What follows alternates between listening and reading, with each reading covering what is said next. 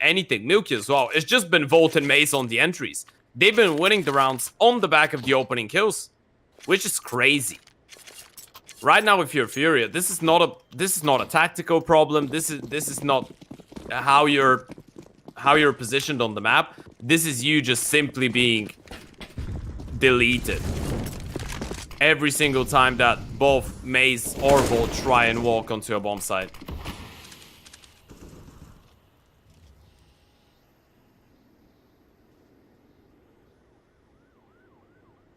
Great stuff from the T's.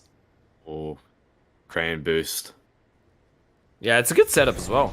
I mean, they have 3 people towards the A-bomb side, so if Fnatic want to walk in here, they'll have to deal with that.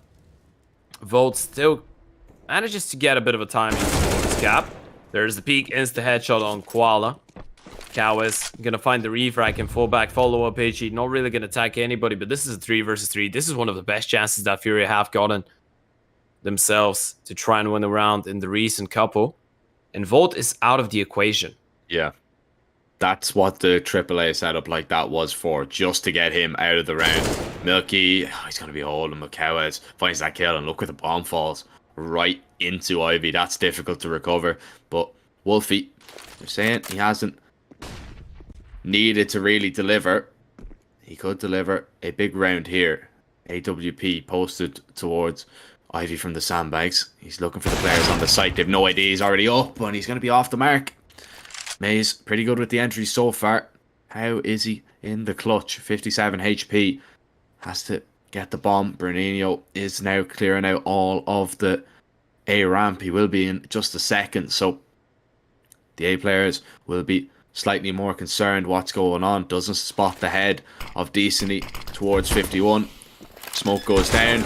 Bomb is going to be tapped, and Cowes is going to be able to find his 4th kill of the round. And that is the 2nd time that Cowes has come up with the goods for Furia. Yeah, good first step in the right direction, I'd say, right? I mean, at this point, you're just trying to fight for survival. Obviously, this game is a bit more important than the previous one that we did see. For all of you that might not know what's going on in Group A right now, Furia are at the 6th place, which is second to last, but they are the team with the least games played. So even if they lose here, they're still going to have plenty of chances to try and make it into the play-ins. For Fnatic Rising, though, getting a victory here is going to level them up at the 2nd place. With Mouse NXT, same points with Navi Jr. as well, but Navi have played 1 less game. It's going to make sure that they hold on to their 3rd position at least. In front of OG Academy. Volt with another opening kill. I've lost count, by the way. I think this is number 5 or number 6 for Volt. Yeah, I wouldn't be surprised if it's anywhere near that number. Now, Fnatic Rising are going to be trying to get their 9th round here. A looks like it is the intended target once again. They have the smokes, they can put them down. Molly over towards headshot as well. ZMB not going to be completely blind when he pulls the trigger at that AWP. Wolfie over at the top of that smoke is going to spot out Decently. So still a very winnable position here for Fnatic Rising. The molly towards the sandbags. Wolfie decides, you know what, the Opera probably holding this angle. I'm going to push out onto the site. 40 seconds. Bernino needs to make his way on over because ZMB is fighting a losing battle here on his own. Bernino is just here, but Wolfie holding the line. HE chips away at some more health, but there's not a lot Bernino can do. They were so afraid of it being B there. Bernino was the last player to rotate. He is the anchor of that site. And Fnatic Rising take advantage once again. Yeah, at least Furia have. I think they've started making these rounds a little bit closer in terms of the early exchanges towards ramp, right? Most of the time they've been just railed by Maze and Volt, obviously, but this time around they managed to refrag Volt 1 for 1. They were able to keep it an honest fight, but as soon as they get onto the bomb side, it just feels like it's round done. And that was a great move from Wolfie, by the way, not really exposing himself to the Opera, getting on top of the sandbags, being really aware of what ZMB is going to be holding. Just some great moves. Intelligent CS. You don't really want to risk it at all. Playing it safe. So far, playing it safe and Obviously, Maze and Volt's firepower has granted you 9 rounds here on the T side of Vertigo. Another buy, double ult, ZMB and Decent T trying to stop the contact plays from Fnatic Rising. But even under those circumstances, it's still going to be hard, even if you end up winning all 3 rounds until the end of the half. This is a good opener for ZMB, though. Oh, he's missed Milky. Does he know? I don't think it's really going to matter too much. Well, if Milky just Ferrari peeks from in front of him, I think it makes a big difference. Oh, look at it. Now it does. Yeah. He doesn't expect him to be that quick, even though Kawis is going to find a kill onto Volt. Oh, but Decently, he's going to be holding for this. This is a perfect bait.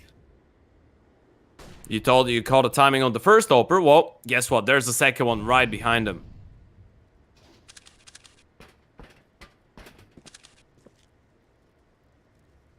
And 16 HP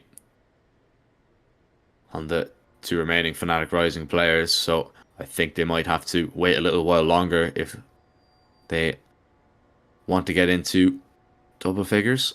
I don't think it's going to be possible in this round. 40 seconds though. Banjo's going to try and make it work. ZMB, completely white, manages to find that kill and even peeks through the molly to find the second. Really good hold from the FURIA IGL. And that means that they will have at least 4 CT rounds. Fnatic Rising struggling to really deal with FURIA in the last few.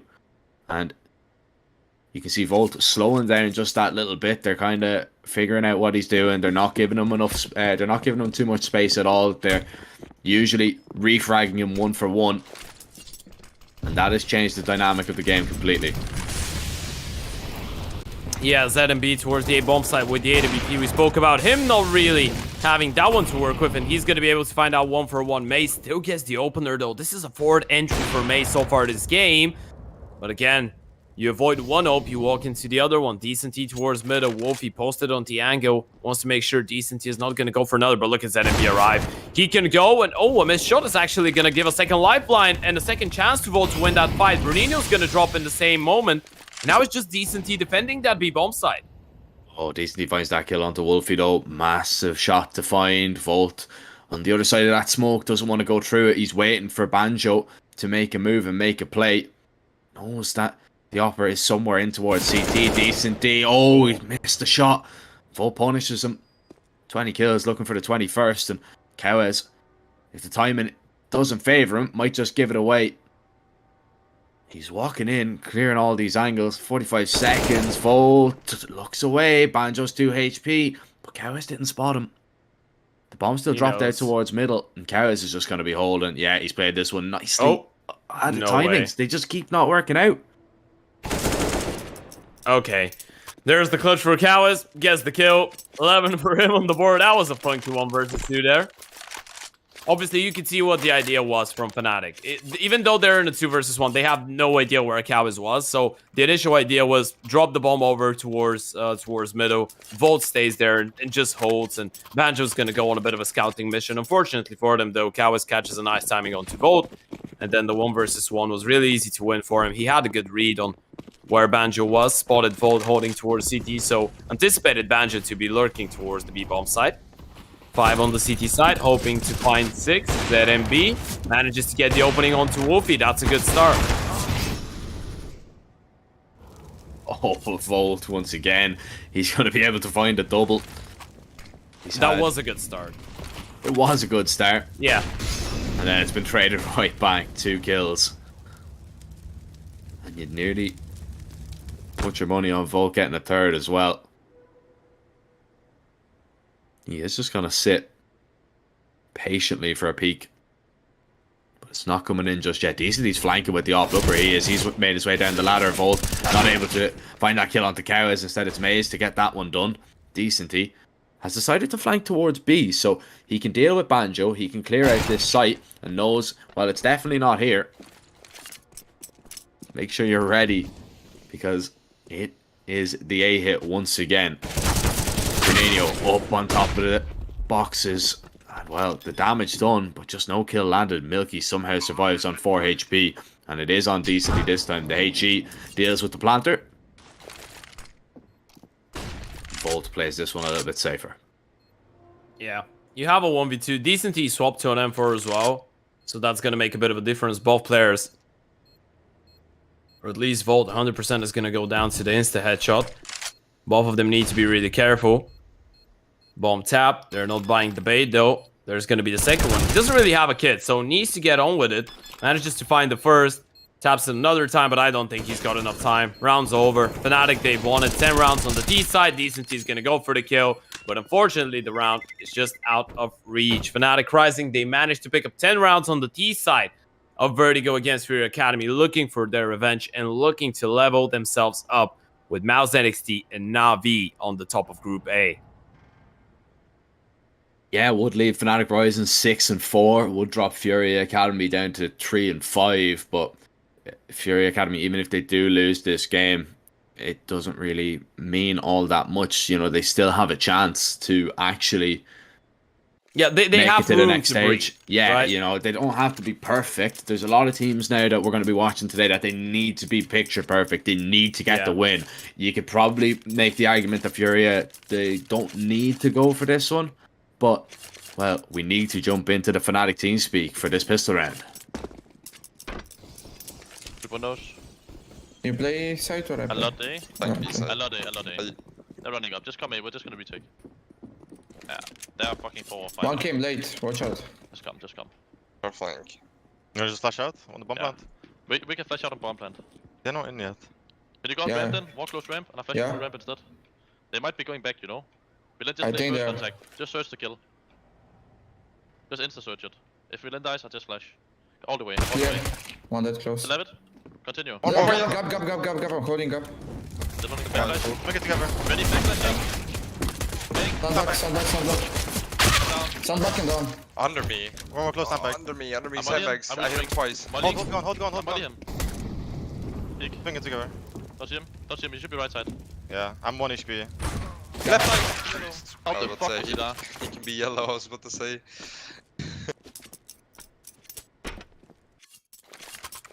ZMB with the ace in the pistol.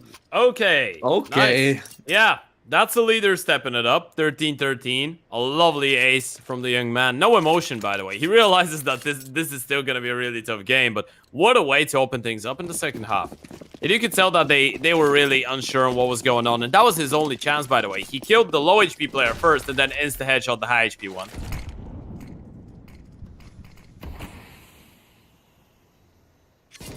First ace from a Brazilian player here at the WePlay Academy League, Season 6. Is it? I think it is, right? Yep.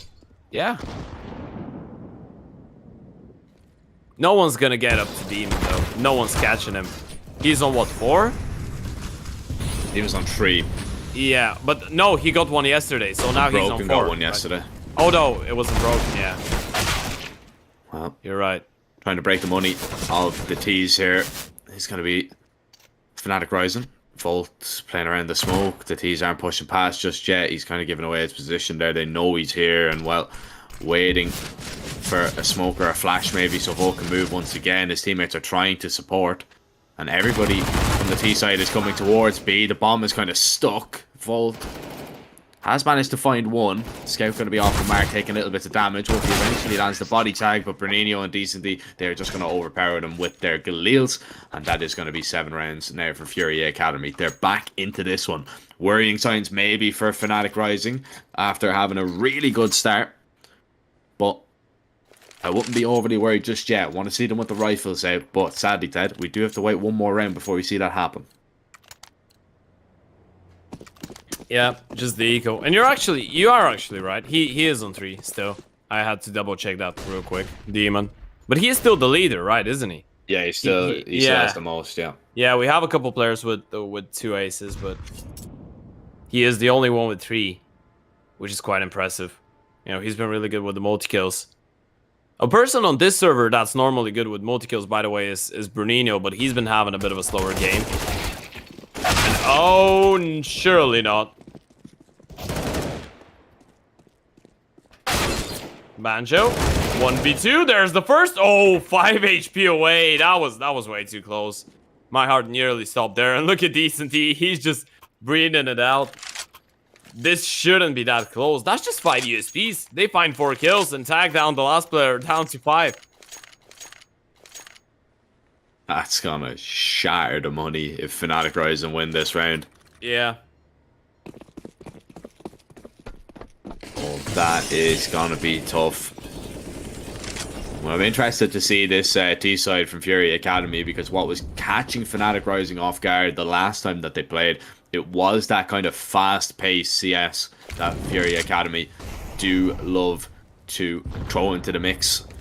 Just switching up the tempos all the time, and Fnatic Rising, they just couldn't get to grips with it. Now, Kowes, he has lost his life, but Volt, another multi-kill. He's found a double. He's so sneaky. He had those moments in the previous game as well, right? But his entire team just got slaughtered immediately. But now he does manage to crawl through the smoke, catches both of them from behind, and there was no one else to refrag him. So now FURIA Academy need to play it in the 3v4. They've been able to find a bit of a gap right now. There's only one player towards the B-bomb side, Banjo.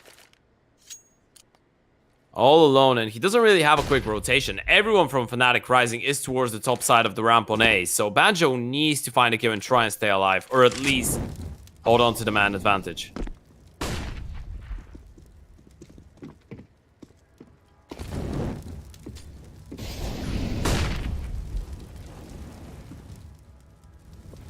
"35 seconds. They're going to try and use whatever util they have left to continue pushing up onto this site. Volt looking to add to his tally of kills. Needs to be careful. Doesn't want to peek into ZMB on that double angle. He's taking a decent amount of damage. ZMB has tapped the bomb, and he's waiting for the push. Might tap it one more time. Now is the retake gonna come in? Yes, it is. The flashes do go high. ZMB's made the correct call as he finds a double decently with one. That is beautiful. Now he has to go back and plant that bomb, but should be absolutely no problem. The HE chips away at his health, but he still has enough just to get the numbers in to that bomb in time. And Wolfie, instead of getting in, he's getting out. That's so smart from ZMB. That's a great play. You know, he's had a couple decent rounds. This is a round that they win because of him, by the way. They probably lose the round if he doesn't go for that play. And he doesn't really do it once. He does it twice. Taps the bomb, face down, manages to make sure that he's going to dodge the flashes if they come through. And as soon as they go out through the smokes, when he's not blinded, it's just the easiest kills of his life. That was a great play from ZMB. You're not going to be expecting the bomb planter to be behind first server on the other side with the bomb in hand, right? Yeah. You're not going to be ready for that. ZMB with a mastermind play there to give FURIA Academy their 9th round. And those are, by the way, those are the little details that just show you how much work FURIA have put into their Vertigo, right? Those are just great awareness moments because they haven't done it yet. They do it now. And it's perfect because they know that the round kind of lures Fnatic to go for that kind of a play. They have the man advantage. Everybody's near close. They have a lot of utility because they haven't really used any so far. So you're ready for that play. You're expecting it. Oh, this is going to be a fast one towards A. Is Volt going to be ready? Needs to kind of get out of there. Maze needs some kind of support. Volt is going to offer him that with that first kill. Looking for maybe a little bit more. Maze trying to get out of there. Decides to stay and fight. Gets one.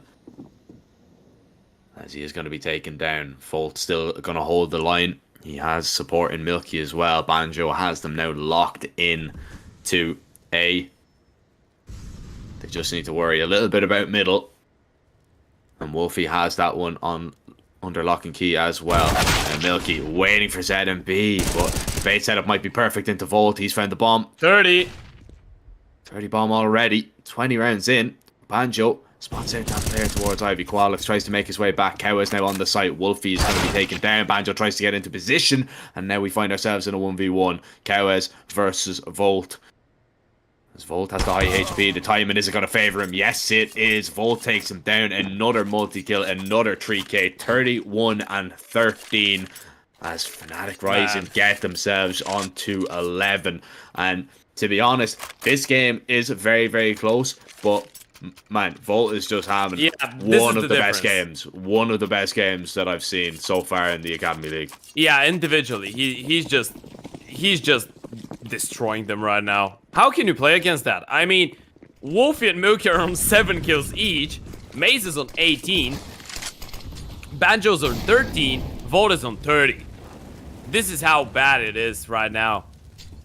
for FURIA Academy. And if you're FURIA, you feel like this is your game if Volt doesn't have this star-like performance, right? He's won them so many rounds, but you can still play with it. It's still winnable on paper. You still have to deal with this person, though, and he's not making life easier for you. He is the final boss, picks up another, still has utility, has support as well. It's all tough to go towards A when you know that there is a player capable of producing so many multi-kills in a single game.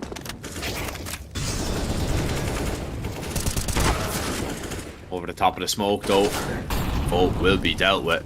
Now, this one gets a little bit scary for Fnatic Rising because their money isn't going to be in a great situation should they lose this one. Wolfie tries to peek out, does damage to the second player, but still only comes away with 1 kill. Oh, they might line up here. Banjo finds the low HP of Bernino. ZMB surely is going to be dead if the spray is correct, but the smoke just provided enough cover. ZMB jumps up on top of the boxes. Banjo is going to take him down, and Decenty has used this nice timing to reposition, but the smoke is going to clear. Is Banjo going to be ready? It's a great reaction from Banjo. We haven't said his name an awful lot this game, but once again, I always describe him as this player on Vertigo. He's the B anchor. You don't usually see much of him, but when you do, you are going to know about it.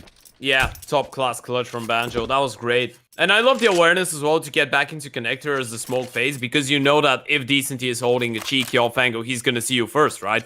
So you want to make sure you have the advantage of the peak there. Banjo plays it absolutely perfectly in the 1 versus 2. And it was a 1 versus 3 overall, a great clutch. Finally, we were speaking about Fnatic Rising not really being able to win a lot of rounds so far on the CT side unless it's Volt to do the heavy lifting. Banjo steps it up and proves us wrong. 12 for the Fnatic boys. Another close one. This is 2 clutches in a row for FURIA. That's the reason you see them just reinvest into every single round. They've been so close. 2 consecutive 1v1s that they do lose. First against Volt, now against Banjo. The good side of the coin is that you still know that the Fnatic Rising money is quite low. So if you win 1 round, you're going to be putting them back to starting position. Gonna be able to convert and potentially start to build up your pace, but if you lose 1 round, that's not that relatively close, and if you don't get the bomb down, you're gonna be scrapping for cash, and this is how the map could actually run away from you.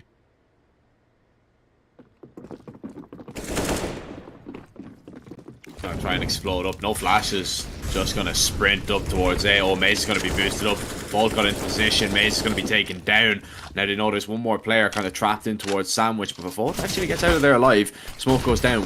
Wolfie looking towards Ivy, needs to be careful. Volt and Milky gonna swing on through. Volt goes down, so does the second player also.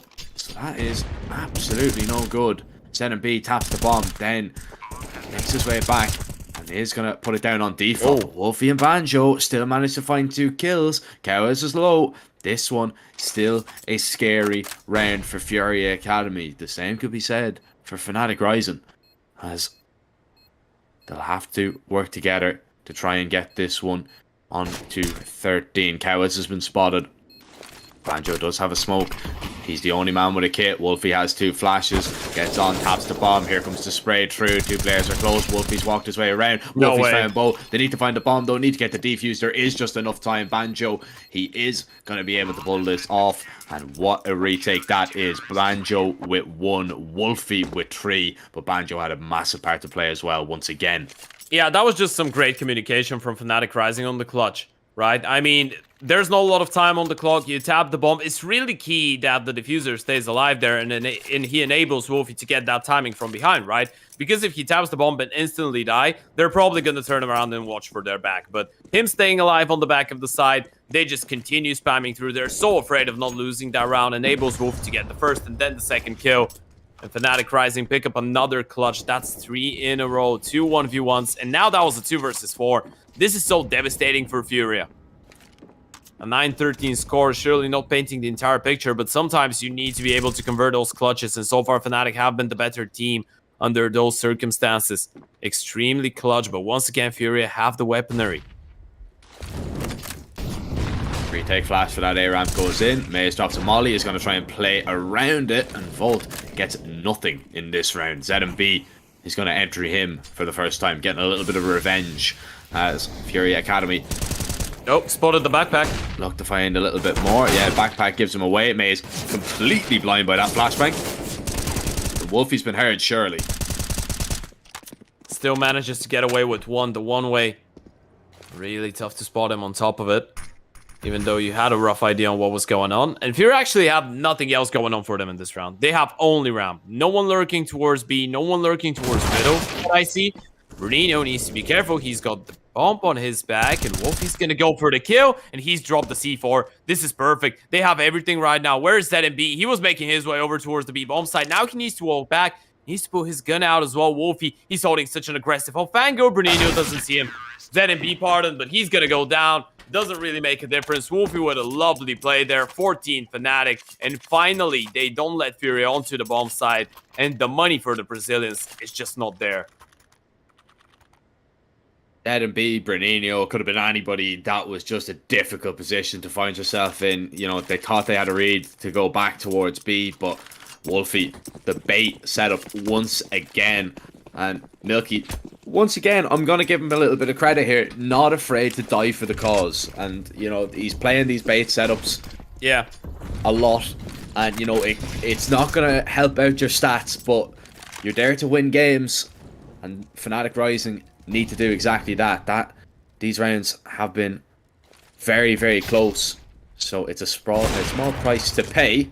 Now, Wolfie might be made pay here if he misses a few too many shots. Volt is going to rotate in to try and help him. Milky comes away with 1 kill, gets taken down from behind.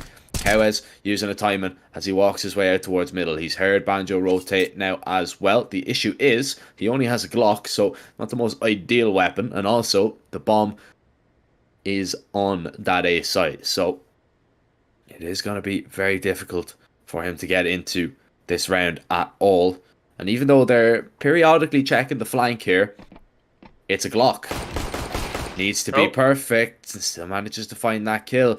And now you can see Kawes is happy enough just to stay alive and maybe let Decenty play.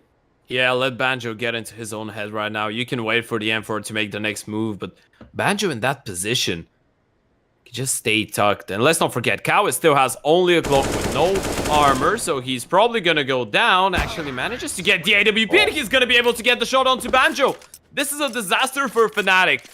Just another proof that a lot of these rounds have been so close. Finally, Furia do manage to win one clutch, and it was just 1 rifle and 4 pistols being brought in.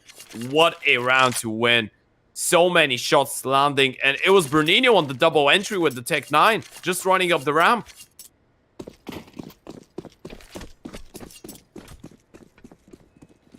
Kawes as well had a big part to play. I say only a Glock, and he comes away and gets the 2 most important kills of the round as well. So, yeah, really nicely done. Look at this. The only rifle, bar the scout. Volt has it in his hands, and he's just going to push through that smoke.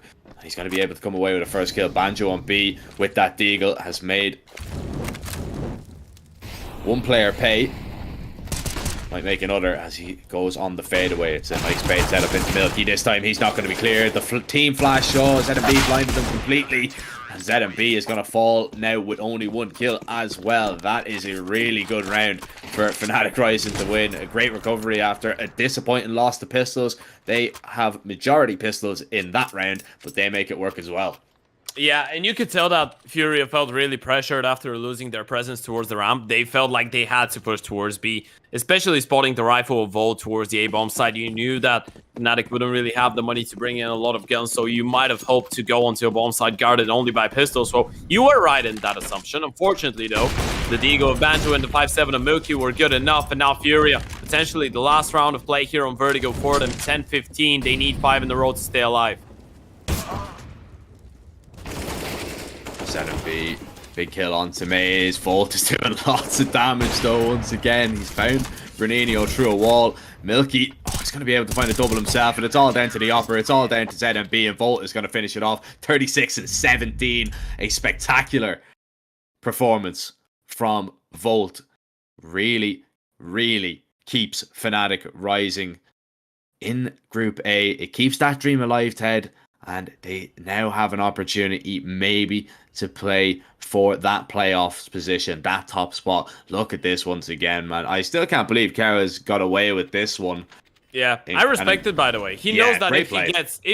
he gets 1 kill or 2 kills here, and it wasn't a clean shot on Banjo, right? He couldn't really see his head. So there is a world where he doesn't get both kills, and even if he does, it's gonna be tough. He waits it out, knows that Wolfie's got only the AWP, deploys the smoke, and as soon as Wolfie misses the first shot with the ult, it's pretty much round done. That was one of the craziest rounds we've had so far. A 1 versus 4 Ninja defuse. Unfortunately for Furia, though, this was the only impressive clutch that they did manage to pull out, or rather to pull off. They did win the eco there towards the latter stages of the game, but so many clutches, so many rounds saved up by this young man on your screen right now. Volt just putting on a star-like performance, showing us why he's one of the greatest prospects of the UK scene, right? Showing us why he's considered to be one of the most talented players that's ever come out of this region. 36 and 17. And if you're Furia, you gotta feel a little bit hard done by this, because you didn't play a bad game on Vertigo whatsoever, but you just didn't have one little factor on your team. You didn't have the Volt. Yeah, I mean, 36 and 17, 153 ADR, you know, that's incredible. You know, averaging, you know, a kill and a half every round, man, that is very tough to play against. And, you know, it's a tough day at the office for FURIA Academy. Yes, you know, they can feel a little bit hard done by, but they still have 2 more games to play, so they can really bounce back from this one. But that puts Fnatic in a really good spot. It levels them up with Maus NXT. They're both on 18 points. They're tied with NAVI Junior as well, although NAVI Junior do have 1 more game to play. But we do now have to move on, and we're jumping back over to Group B. To add enough about Group A, we're going over, and it's the fight for that 4th position, really, between 2 teams that maybe we thought wouldn't actually even be there. We thought they'd be battling it out maybe for, you know, a 2nd or a 3rd or maybe even a 1st place, and that is Astralis Talent versus Big Academy. But until then, we do have a short little break. Make sure you don't go anywhere. You definitely don't want to miss it.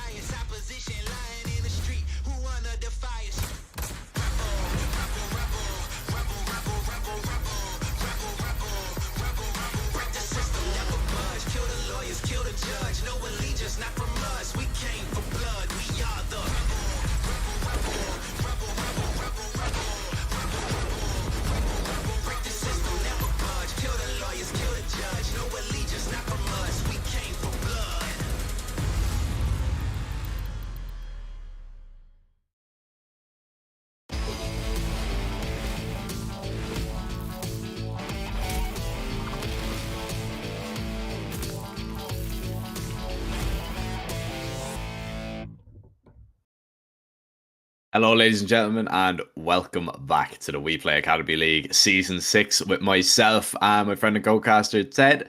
Ted, mate, we are well underway. 2 games down already. Some of them, they were quick enough, to be honest. They actually breezed by me, to be honest. But we have to move on to our third matchup. It is going to see Big Academy taking on the Astralis Talent Boys over in the Group B, and it is a pretty tough matchup for both of these teams because Astralis Talent, they want to push on further than that 4th position that they're in.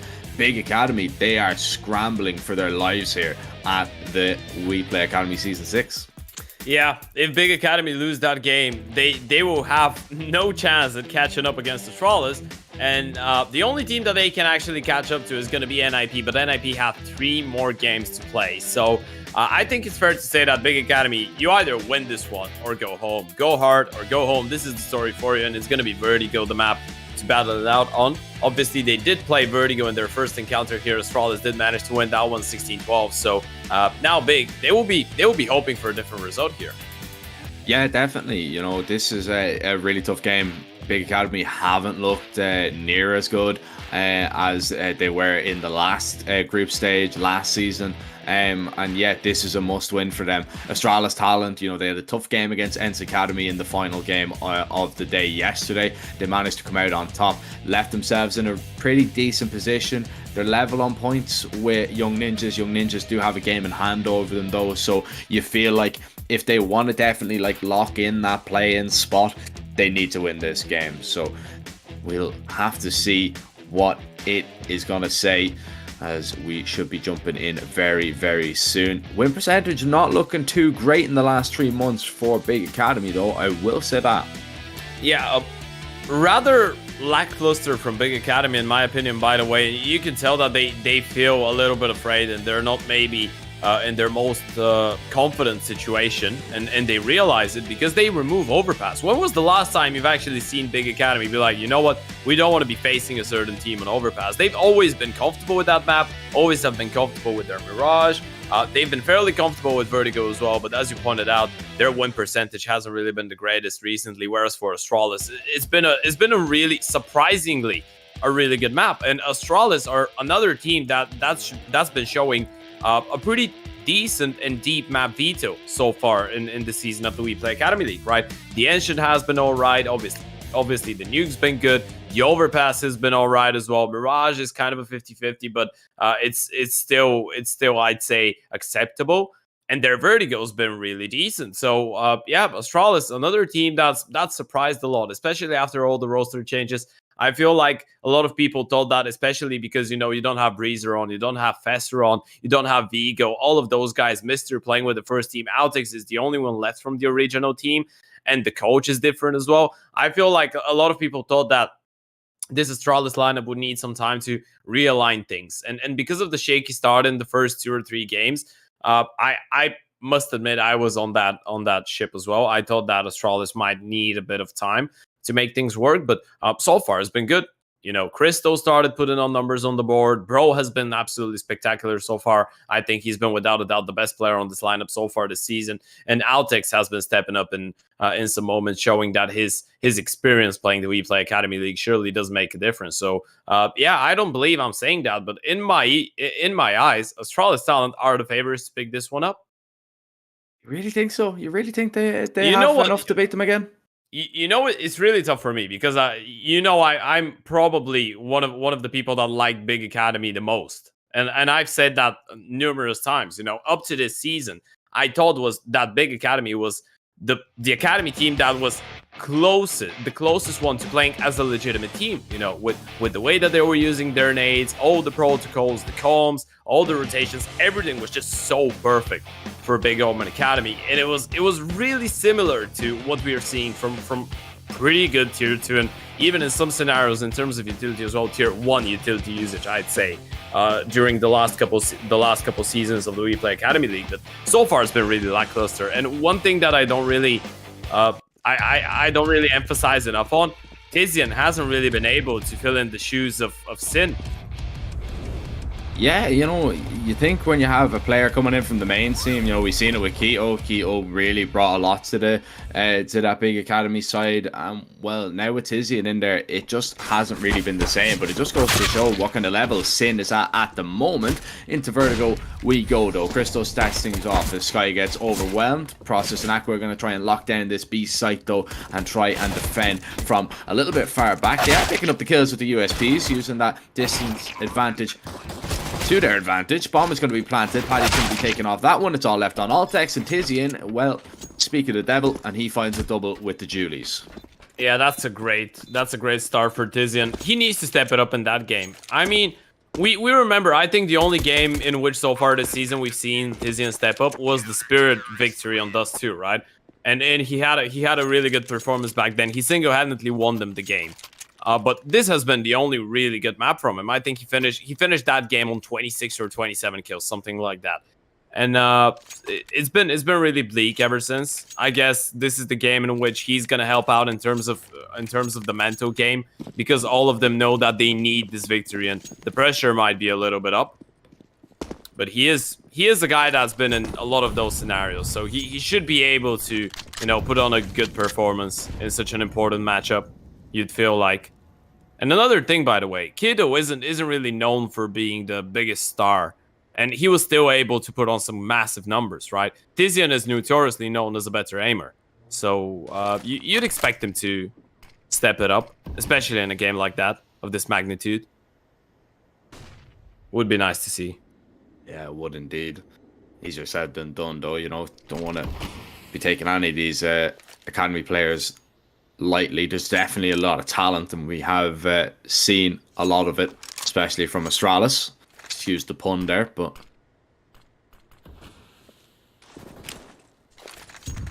see now what the T's have to offer. If they can maybe force Big Omen Academy into a losable position here. Process playing close to that smoke. Isn't going to see anyone just yet. Eventually is going to spot out Christo. A lot of damage done to Paddy, but Process now lost his teammate. Maybe needs to get out of there. Stays and fights. And fights he wins. He gets 3. Jericho eventually takes him down from the back, but his job definitely done. But job not done for Astralis. Talent hyped. Able to punish Jericho for walking all the way up. Well, spotted out. Tizian on an awkward angle really for Bro to deal with, and that will give Big Academy their second. Yeah, I'd assume Tizian has to feel a little bit more comfortable on the Vertigo as well, even though the results haven't really been great. As we said, they did lose against Astralis in the first Vertigo that they did play, and that's been the only Vertigo that actually Big Academy have been a part of so far this season. A lot of Mirages in there, a lot of nukes. Overpass hasn't really been played, which is, again, interesting. Yeah. Something that we were really used to the previous season. They were, I'd say, the best Overpass team in the tournament, and now they haven't really played a single one. You know, they're going through changes. Maybe you don't want to be playing Overpass without Sin. We've actually heard some, we've had some really nice words from Tapson regarding Sin, right? That interview where he said that no one actually believed that Sin would turn out to be that good of a player.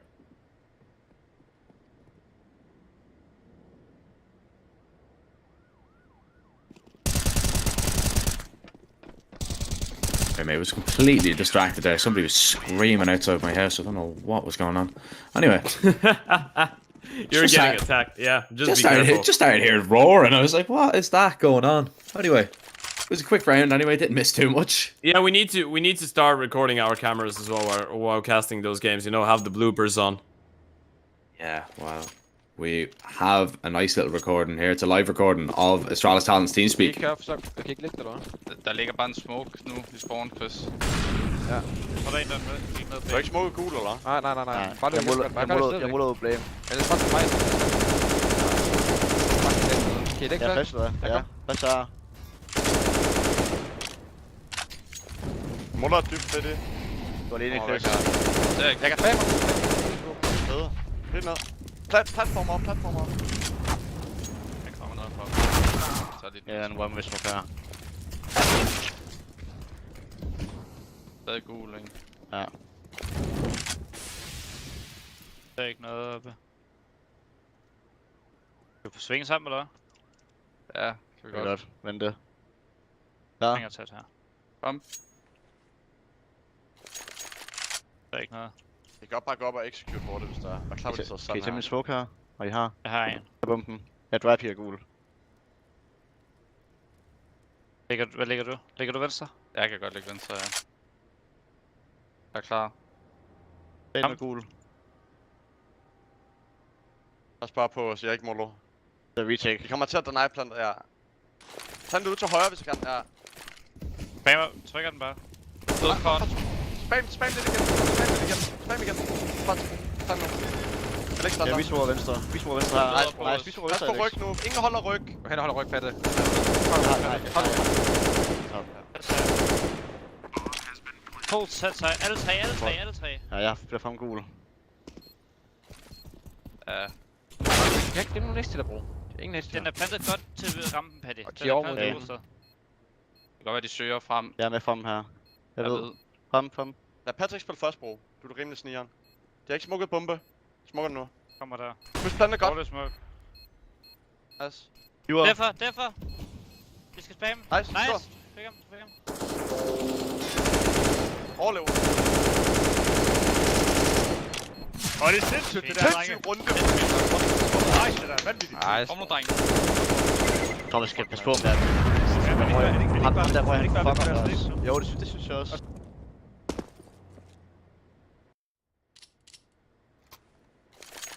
Bro goes down with the ship, Ted. But he comes away with 4 kills and Astralis Talon's first round, a really strong hold and a statement of a round from them. Big Academy tried their best with that retake, but was not enough to get them out of the Astralis Talon boys out of the post-plan situation or the post-plan positions that they had placed themselves in. Big Academy gets super aggressive this round. Place 2 players down through Ivy and get close to this smoke. There's a lot of spam going through, there's a lot of nades going down, and they might try for a little bit of a take here. Tizzy, as soon as the smoke clears, comes away with 1 kill. Jacko gets a refrag, continues to spray, but Process comes away with 1. As it's 1-for-1s across the board. It finishes with a 2-for-2. Yeah, great damage done by Tizian there. Not only fighting the first kill, but being able to tag down the second player quite low. Still, Astralis get away with a refrag, but Outtakes is gonna drop Aqua. Just the spam through Aqua doesn't really get to shoot a bullet there. Doesn't really get a fair chance in that fight. And now with 1 player out of middle, this is gonna be a really tough hold for Sky. He's all alone. And bro, he's got a timing. This is round done. Hype needs to save. There's no way you bounce back into this one.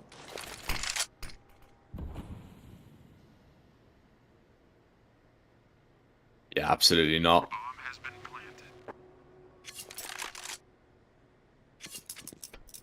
AWP a must in this next round for Big Academy. Yeah, 2 rounds on the T side now. Things are starting to click in a little bit. The previous one was probably a round that they shouldn't be winning though, right? I mean, they were in a tough spot. I think it was a 2 versus 4, correct me if I'm wrong.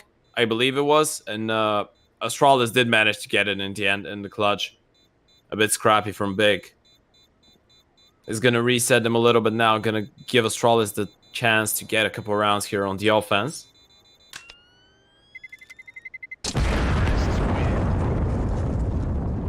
Hyped, of course, holding on to the big green gun. Going to give him some chances in this next one, considering it's just going to be the lightly armored deco maybe for some of those players. Well, maybe just a couple of graded pistols, not even the armor.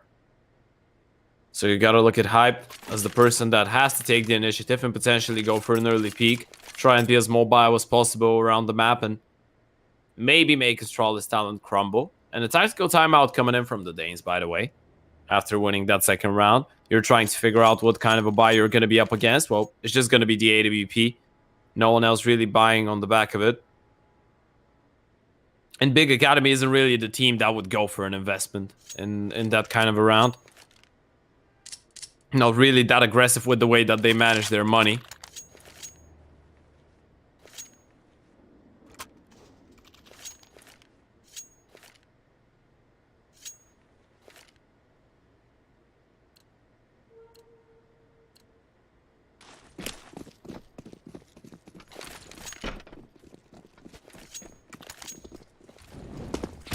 We are back underway.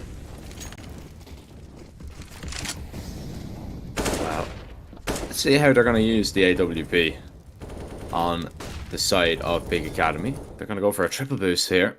Yeah. Diego on top. That could be good, by the way, because they have the AWP towards middle, and I believe Bro is the one holding for it. If he goes down and they get a kill from the boost, that would automatically put them in the 5 versus 3.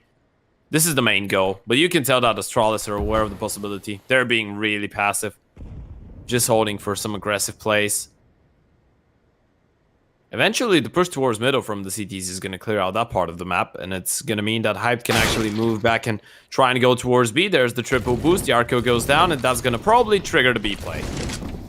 You know, 3 players are guaranteed to be over towards A. That means there's a maximum of 2 on B, but we know it's only 1 with that AWP of Hype. There's a flank coming in. Hype just needs to stay alive and maybe take another player down with him. Can't really defend the site too much, though.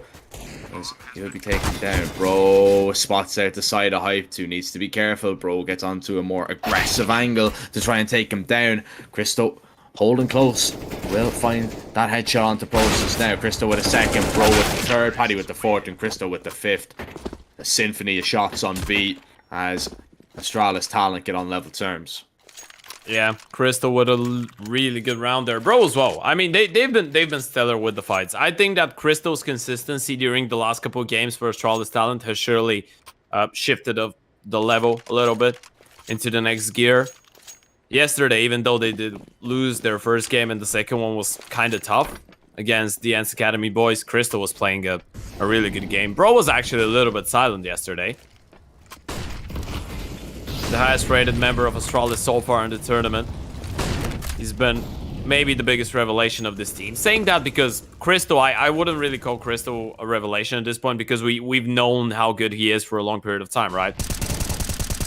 Oh, contact out of middle, and look at Tizian go. He's gonna mold him down. Bro patting Crystal. Try again next time.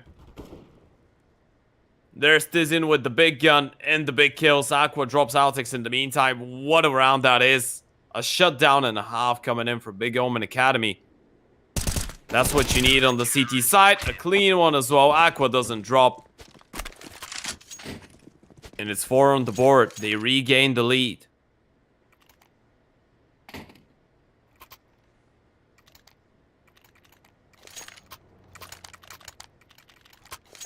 Yeah, they do make it look convincing as well. Yeah. Start talent buy up. Yeah, really good. Really good. You know what, by the way, in terms of Tizian, I've always thought that people would underestimate his individual capabilities, right? Because he's a support player, like the definition of a support. But then his raw ability to click hits, I think always has been quite good. And I'm glad when I see that happening. And it has to happen in this game. They need him.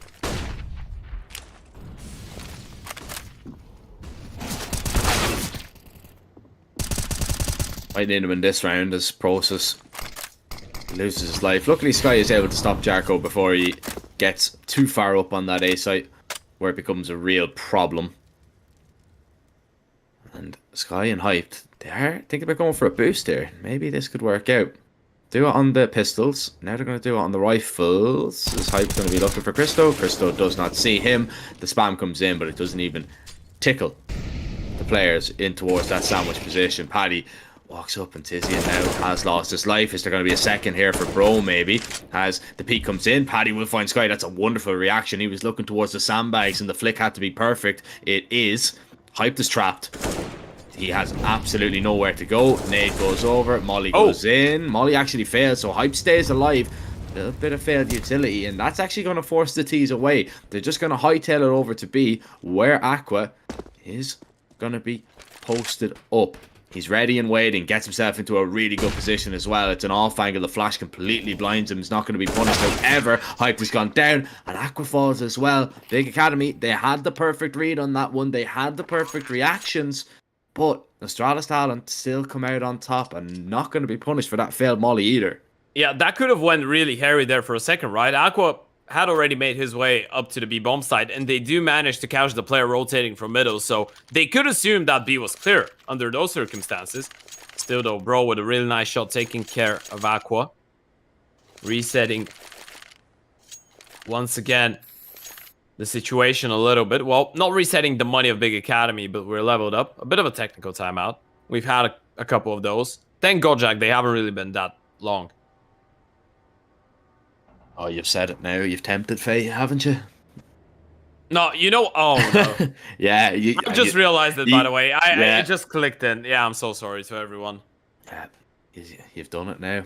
Yeah, you know what? If there are long tactical, or rather technical timeouts today, you can blame it on me now. I'm gonna take responsibility for my actions. At least you own up to your mistakes, Ted. That's yeah, I'm so sorry. It's a noble trait. You're honest Yeah. with yourself, which is now that's always gonna be a good. 30-minute pause. Yeah, oh no! Why? Please stop talking, please.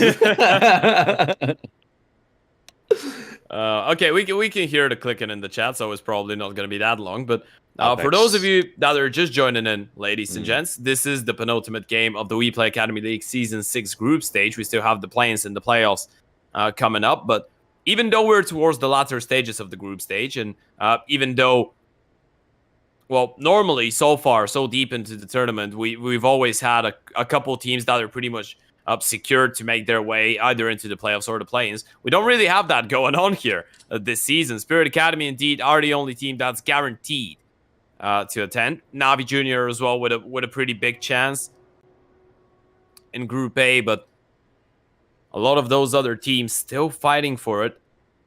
FURIA Academy in the fight as well, even though they did lose. They are the team that's played the least games so far in the entire tournament. Only 8 games, even though they're the 6th position. The Flames Ascent have played 11, but this is obviously over at Group A. Here at Group B, Big Academy are actually playing to stay in the tournament right now. They lose here, their chances are simply going to, well, dwindle, disappear, pulverize, get destroyed. The only team that you can level yourselves up will be the Young Ninjas, and you're going to be with 11 played games, and they will be on 9.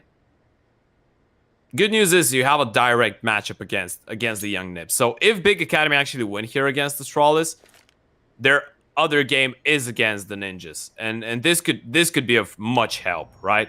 Yeah, if they lose this game, you know, they will be on 15. They could win that game against Young Ninjas, and then they're kind of banking that Young Ninjas lose to Prospects and Astralis, so they stay on 18 points.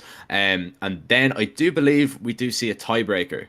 Yeah. So it's better for them to win now. Yeah, It will make things really complicated. Just make it easier. Win now, keep yourself in it. But on the other hand, I mean, Astralis Talent then are going to be on a dangerous position as well, because they'll have 11 games played. They'll be on 18 points, the exact same as Big Academy. So, yeah, it's really an important game, this one, in terms of that 4th position. Of course, you want to be getting to those best of 3s. These best of 1s, you know, they're good to watch. You know, I do like them. I was actually having this conversation with production earlier. It is a little bit of a change of pace, you know, these group stage best of 1s, but man, the best of 3s, they are definitely the most important.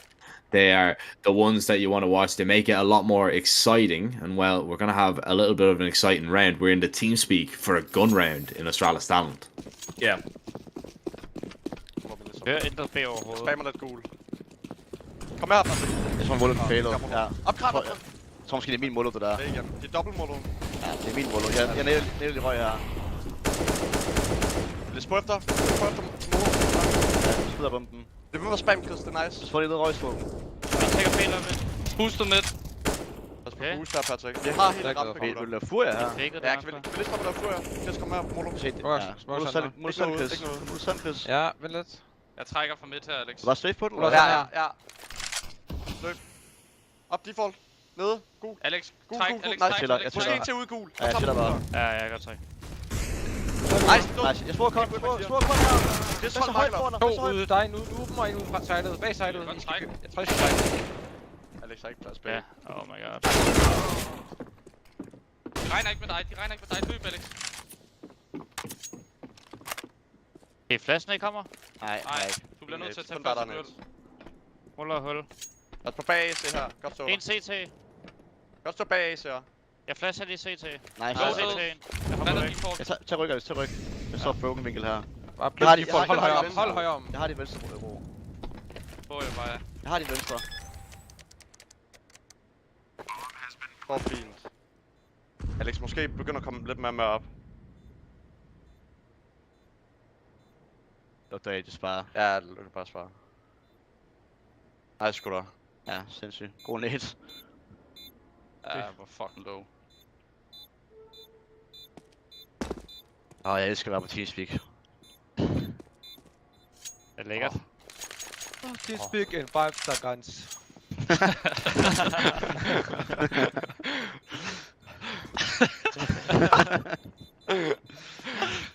Ja, sindssygt. Din fucking Frank, mand. De kommer nok til at spare nu med... Så de køber, det ved jeg ikke. Der er en lille chance for, at de godt kan købe her. Ja.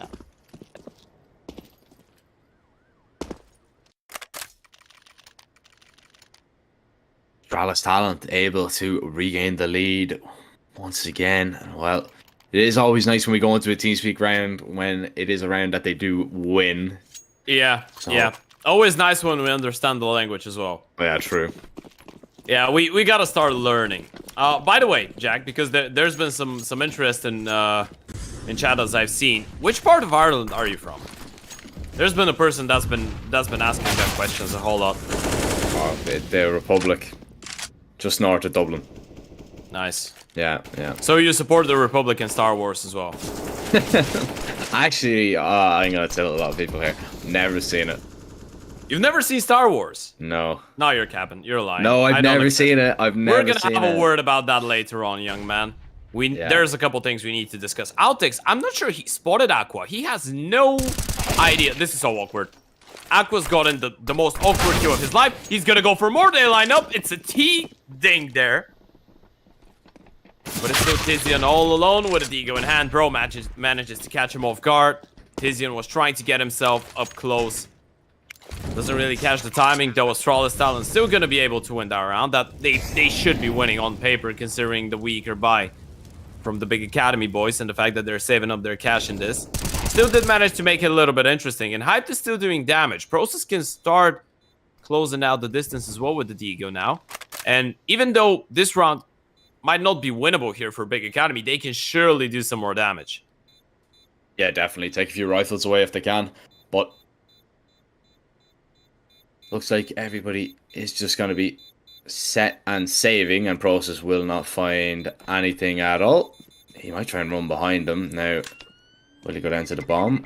His steps are being heard. He tries to drop on down and maybe find a rifle. Jacko says, oh, no, you don't. Try not to be too clever about that one. And now it's a 2-round lead for the Astralis boys. But big, they're back on a buy. They've got hyped out on an AWP. But still, it's been a really good start for Astralis Talent. I think they can be happy with the way that their T-side is going. Now they have a really good opportunity. If they're able to win this, they push forward, they'll get at least 7 rounds. And I think 7 rounds, you know, in their back pocket going onto the CT side, more than happy. Yeah, for sure. It's been a really good offense. Look at Patty go. He's going to pick up the pace. Process there to punish. And there's no one nearby to try and go for refrag. Patty was kind of alone on his endeavor there. Towards the top of ramp. Not the best start of a round here for Astralis Talent. Not only they lose their IGL, but Yarko's going to get tagged down low once again.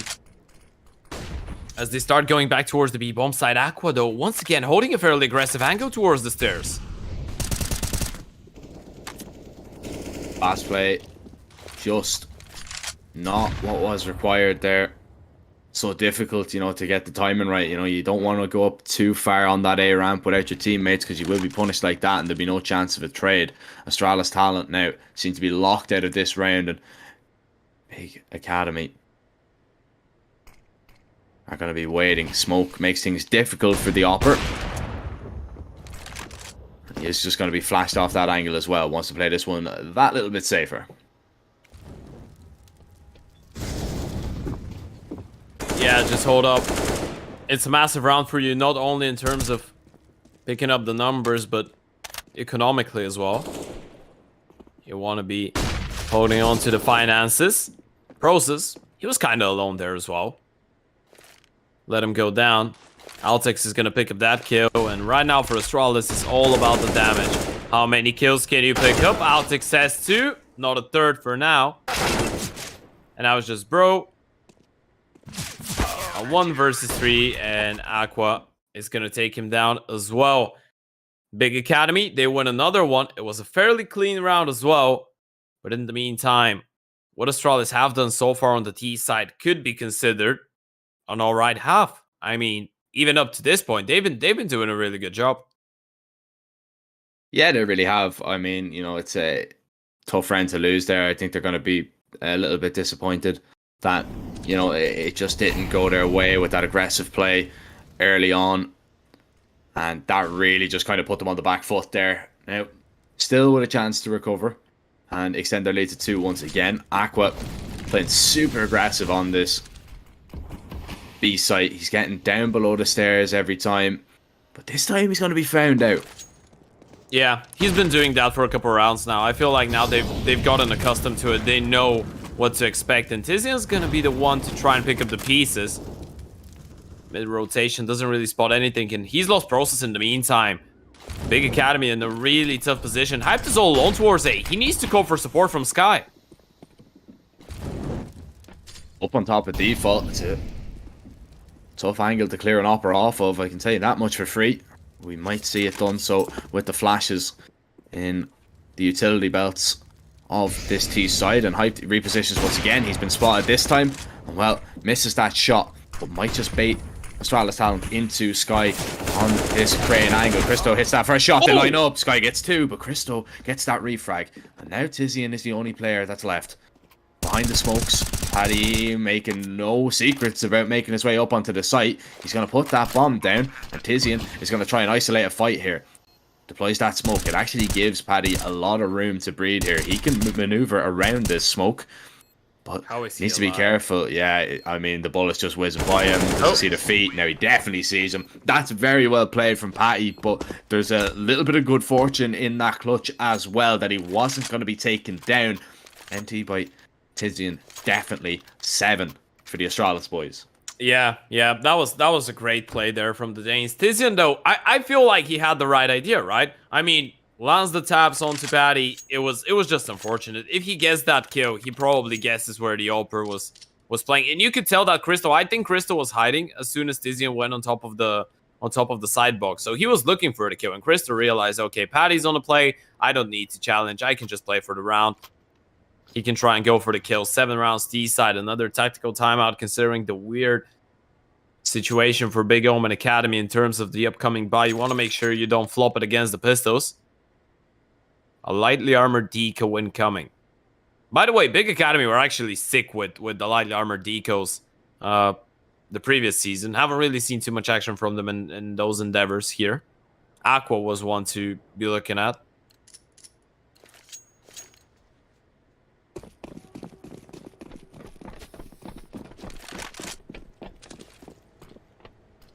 And obviously Sin, but yeah, not here anymore.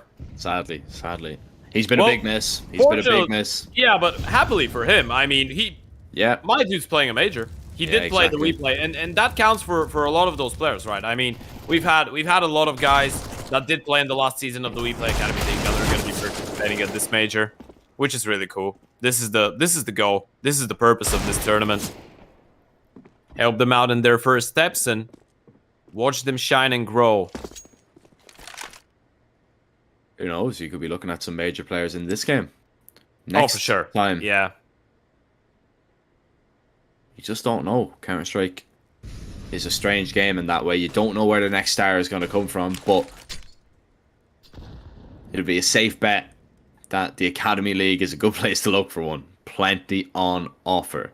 Well, the Danish stars have themselves a man advantage in this round.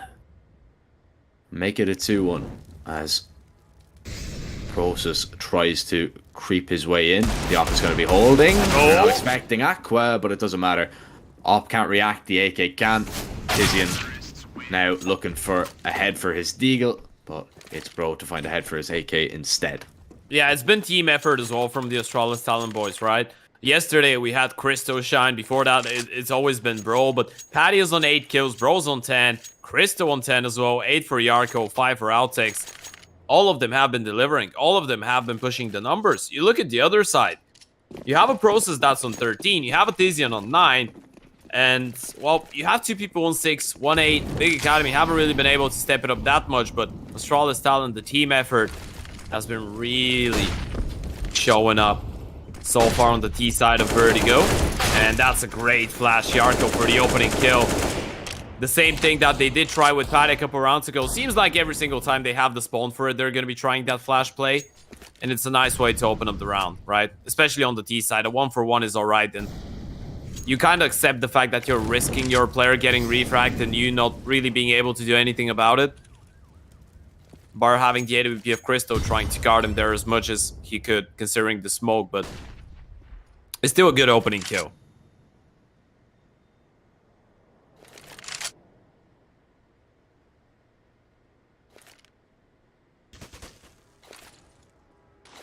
To try and open up this B site.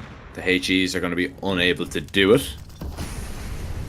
Smoke goes down, Molly's as well. Tizian actually through that smoke is going to get a little bit fortunate to find that one. The flashes go through, and Big Omen Academy, they're completely set up for this. They get aggressive and try and stop this push before it even happens. They've done so successfully for the moment, but Christo and Bro, as the dust settles, they begin to creep their way into the site. Christo drop, Bro behind the wood, sees only heads, and he looks to take a lot of them. For that one more, the flash goes over. Tizian in a whole lot of trouble. Bro, what a reaction, what a headshot. And now swaps over to the off. No a way. 1v1 versus Hype. No idea where he is. And he walks into the site. Hype knocks him down. But a great attempt by Bro, because that looked like an unwinnable situation. He nearly made it work.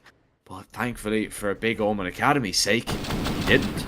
Look at that second shot of Bro. Reload that. That might have been the sickest individual shot we've seen so far. Look at that one tap. Moves his crosshair away. Boom. Oh, that was so sick. Wow. Great stuff from Bro. They still lose the round, but it was a nice attempt. Big Academy pick up 6. An MP9 and a Famous in the round, and Yarko once again is going to be sent over with a flash. At this point, Big Academy have been accustomed to that play, but the difference is that Paddy is up close to get a refrag this time around. Another quick 1-for-1, and Apeks has been able to tag down Aqua. The flash tried to bail Aqua out of that sticky situation, but Apeks, it's quite simple when all you have to do is just hold down mouse 1. Tizian and Hype now try to get a little bit aggressive. Tizian comes away for a 1-for-1. They might be expecting the Opera to be close by here as well, but Hype has opened up the distance a little bit, is now going to try and close it. Astralis talent, they've frozen for the minute.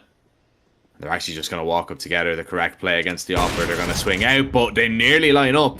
Hype tried to connect on it, unable to do so. Jumps up high. Hype tries to take that fight. A player close by though is going to be Christo. The smoke fades, and Astralis talent fade out of this first half with a 3-round lead. Yeah, it's been great. I mean, Astralis talent have done a really good job at one thing that we can see on the board right now. The only consecutive rounds that Big Academy have picked up on the CT side were the pistols and the conversions. Well, the pistol round and the conversions to it. Everything else has been just separate rounds all over the board, and just Astralis talent being able to shut down the streaks before they even came into reality. But now moving forward to the second half, we're going to have a quick pistol round and a quick TeamSpeak pistol round going into the TeamSpeak of Astralis talent. Ikke nogen Full tændinger. focus. Hej det. Lad os lave visenpistolen. Eller stå i god. Der er ikke noget, der larmer under. Nej, det larmer overhovedet ikke. Hører ikke noget med heller. Jeg spiller lidt retake mod B. Ja.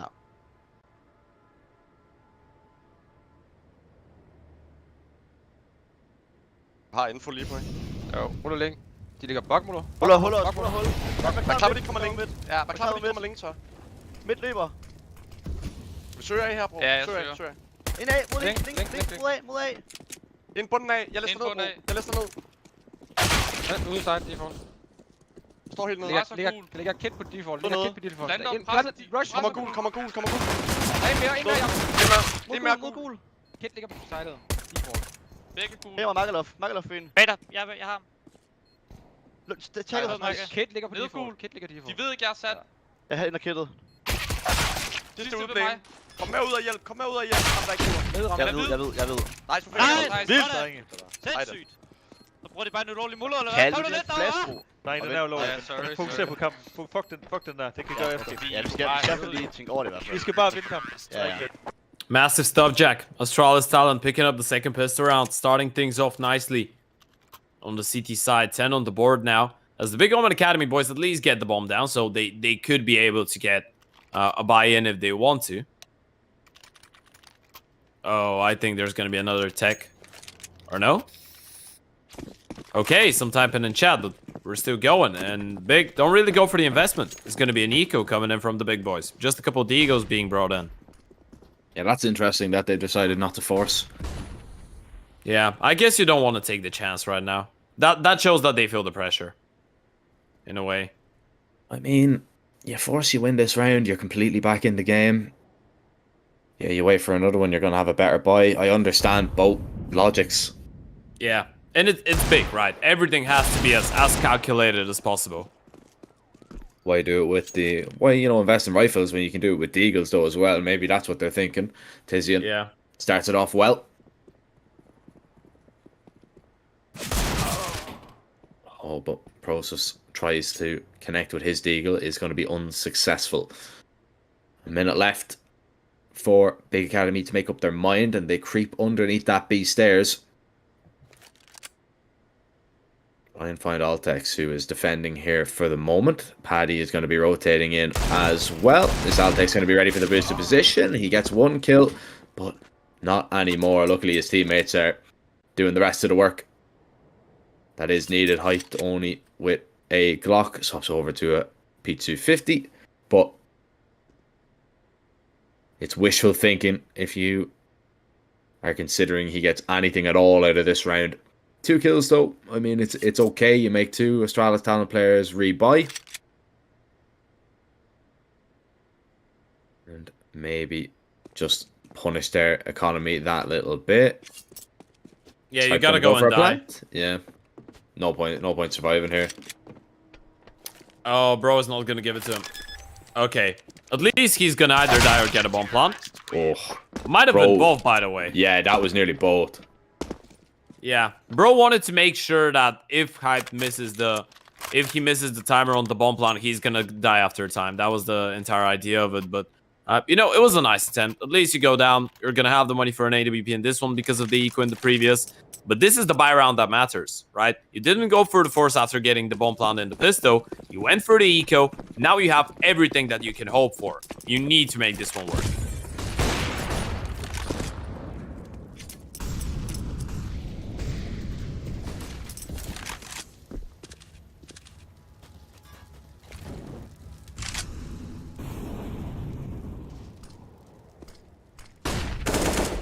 Apeks starts off this round with an opening kill.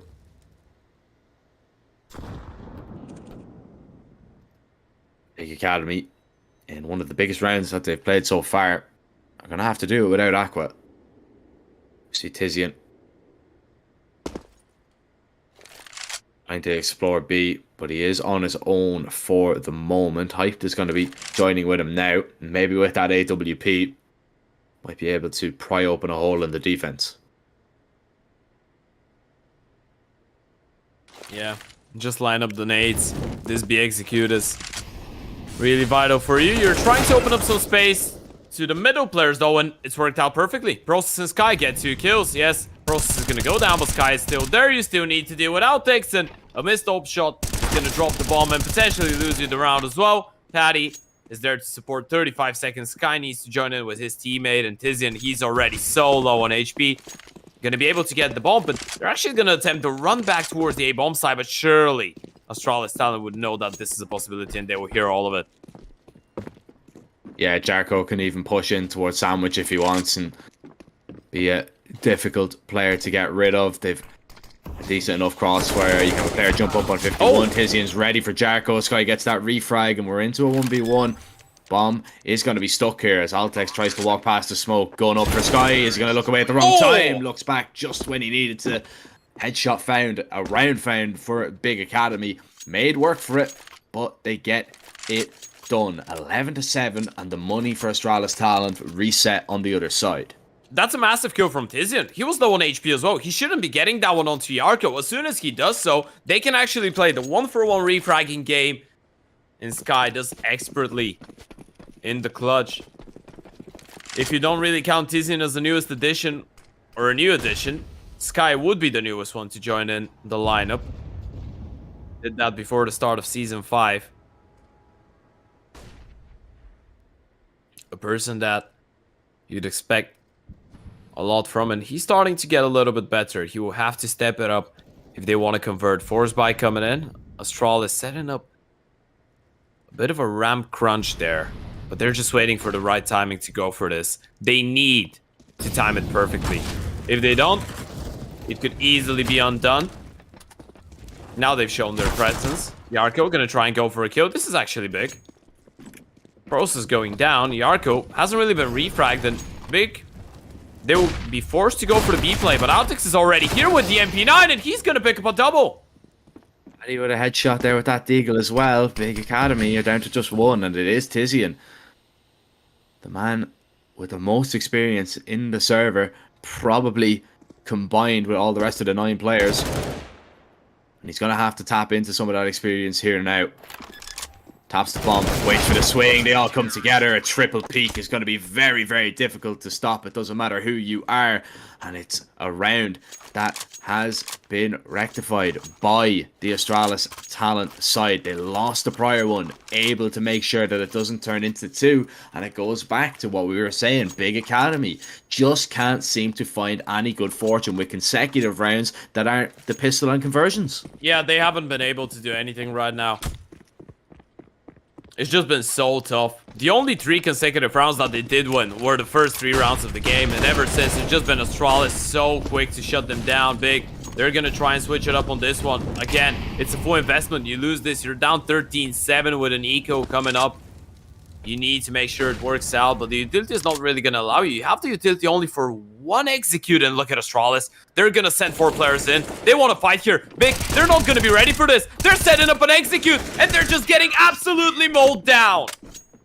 Not a single point of damage taken on the Astralis side, but they take absolutely everybody from Big Academy down with ease. A wonderful mid-round call from Astralis Talent. That aggression.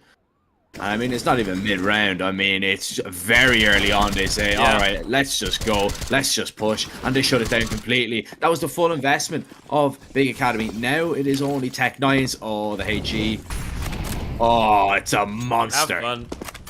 Enjoy. They're going to run through the Molotov as well. Look at that. Yeah, Paddy's farmed the stats right now. But the previous round is even better because you know that Big Academy wouldn't anticipate that aggressive play, right? There's in the heads of Big Academy, they're thinking, okay, we have a scrappy force buy, not a lot of util. They should just be playing from the back of the side and saving up their nades, right? They shouldn't be pushing into us. That's why it's such a genius play. Astralis just cashed them with their pants down, and it's 14-7 now. Big, they're in such a tough spot. And they're not just playing for seeding. They're not playing to try and fight for playoffs right now. They're playing to stay in the tournament. They lose here, they would need the stars to align if they want to make it into the play-ins. And so far, the stars have just been shooting at them. Yeah. The stars have been pushing as a unit and taking them down. There's 2 definitions of your chances getting to the stars. And unfortunately for them, right now is the bad one. It is the bad one indeed. Back-to-back rounds that Astralis Talent didn't take a single HP of damage. I wonder, is that the first time that we've seen that in the WePlay Academy League?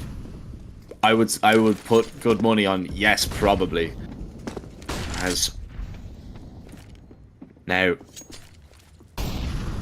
Big Academy need to hedge their bets and hope that they can get a winner not only in the round, but in the next few as well. The comeback needs to be started, and well, they have plenty of utility. They've got the weaponry, so they've no excuses.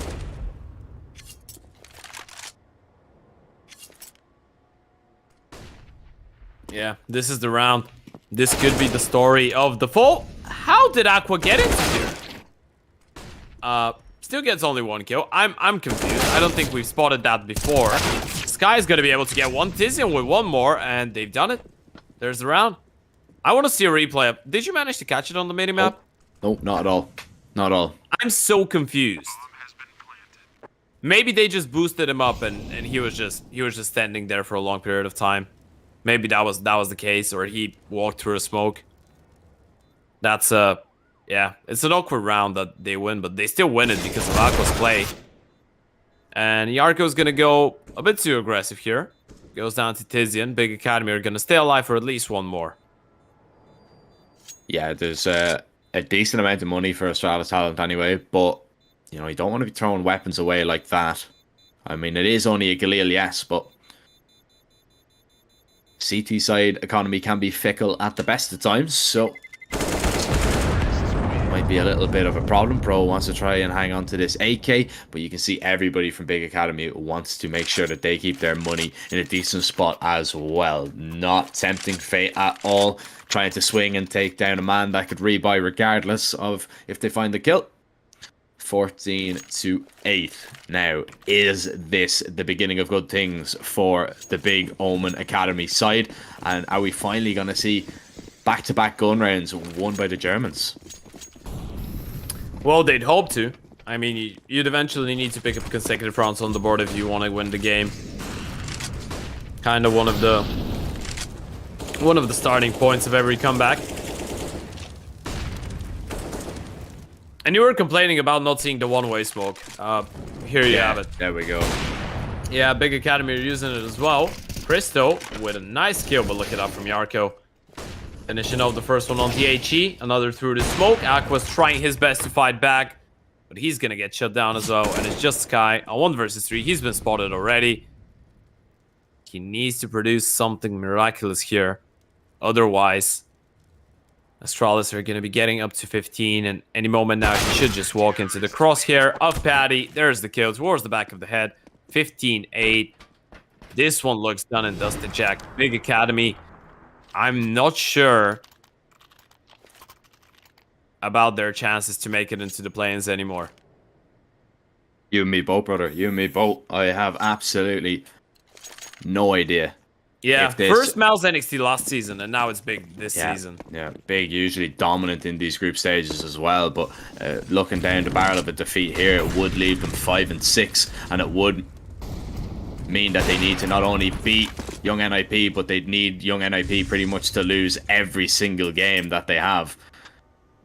And they've 3 games left to play, but we're not done Vertigo just yet. Started off nicely, Hype has found an opening kill, but refrag from Paddy deploys the smoke, might be able just to walk away from this mid position. Tizian sat in it with a deagle in hand, and Hype has connected on yet another victim. Tizian tries to push past that smoke. Paddy is going to be ready and waiting. He gets a second now as well. It's a 3 versus 3, but up onto that B bomb site.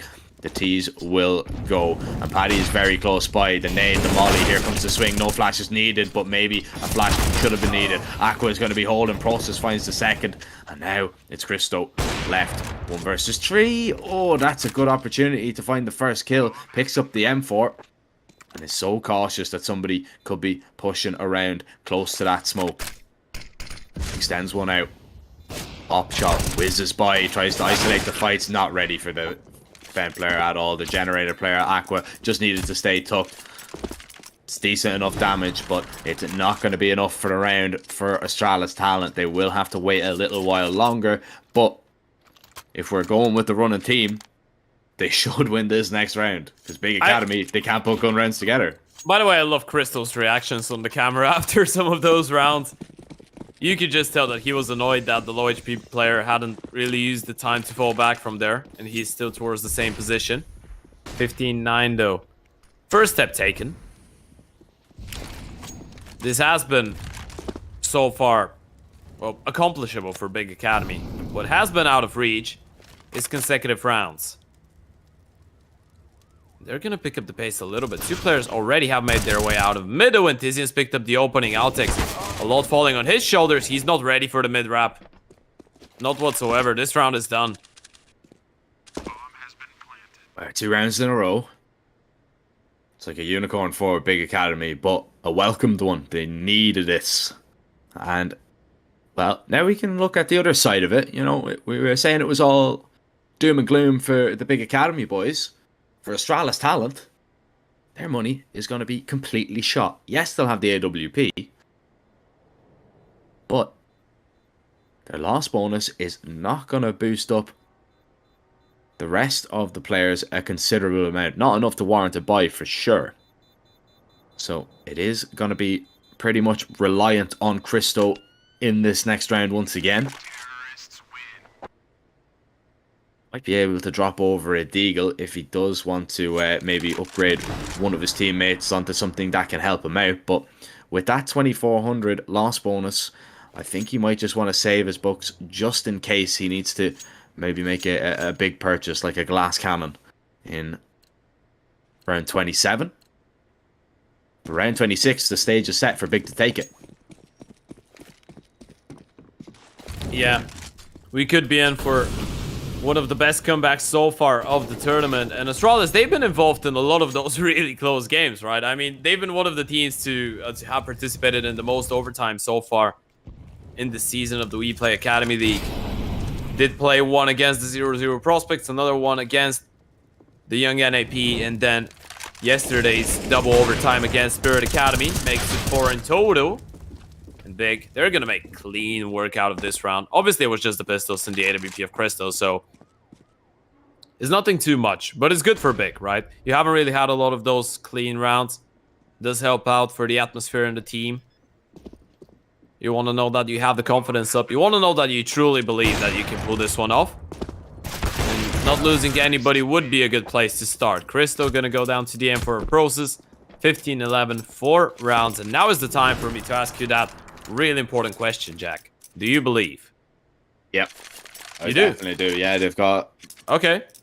a lot of chances here. They look good in the last few rounds, but it's so dangerous when you've a team on 15 and it just takes one little mistake. But the last 2 rounds have looked quite strong. Yeah, they have. We're seeing some glimpses of old school Big Academy, right? But Yeah.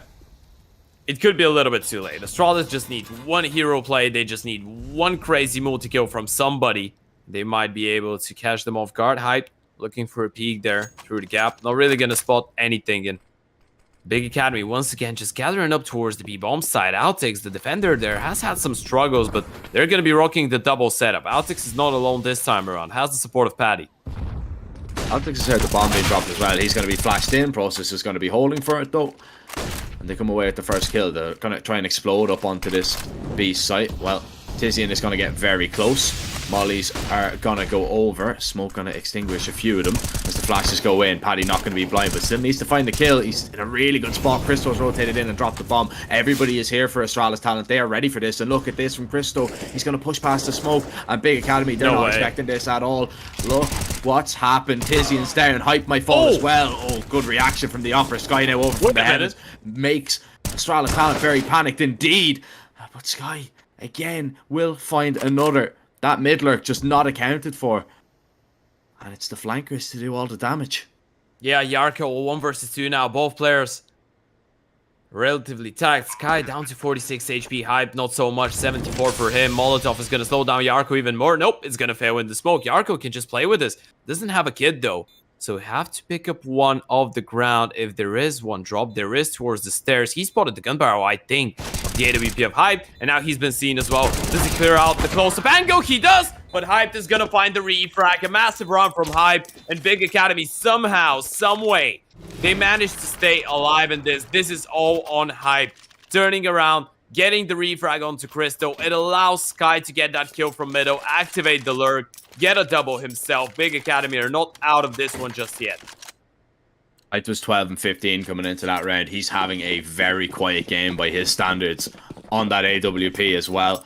On the other side, his opposite number, Cristo, is 22 and 18. So it just goes to show the kind of the differences. But when Hype has been needed, especially in that round, he's able to find a kill. Big double nade onto Tizian, down to 16 HP. Very lucky to be alive, as one of the HEs just didn't land perfectly on him, and he would be very thankful for that. Sky able to find that headshot onto Crystal to get the ball rolling for the Big Academy boys. Yeah, man of the numbers. This guy gonna try and get a couple of those pistol kills. Someone has to do it. And if you're Big Academy, you'd hope that you wouldn't lose the game to the pistol buy. Not a lot invested in this one. Paddy's trying to play sneaky around the smoke. He should be waited out. Actually, does manage to win that fight. That's gonna be a gun picked up. You can save that one up, or at least try and maximize the casualties. Tizian's actually low on HP. If Yarko clears him out, this could be a kill for him.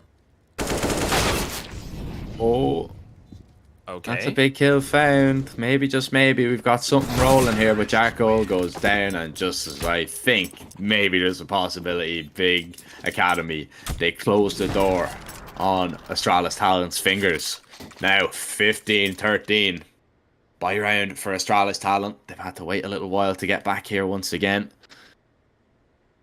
Big Academy, the comeback has been good so far, but need to force this overtime. 5 in a row, looking to make it 6, and need to continue on their good form. Hyped, thinking about going for that aggressive peak, and that molly will just make sure that that is not possible. Yeah. An interesting stat for all of you at home. Big Academy have participated in every single tournament of the WePlay Academy League. They've never missed out on playoffs. Not even speaking about play-ins. They've never not been a part of the playoffs. From the LAN event in Season 1 to every single Online 1, Season 2 to 5, they've been at least in a semi-final.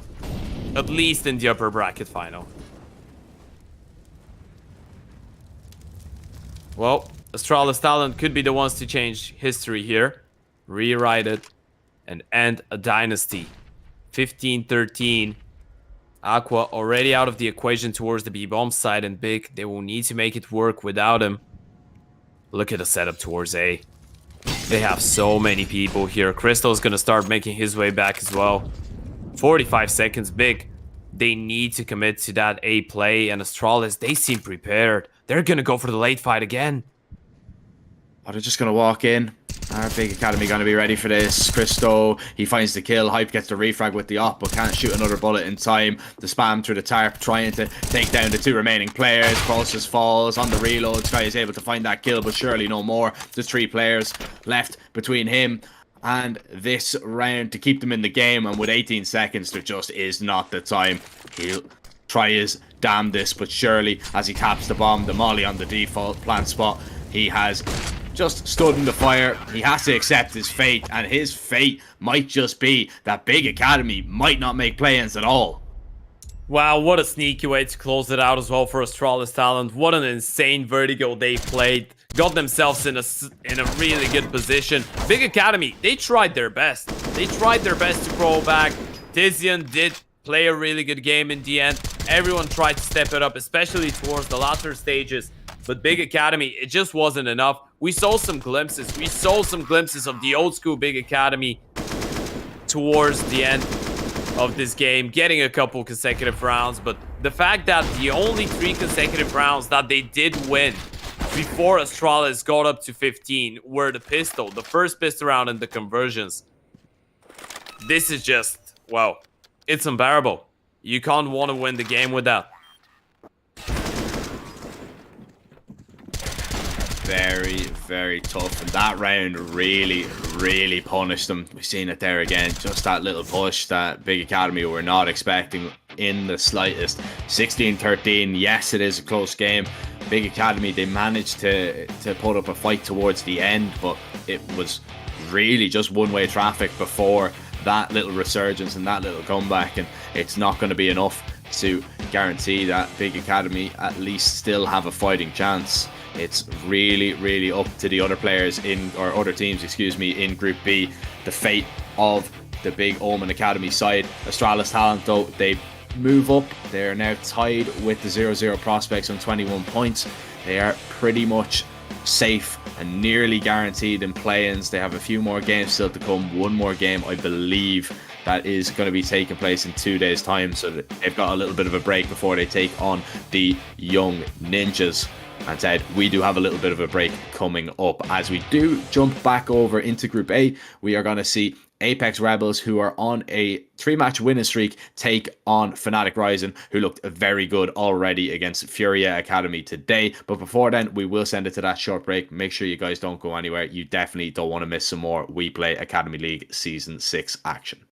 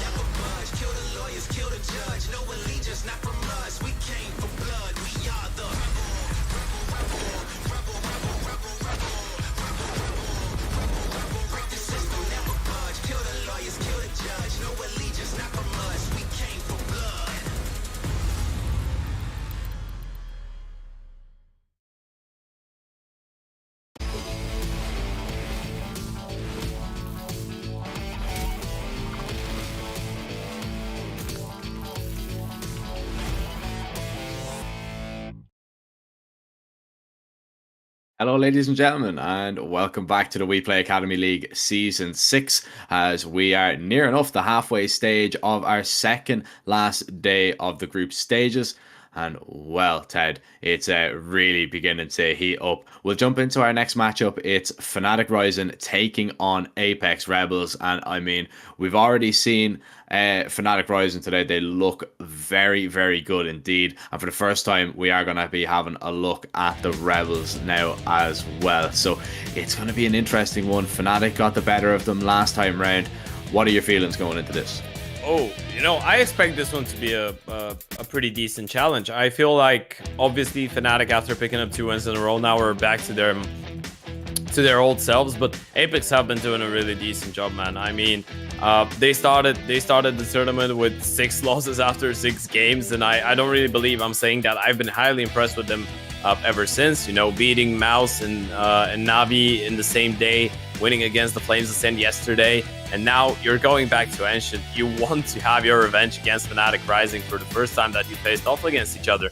And I'd say that even though I like what I'm seeing from fnatic right now, even though Pebzor is not on the lineup and it hasn't been in the lineup for the past three games, and I assume he's not going to be playing in this one either, I still think that Apeks could be able to pick up a little bit of a fight. And I feel like this game is not it's not just going to be a one-sided showing from fnatic.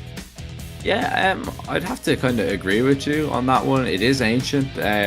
You know, Ancient is a bit of a weird map at times for a lot of teams. Decent map for both of these sides, maybe a little bit more so for Apeks Rebels, but a larger sample size for the fnatic Rising boys. And also, you know, they've been playing this map not only in the WePlay Academy League, they've been playing it in other events as well. So you kind of have to take that one into consideration. fnatic Rising are definitely going to be more tested, I would say, on this Ancient pick. But who knows, man, what can happen. It really is a coin toss, especially with Apeks Rebels hitting kind of form at the perfect moment. 3 wins in the last 3 games, looking to make it 4. And I mean, this upset, and it would be nothing short of an upset if Apeks Rebels managed to take down fnatic Rising, that would really mess up fnatic's chances of continuing to push for that top spot after, you know, losing, you know, 2 games in 1 day. That really didn't help them out, and anything other than a win here is going to be a problem. Yeah, for sure. Especially after the really good recovery we've seen from Apeks, even individually, I feel like the team has been able to recover, which is really commendable, because most of the time, like for instance, you can compare them to an FURIA Academy that did start toughly, and they will probably end the season with, you know, that only 1 game that they did manage to win. So for Apeks Rebels is really commendable, because obviously we had a bit of a chit chat about Mifar and picking up this entire project, and you know, he actually left Mouse for it, right? Which was really confusing for a lot of people. And we're not speaking about Mouse NXT. He was the coach of the main team, and you did leave that project to, you know, go back to the roots and try and support those and help out those younger Norwegian players. And he's been famous with picking up things like that. Obviously, this is something quite fun in his CV, and something commendable that he is actually the one to implement CSGO into Danish schools, which is you know, something great. And he's been trying to help out, but there was still a lot of mixed opinions on his move to Apeks Rebels, and you know, the results haven't really been great. And especially after the first 6 games, myself and yourself, we were having a bit of a chit chat on whether he's gonna stick with the boys if things don't really get better. But they have gotten a little bit better, and they will hope that they will get even better here in a potential win against fnatic Rising on Ancient. We will be heading over to Ancient for the very first time today. It is our 4th best of 1 as Milky just gets ready. Well, the boys get set up. Dark rooms all around. Yeah. Will this be a dark occasion for the side of fnatic Rising? Because they're coming into this game definitely thinking they're going to get a win. They'd be backing themselves anyway to definitely cause problems for the Rebels. Oh, Sense might be caught out throwing a flash. They flashed in towards Cave. Wolfie unable to punish as The T's begin exploring around this B bomb site, but no kills to be found just yet. Yeah, but oh, look at Wolfie. He's gonna go for a scouting play. This is great from Wolfie. They're just gonna wait for Brave to go for a bit of a play towards the A bomb side. The bomb has grouped up, and they assume that everybody is in front of B, and they would be right to assume so. They're gonna have all 4 towards the B bomb side and Wolfie on the lurk. This is perfect for Fnatic. Wolfie firing a few shots in the back, but unable to find a kill, and he's going to be dealt with. VHW will find that one. Now, you can see Brave is out towards A here, so the bomb is going to make its way back, and maybe the CTs are beginning to realize that this could be a little bit of a problem. Rotations are being heard through CT as well. Milky finds a very important kill onto Berserk. The bomb is still going to A no matter what, but Volt is close by this time, needs to drop Brave, unable to really connect with the USP bullets to the brain just yet. But with 20 seconds left, the bomb makes its way out, the plant will go down, and Volt doesn't have any support here just yet, so he will have to play a little bit safe. Oh. Or not. Or not. He's just feeling it from the previous game. Still manages to get the first one. Ding back, 1 HP. Time to stay alive now. Gotten things into evened up numbers. Mace is going to be able to pick up the refrag. Smoke on the bomb. Volt, though, he's only 1 HP away from death, so he's probably going to go down. Mace picks up the kit, taps the bomb once. He's trying to bait out at least one more. They're trying to go for the knife here. This is really messy. And now Mace is going to try and stick it. Spam through tape where pulls out the huntsman knife, and as a true hunter is going to take down Mace. First round goes in favor of Apeks, and that was awkward. Yeah, I'm still unsure on how Wolfie doesn't get a single kill there. Very wayward with his USP bullets, and that's really what cost him. Needed to get at least one in that situation. Even if he gets one and survives there, that's perfectly fine. Apeks Rebels don't really have a lot of places to go. It's full USPs for Fnatic Rising here. No investment at all. VHW would want to get ready, because the CTs might just start making their way down the ramp very, very soon. Milky to stand in, put first in that line.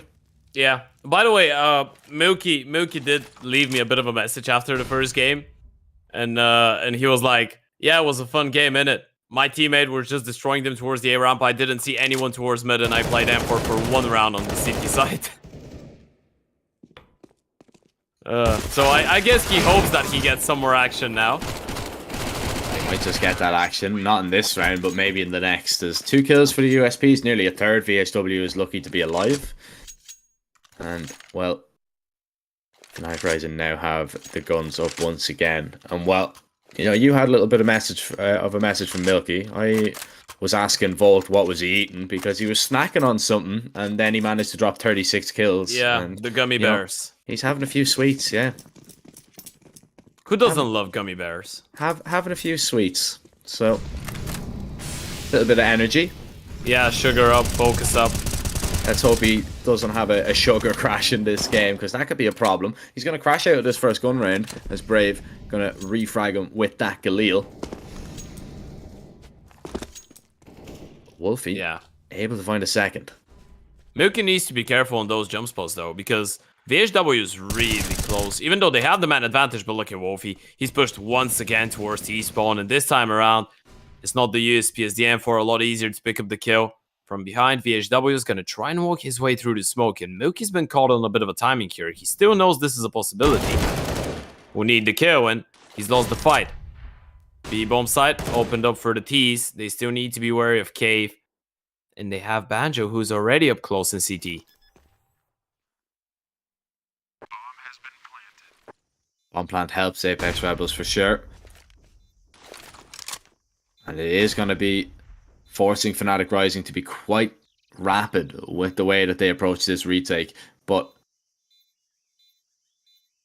they slowly creep their way in. They just need to find these players. But once VHW finds that kill, this becomes very, very difficult. Fnatic Rising may begin to panic. They don't have the kit. They need to move. Banjo's dead. May swings out. Sense finds 2. And that's a really good 2v3 post-plant scenario that VHW and Sense manage to hold on to. Both players getting 2 kills. And Apeks Rebels getting 3 T rounds. Fnatic Rising, they'll have Deagles maybe. But it will not be a pleasant buy for for the Rising Stars. Yeah, Apeks Rebels have been one of the most exciting teams to follow in the clutch, by the way. Their communication in those 2 versus X situations has been really good those past couple games. A bit of a throwback to that ancient game against Mouse NXT. There was so many of those rounds, so many 2 versus 3s, 2 versus 4s that they were able to convert. This is just another one. It was a 2v4 that they managed to bounce back into, and now it's Fnatic once again, just the pistols. Clear him out. Brave with a triple.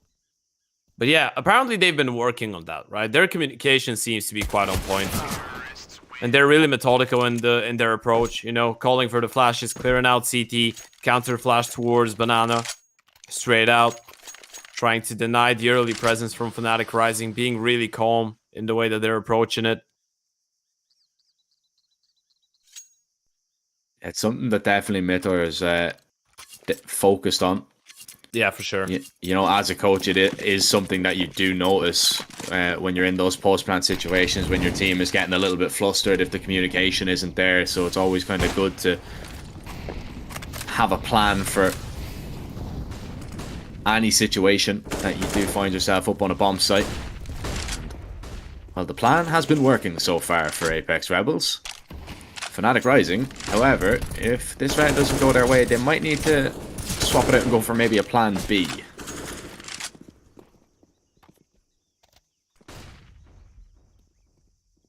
Yeah, Fnatic, for now, they've kind of left Apeks to their own devices, giving them a lot of map space. Obviously, this is not something that they're going to stick to for the entirety of that CT side, but for now, you want to focus on picking up the rounds, and Milky's actually go for that. He's actually going to go for that mid-round aggression. And there's a flash lined up for sure from Wolfie. No, he actually doesn't have one, so they'll have to walk their way in. Still works out. Just relishing the opportunity to play with an M4. That's what it is. He comes away with a kill. As Wolfie holding. Now solo for the minute. Milky has to go for that reposition, but Wolfie has got his eyes locked in on this cave position. Flash is going to be good, but Wolfie just needs to pull the trigger. He had it lined up nicely. 3 players left for this Apeks Rebels side. One of them is Brave. He's going to walk right into Volt. He'll chew him up with those M4 bullets.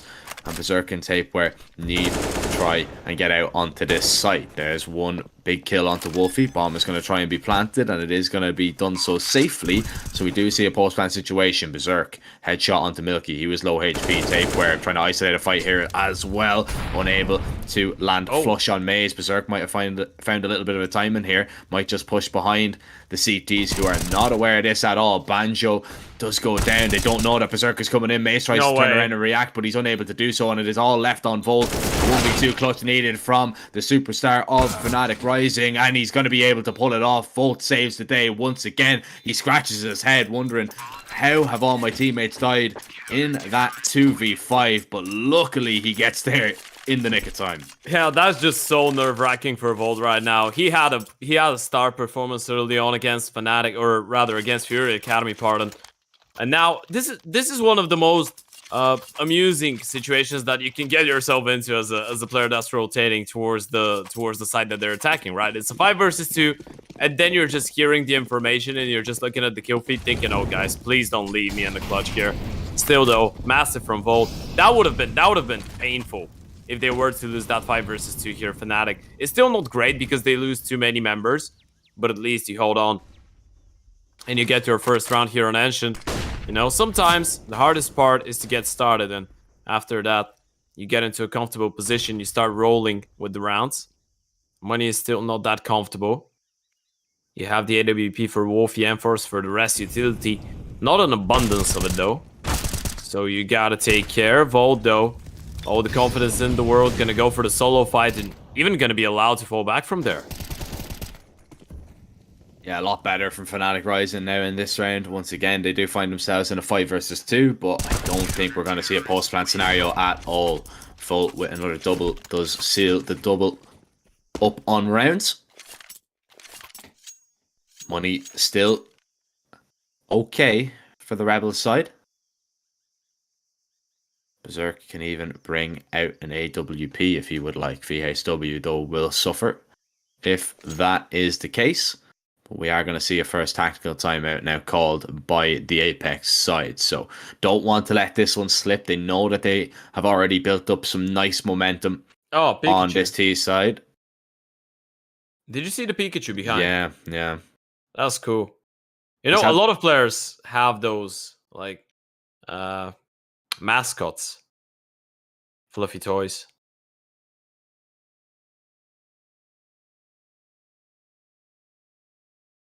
Is the Lucky Charm, isn't it? Yeah. Yeah. Do you have a toy like that beside you when you play? When I play, no. I'm looking around my room right now trying to see. Yeah, by the way, Jack physically started just turning around and like, do I have something? I couldn't remember. I was like, no, I don't. I don't need luck, Ted. That's the thing, though. It's all skill, mate. Yeah, explains a lot. Oh, touche. Well, buy round for both of these sides. Both in towards the cubby position in middle. Trying to maybe add to his tally once again, but the flash comes in, allows him to cross back. He hasn't seen very much towards mid at all in the last few moments. And he is just going to play a little bit safer, just in case the Apeks Rebels come barreling out that little mid corridor.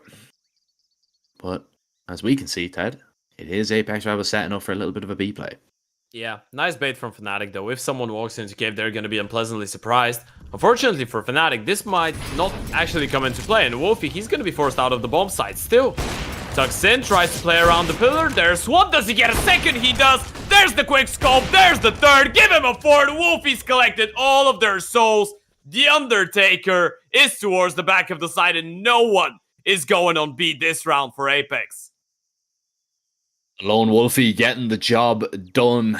Didn't really have a lot of support there. Needed to be picture perfect with those shots. And well, that was a beautiful one. Does he seal it with the ace? Oh, he's off the mark that time. Oh, trying to land the no-scope. Volt is going to take that one. Save the day for he's just going for poor the old Wolfie. Yeah, yeah. I mean, he's done his job.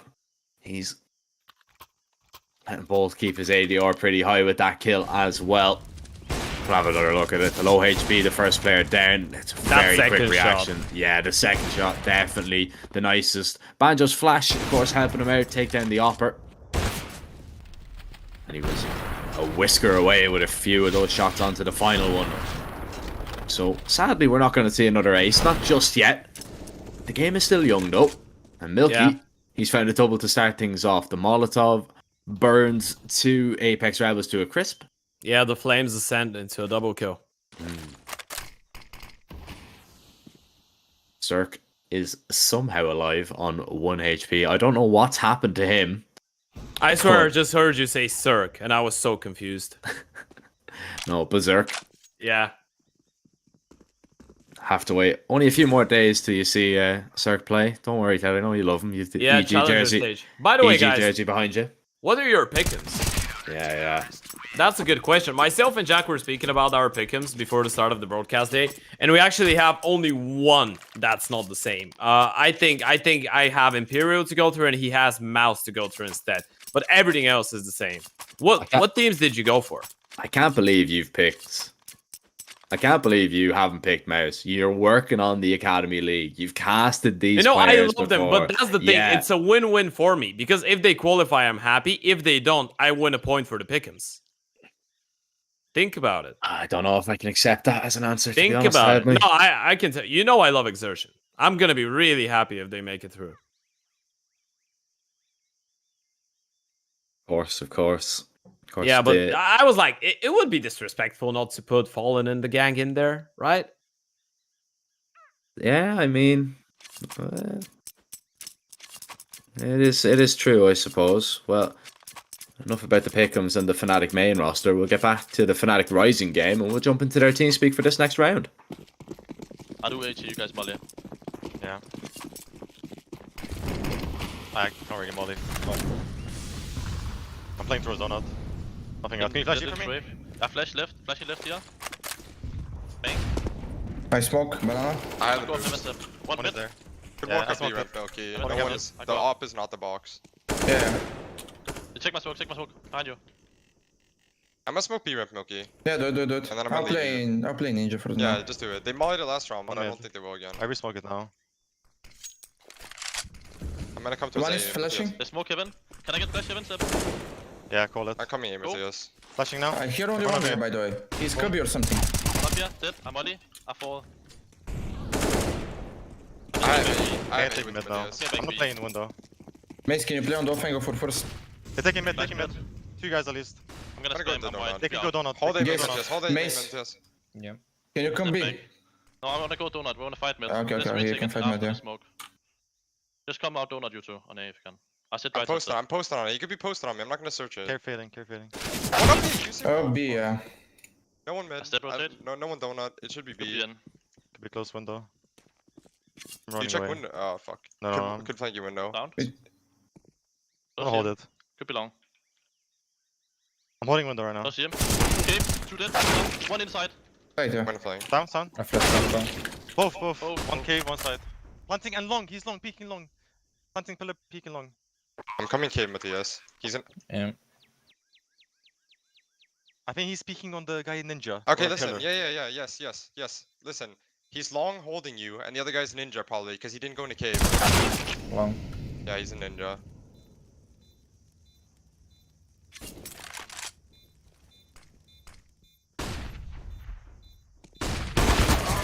Dude, what is this flash?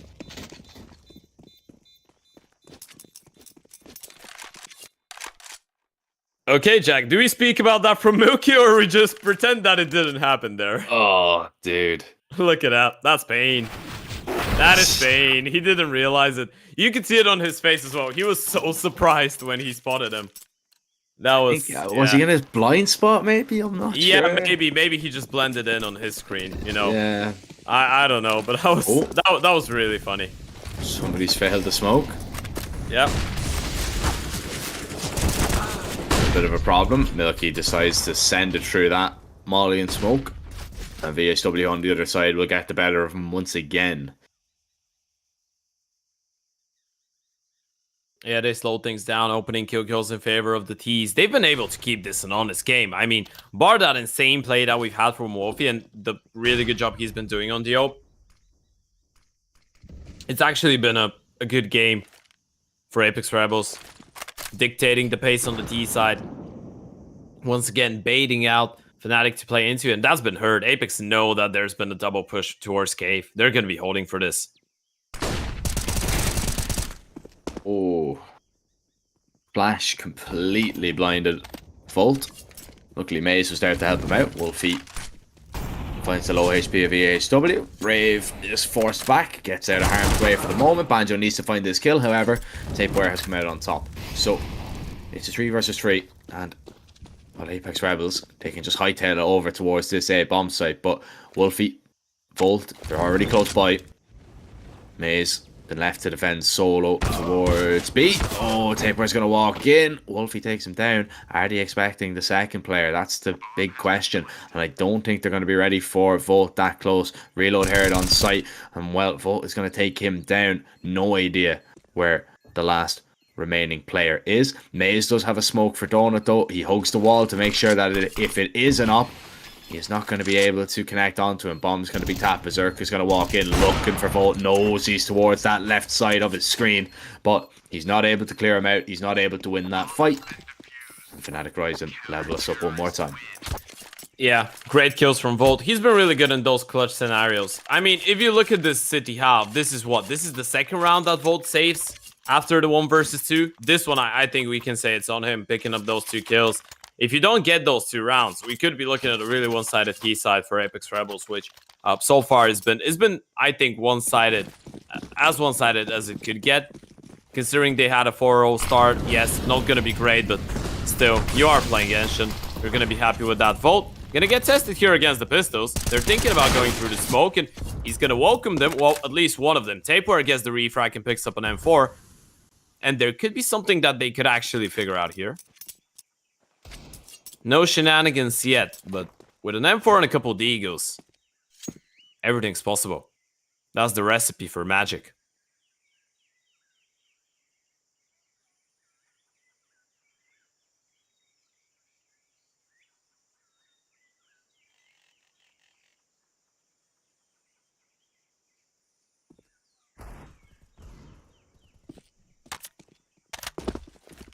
What is the recipe for another round here for Apeks Rebels?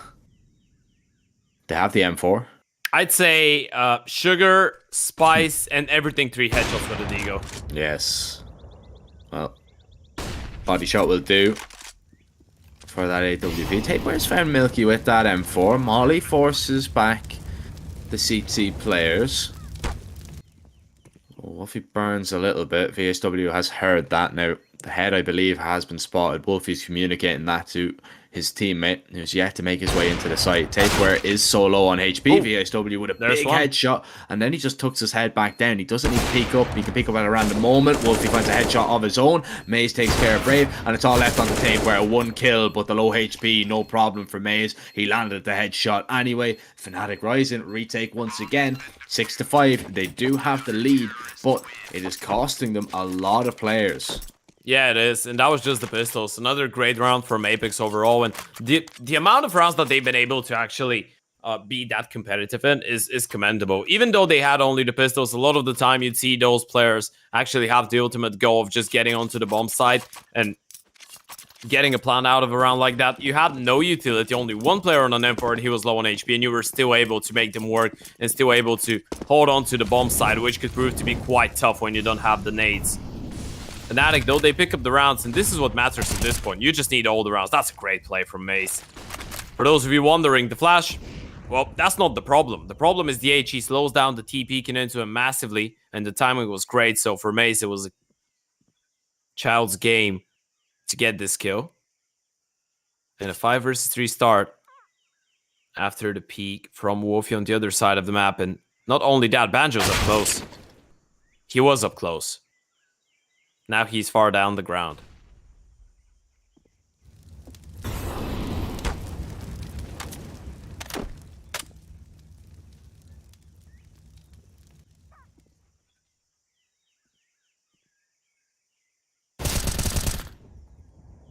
Six feet under, and Berserker's going to be joining him.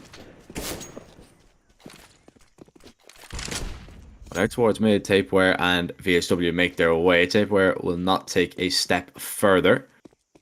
VSW has decided to go for a reposition, run towards this safe site. So the bomb plant, definitely doable.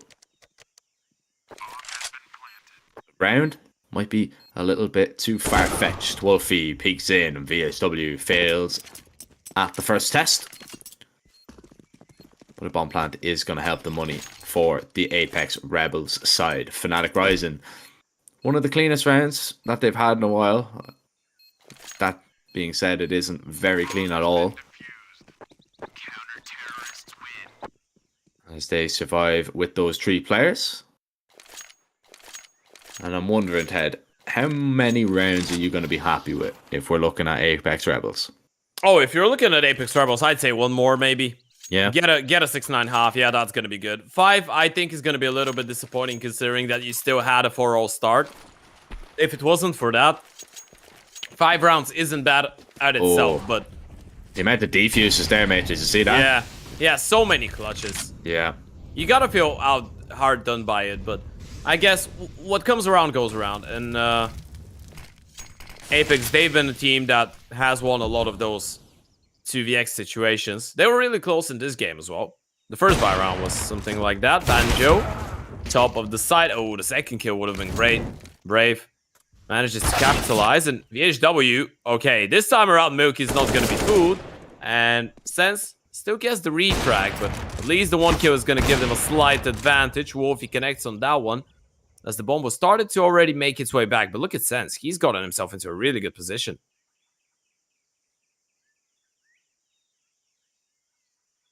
How the upper rotate. Wolfie is just holding now. Surely, oh, he's just going to be able to find that kill. Berserk gets that smoke down. Volt is too far away to stop this. The plant is actually going to come in for CT, and Wolfie is going to get really close to the smoke to try and deny this. No scope, not going to connect over the top of the box. Berserk is going to try and run and jump, and Volt is going to take him down. Wolfie just making sure that he's dead, that he's not going to get up. Sadly, no zombies in this game. But we continue to move through the rounds. 8-5. Yeah. It's good for Fnatic at this point that they've stopped losing so many members, right? I mean, it's still rounds in which you're giving them the bomb plant, but that's 2 in a row where you lose only 2 members, which is all right. It doesn't really matter that you're giving them the plants. Well, they will continue buying, but oh gosh, this is glorious.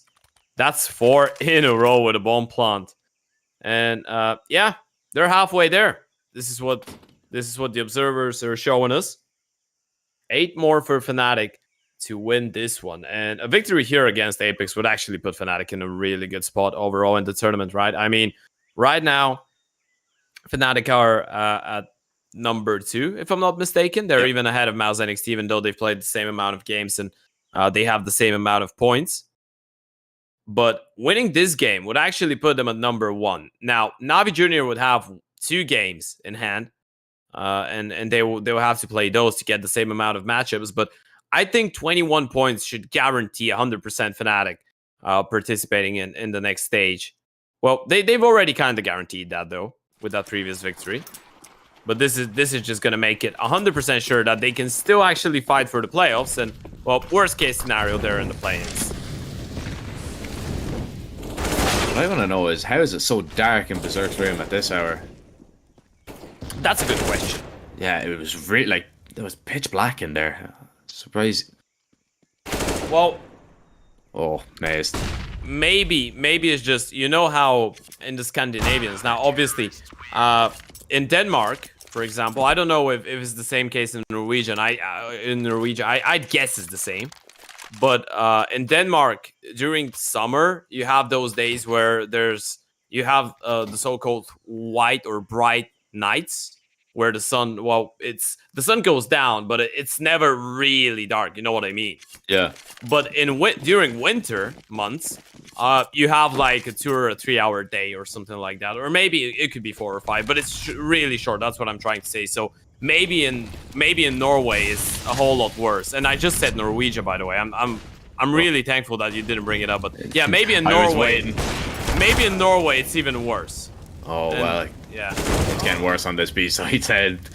Excuse me for interrupting you, but Tapeware makes it look a whole lot better. Look at that. Triple kill.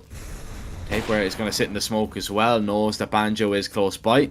Fades that smoke. Tapeware could have a 4th here. Banjo, is he going to be caught out by this push once again? And the answer is yes, he is. Volt needs to clutch up a 1v2. Spots out Sense, but cannot react in time. There's the headshot, and there is the round. There is that 6th one that we were looking for on the Apeks side. And yeah, we do have something similar in Ireland. It's called the Grand Stretch.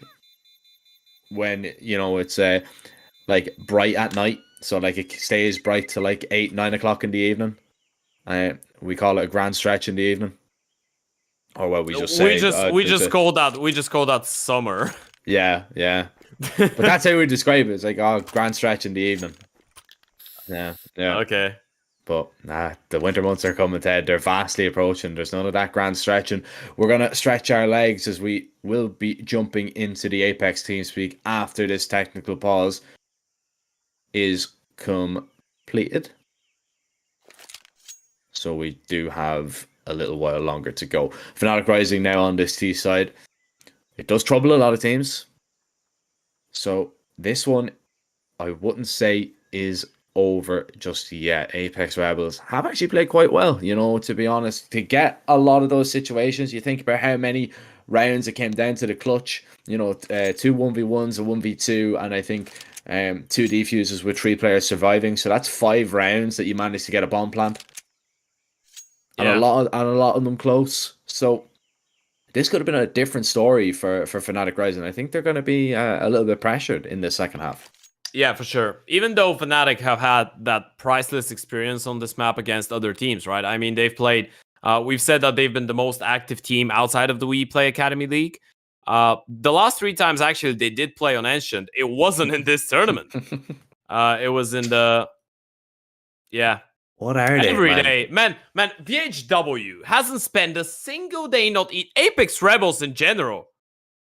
I feel like it's always VHW, man. It's always VHW. Yeah, it's always VHW. I don't know how this man isn't around 90 or 100 kilos by now. He's eating every single time we watch them play.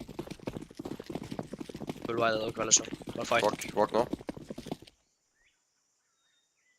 Kommer pick. Ingen Smoker problem. window. Også har Insta. Jeg får Fortnite, hvis. Jeg står Smoker ampus. A. Jeg har ampus. Ja, all in now. Ja. Jeg molly av. Akta, de går Hvis late jeg smoke til pack her. Ja, vi har kit. Plante. Bra, Akta CT. Vi går fra mid. donut der. Har vi Vi flashes? smoker ut. Vi har ikke Ja, flashes. Jeg blir med Jeg smoke CT. der. Man smoke bombe her, og så går vi fra... Ja, sitt om Jeg default. ser smoken min til pack.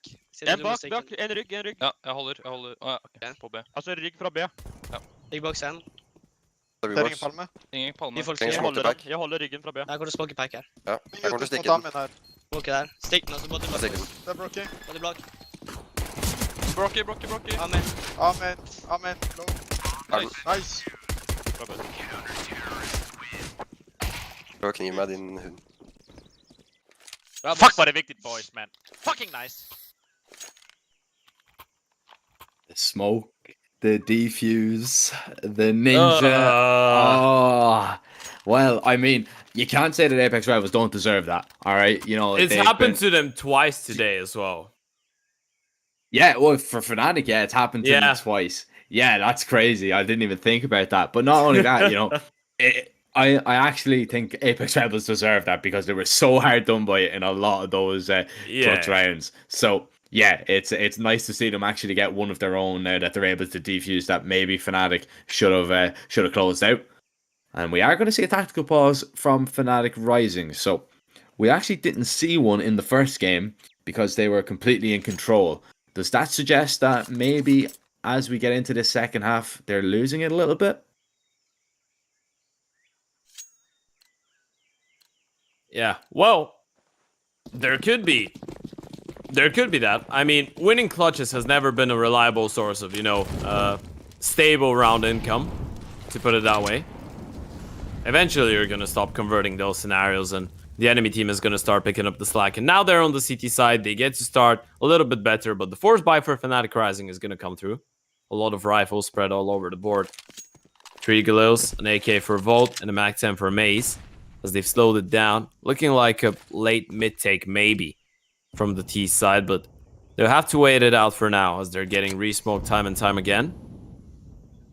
Good news is, they have a lot of time to play with, and they've been really passive.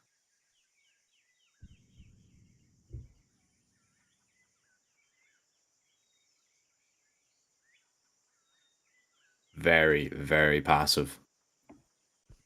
No map control at all.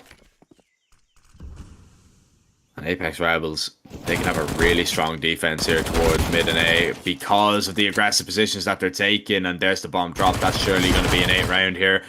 As Fnatic Rising's plan completely foiled. Maze.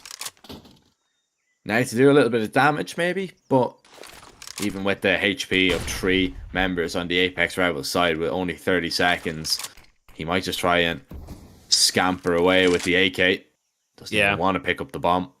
That's such a great bonus round for Apeks Rebels. Yeah, huge one, right? They don't lose a single member. I mean, you can play with the Famouses in the MP9s in the next one as well. It's alright, you can farm the money. Mace is still going to be able to find that kill, but that should be it. I mean, at this point on, you can just let him hold on. And even if you lose maybe one more, it's not really going to be a big deal. I mean, money's going to be looking great. This is best case scenario for the Apeks boys. And actually, we just got an upgrade on VHW. We got an upgrade that he actually goes to the gym quite often, and he goes for runs. So he's just getting the gains. An update, an upgrade. We're getting an upgrade. Upgrade on VHW. Yeah, update is what I meant, yeah. VHW 2.0 incoming. Well, we're going to get an upgrade. If he continues eating and training like that, he's going to become jacked. Yeah, he's going to be, evolving like a Pokemon. VHWF. Yeah. VHWF. That's a good one. Oh. Well. We will see what Fnatic Rising can do with that hero AK. And there is the caster curse once again. Maze walks right into the crosshair of Tapeware. And they will just try and make sure that the rifle is going to be tucked away where Fnatic Rising can't get their hands back on it. Volt has the only upgraded pistol in the rest of this round. So Apeks Rebels surely just close this one out. And then we can start speaking about maybe, just maybe, them taking the lead. Yeah. How many do they get, you reckon? And a bomb side with 3 CTs on the other side of it? I guess 1 is going to be really successful. I mean, both has a Oh, that MP9. ENG. Yeah, no. Yeah. Unluckily for Fnatic Rising. Well, really fortunate for Apeks. I mean, you get the pistol round with a ninja. Then you end up winning the conversion quite swiftly. You didn't initially lose anybody in the fight. Ended up just getting away with 4 alive. And now you keep all 5 as well. And you upgrade onto an AK for Sense. That's going to be great. Galils for everybody else as well. No MP9s, no SMGs, and an aggressive stance towards the A-bomb side. There's actually nobody holding for this from Fnatic Rising. So if they decide to contact their way into T-spawn, they might catch a couple of those members off guard. Milky holding through that smoke as the CTs make their way forward, and he will find that double kill, but the B-bomb site completely open. Yeah, great work by Milky, by the way, getting that double kill there. I was thinking that he might go down without doing anything here. Sense, though, up close, needs to win that fight, and Wolfie's gonna get it. Surely this is the round. They've been smoked off as well. This might as well just be the save for the Apeks Rebels. They have enough money to go again. AWP as well is gonna be available in the next one. And even though I like the idea, Fnatic Rising just had the perfect reaction to it. Nice thing to try and bring out, but it's unsuccessful. And Fnatic Rising do to regain that lead. So these weapons, the AK and the Galil, is definitely going to help things. Even though the money is quite strong on the CT side, you would say. But better to have it than to reinvest, you know, your whole entire bankroll. And Brave is going to be the man to wield that Galil. It's always nice to have a player that doesn't mind playing with the Galil. I know you're not the biggest fan of it, Ted. But Well, no, I'm not. I'd rather play the MAC-10, to be fair. Even for long range? Well, no. Obviously, if you play the Yeah. MAC-10, I'm just leaning a little bit more into, you know, I'd rather be the first one to walk into a bomb site with the MAC-10 and open up space than have to clutch it with a Galil or pick up the pieces. That's what I'm saying. Well, with a MAC-10, you're definitely not walking into a bomb site, I can tell you that much. You're running, jumping like a raving lunatic. Oh, you haven't seen me play then? Shifting behind your 4 teammates. Absolutely, yes. Oh, well. No baiting going on here. Not yet, anyway. Safe wire. Taking 1v1 towards that cheetah position, trying to deal with the IGL of the Fnatic Rising side, but he comes out a little bit worse for wear. 18 HP isn't an awful lot. Berserk under pressure because of the molly, has to deploy a smoke. The flash goes over to try and save him. He's being wrapped upon by Wolfie. Oh, shoots a shot. Oh, eventually he's going to connect. The bullet tracer is giving away Wolfie in that regard, and now Brave is there to help out and lend a helping hand. Fnatic Rising down to just 3. And they really need Maze to make a play here. Banjo not expecting VHW. He goes down. Maze follows, and it's all left onto Volt. The bomb on his back. Can he get his whole team there as well? 1 kill, 2 kills. No 3 kills. No more. Yeah, didn't give him another 1v1. Otherwise, he might have been able to get more.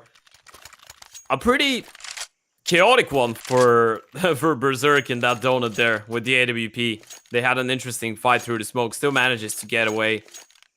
And a fairly clean round on the CT side. Apeks have been doing a good job on the defense so far, to be fair. We're leveled up, 10 to 10. Fnatic have registered only 1 round on that T side yet. And that wouldn't really be enough to close out the game. They need to try and find the answer. Middle control once again established. Tapewear is going to get pushed back from Cave. Gonna have to give up Cheetah to Fnatic Rising. He's still gonna be fairly aggressive. Has the support of Sense as well. They have that double setup. They might really want to go for the re-aggression as well. even though they can hear Volt tapping on the other side of it. Fnatic have been doing their absolute best to try and occupy as much of the map as possible, but VHW once again is going to open things up with a nice kill onto Maze.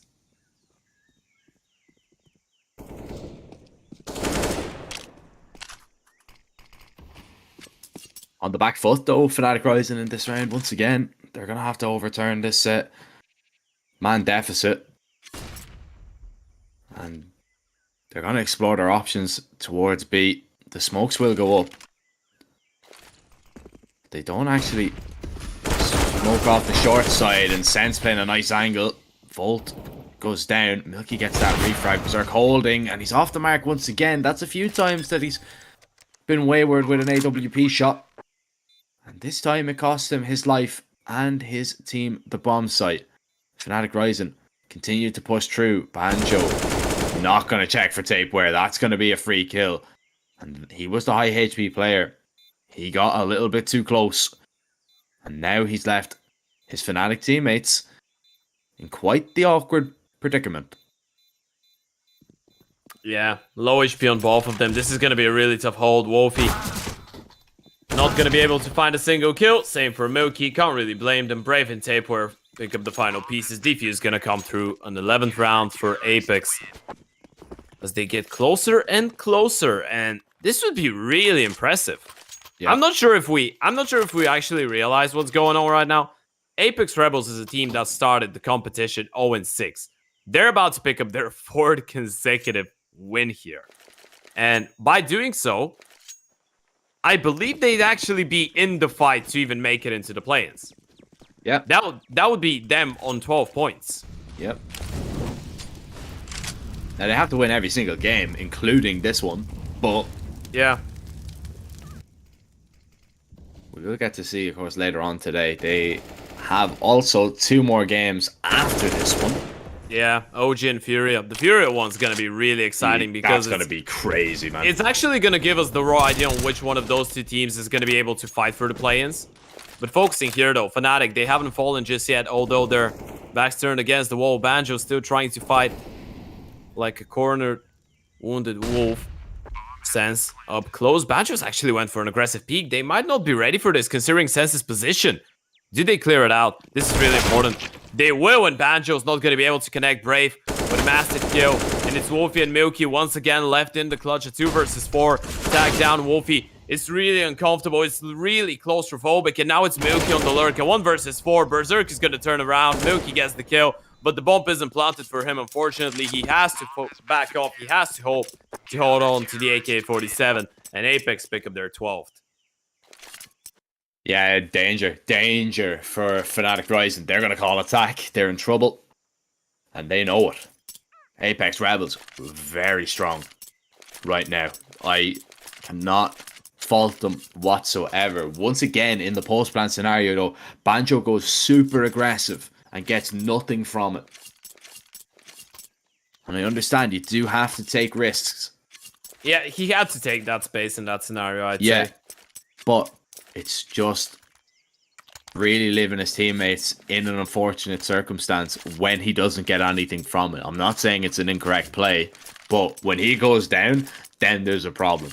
Yeah, you can't really falter them, right? I mean, even I'd say that maybe in this round, a point could be made about Milky being on the lurk and Banjo trying to stay alive for a little bit longer there to just let Milky have some impact, because he had a good play, just couldn't really play into it. And now Fnatic, they're thinking about running out of middle. Milky is going to get a second flash. Apeks not really interested in taking the fight, though. They know that this could be the most important round so far of the game. They've left middle. They have the AWP posted on the angle. Berserk has won a lot of space with this. And because of the many rounds towards the B bomb side recently from Fnatic, Apeks, they're going to be leaning a little bit more towards A here. Maybe anticipating an A split. Oh, you need to be careful. The high-low is perfect for Milky and Volt. Volt's just going to clear out Donut. Make sure that even with the Molotov, there's going to be nobody catching them with a nasty little surprise. But the surprise is really that Apeks Rebels have gambled and left B completely open.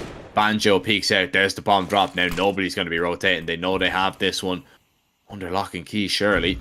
Wolfie completely blind. That's a very nice flashbang just to force him off that angle. Brave looking towards Donut. Volt is down. Another player there on offer. Big lurk coming in from Maze, but it might be too little too late. Milky falls and Maze is now alone. Apeks Rebels, they'll hold on once again. They'll defend this A site. And with 25 seconds left, you can see Maze, he doesn't want to go no further. He wants to just hold on. Yeah, what a massive hold that is from VHW as well. He's been able to step up in a lot of those scenarios, right? Every single time he's been onto a slower game towards the latter stages of it. In the most important rounds, he's been able to deliver, and he does it once again. Apeks, they don't crumble, even though they lose their opener towards Donut early on. They just keep their calm. They just stay committed to the A idea. They know that they have no presence towards middle. They don't really care about it. Rotations were perfect. Everyone was delivering. And Fnatic, even though they pick up the first kill, was going to be the only one they get in the round. Nothing else done. Money for Apeks looking a lot better now. And no bomb plant means no party. If you're Fnatic Rising, things are starting to, well, feel a little bit bleak. You can still go for the buy. Maze has the saved up AK. Volt has the money to go for one. Milky as well. But Banjo and Wolfie don't really have anything going for them. Now, I wonder, does Volt drop over an AWP to Wolfie and he can just play it glass cannon and give away an AK to Volt? I think that would be an option. Could be on the cards. Could be an option. You can see Maze there when he called that tactical timeout. He had his finger on his head, you know, just kind of thinking long and hard about, you know, what they want to do. And you can see they want a little bit more time to deliberate what's going to go on in this round. Yeah, they're just listening to the coach right now. We could even see Maze not really speaking there. They're just listening to everything that Shedden could say to them. A pretty experienced Swedish coach. Well, let's see what they figured out. AK for Volt, AK for Maze from the previous round, Galil for Wolfie, a Mac-10 for Milky, who's actually dropped over a rifle. And Banjo is the only one that hasn't gotten anything just yet. But this round matters a lot for Fnatic Rising's game here. Yeah, I wonder is Shedden there, because I believe it was Kevy yesterday in the coach slot. When, I think it was. When we pressed tab. Yeah, Kevy was there. So yeah, I'm not sure who is it today, actually. That's a good question. It's a fast play out here towards middle. Milky's just going to try and run down VHW. Does exactly that. Volt doesn't need to connect with his AK bullets. The peak though from the AWP. Berserk can stop this. He finds that first kill, looking for the second. He's got that as well, but no more. Maze will take him down. Banjo through the smoke takes Brave, but Sense now strikes out from Temple, and that just panics the players on the A side a little bit. Wolfie needed to win that fight and does, and Tapeware, player with the most kills, drops the bomb and now looks for a 1v1 with Wolfie, and he wins it as well. Tapeware comes in, saves the day. A 1v2 clutch this time goes in Apex's favor. Oh, and this is crazy. This is another round that you could put your money on Fnatic to win it, right? I mean, they get the opening kill towards middle. It's absolutely perfect. The AWP gets 2 kills of Berserk, which is massive, but Brave falls down towards A main. The A-bomb side is completely exposed and smoked off, but then you see the hero plays. Just everybody running through smokes, getting kills, and it was the 1 versus 2 clutch in the end. What a moment to step it up. Apeks, you're still in this one. 14-10. No bomb plant as well. Money still on offer because of the maximum loss bonus there. But Fnatic, they're struggling here. And if all the clutches in the first half were going in favor of Apeks Rebel, or rather of Fnatic Rising, then now they're just going in favor of the Norwegians.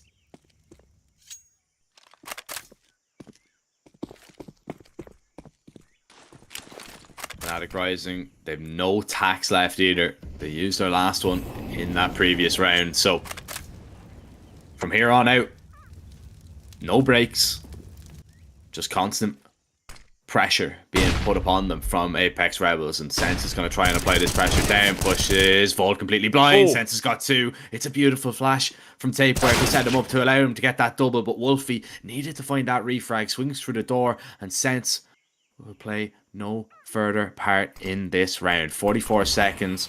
The smoke does go up towards B. Fnatic Rising haven't committed in just yet though. No, they've slowed it down. They've given enough time for Maze to move closer towards Cave, but they've given time to Apeks to rotate a third player here. Tapeware though, he's not holding. Maze finds a double, Banjo with another, and Berserk has to just hope to save in this round. A little bit of miscommunication there on that B bomb site hold. Not realizing that Cave was no longer held, and just left the player on site. I'm unaware of who it was actually, but he was trapped on the site there looking towards, you know, anyone coming up ramp, and it just gave a lot of space for Maze to come out to find a quick 2 kills, and that's really what cost the Apeks Rebels there. They'll get another bite of the cherry though. They'll get another go of it in the next round. I believe it was Tapeware, by the way. Which is yeah, you're dead right as well. Yeah, I think it was Tapeware. By the way, he's been having a monstrosity of a game, something that we haven't really touched upon. He's on 27 and 14. It's been really impressive that separate members of that Apeks Rebels team have been able to step up in recent games, right? We had those massive performances from VHW the days before. Berserk's been doing an elite job on the AWP. Myself and yourself, we had a bit of a talk about him after yesterday's games. Sense has had his moments, Brave as well with the multi-kills, and today is Tapeware's turn apparently. He's doing his absolute best to keep Apeks Rebels in the battle here for the play-in spot, and Berserk, he's gonna get real aggressive towards middle early on. And there's just a solo member of fnatic on the other side, so he can actually go for a wider peek here and take down Milky. Well, that's a great distraction there from Tapeware. He was just spamming. Milky turned around, thought there was a player coming over behind him.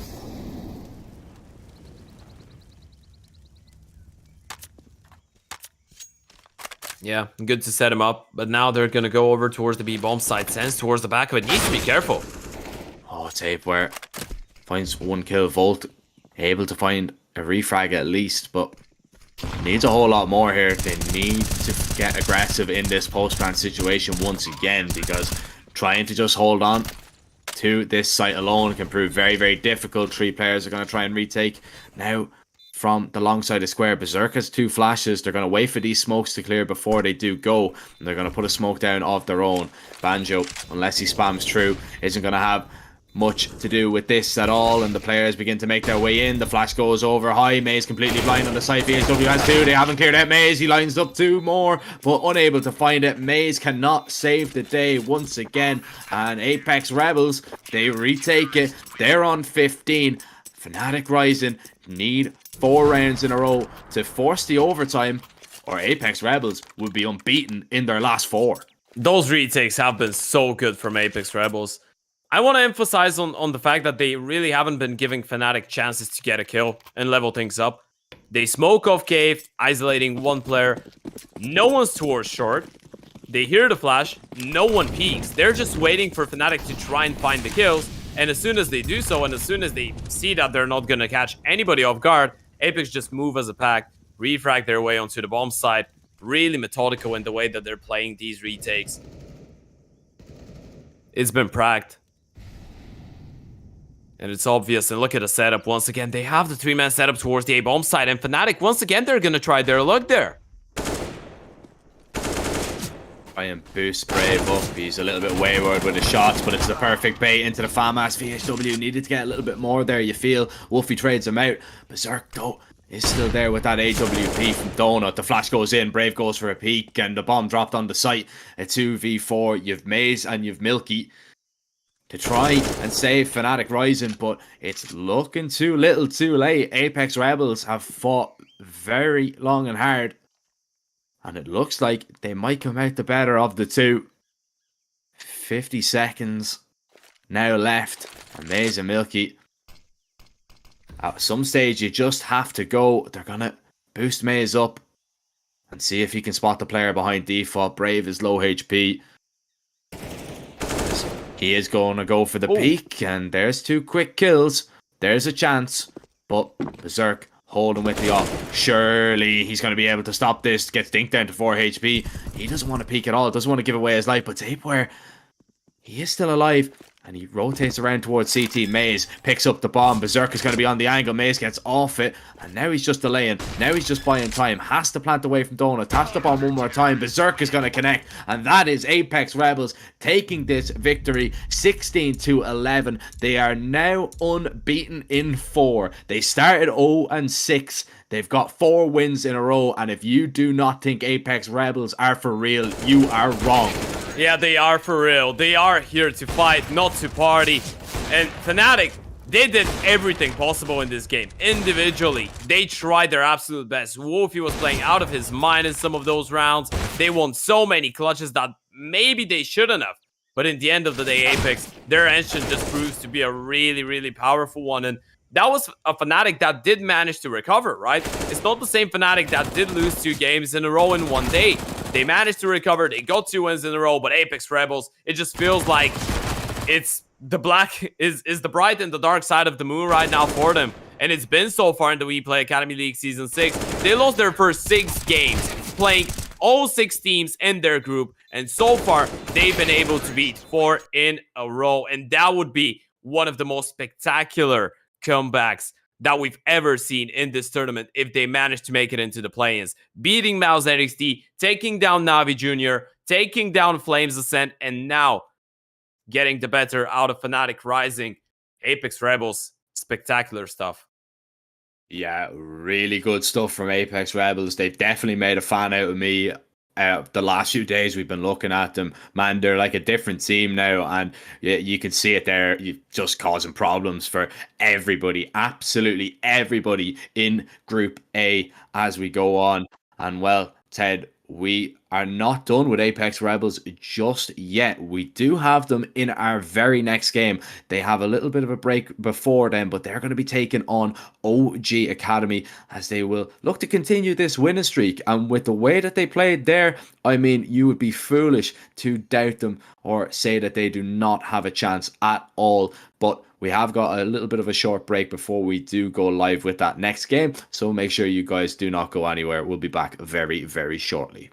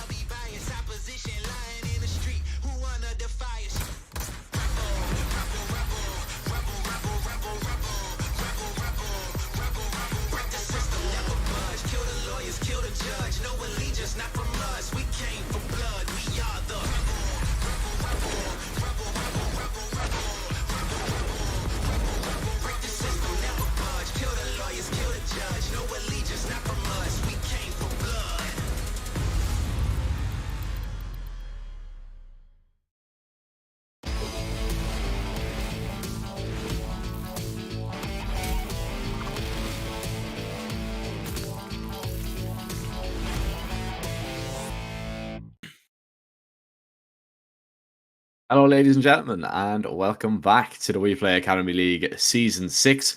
We are just past the halfway stage as we jump into our 5th matchup, which is going to see Apeks Rebels, who are on an absolute tear right now, unbeaten in 4 and just took down fnatic Rising moments ago. They'll be taking on OG Academy as things really now begin to spice and heat up for that 4th spot in this Group A. Ted, mate, going into today, you were probably thinking that Apeks Rebels didn't really have a chance maybe to make it. Now, has your opinion maybe changed a little bit? You know what? I was giving them credit. I didn't think that they would beat fnatic Rising, but I was giving them the benefit of the doubt. And right now, I'd say that I will do the same thing for this matchup. I feel like this is a really exciting game to be going into. Both teams on a 4-game winning streak here at the WePlay Academy League Season 6. Those are the 2 hottest teams right now in the group stage, right? We don't have other teams that have won their last 4 games in a row for sure. And unfortunately today, one of those streaks will have to end and one of those teams will have to fight it out. And for Apeks, this might mean the end of their chances for the play-ins. But if they beat OG, then they are a legit contender to make it in after losing their first 6 games, which would be spectacular. I don't think we've ever seen anything like it. But yeah, OG Academy, a team that has been really, really impressive during the last couple of games. And I was thinking, by the way, where could these 2 meet? And I was thinking an Inferno. Obviously, the Dusty has been really good for OG recently. The ENCE has been spectacular for Apeks. So both these teams will remove respectively the best map of the other team. And Inferno is I'd say a fair ground on which both these teams have gotten mainly positive results so far in the tournament. Yeah, more so for, you know, the OG boys. It was a 16-7 victory the last time these played, and it was on Inferno in favor of OG. You can see there that was one of the 2 losses for Apeks Rebels. They've only played it 3 times in the last 3 months. OG 9 times, 33% win percentage. So, you know, beaten 6 times, it doesn't look great. But you have a larger sample size to go off. So Apeks Rebels, their Inferno might still be a little unknown, but you know, I'm looking at that last result, the 16-7, and I'm thinking, okay, but was that the old Apeks Rebels that OG Academy came up against? Because they seem to have found, you know, something deeper. You know, they've went 0-6, now they're back 4-6, in with a chance maybe to make it 5 in a row as well, man. I don't know. I really enjoy that storyline, that Cinderella story kind of feeling to it, you know, from 0 to hero. And to be honest, I'm going to go for Apeks Rebels in this one. I really do think that they can pull off a little bit of an upset, but OG Academy, they're going to be full of confidence as well, especially after already beating them. Oh yeah, for sure. I mean, both these teams, I guess that this is why this matchup is so exciting, because both of them are just a completely different team compared to 2 weeks ago, right? OG have become better, Apeks have become better. Both these teams are here to fight. Both these teams, I'm going to emphasize on that once again. They've won their last 4 games in a row here, and we know how hard that is to do, right? So far, we've just had the best teams every single season, respectively, pick up streaks like that. So, well, one of them will go on. The other one will fall down as this chicken, but they won't really be able to run away as we're moving into Inferno. The pistol round is ready to start. And, well, Stunner, hello again. You do love bringing that one up, don't you? No, I absolutely love it, yeah. I think Sound supports me on it for this one, by the way. I think he's seen it as well.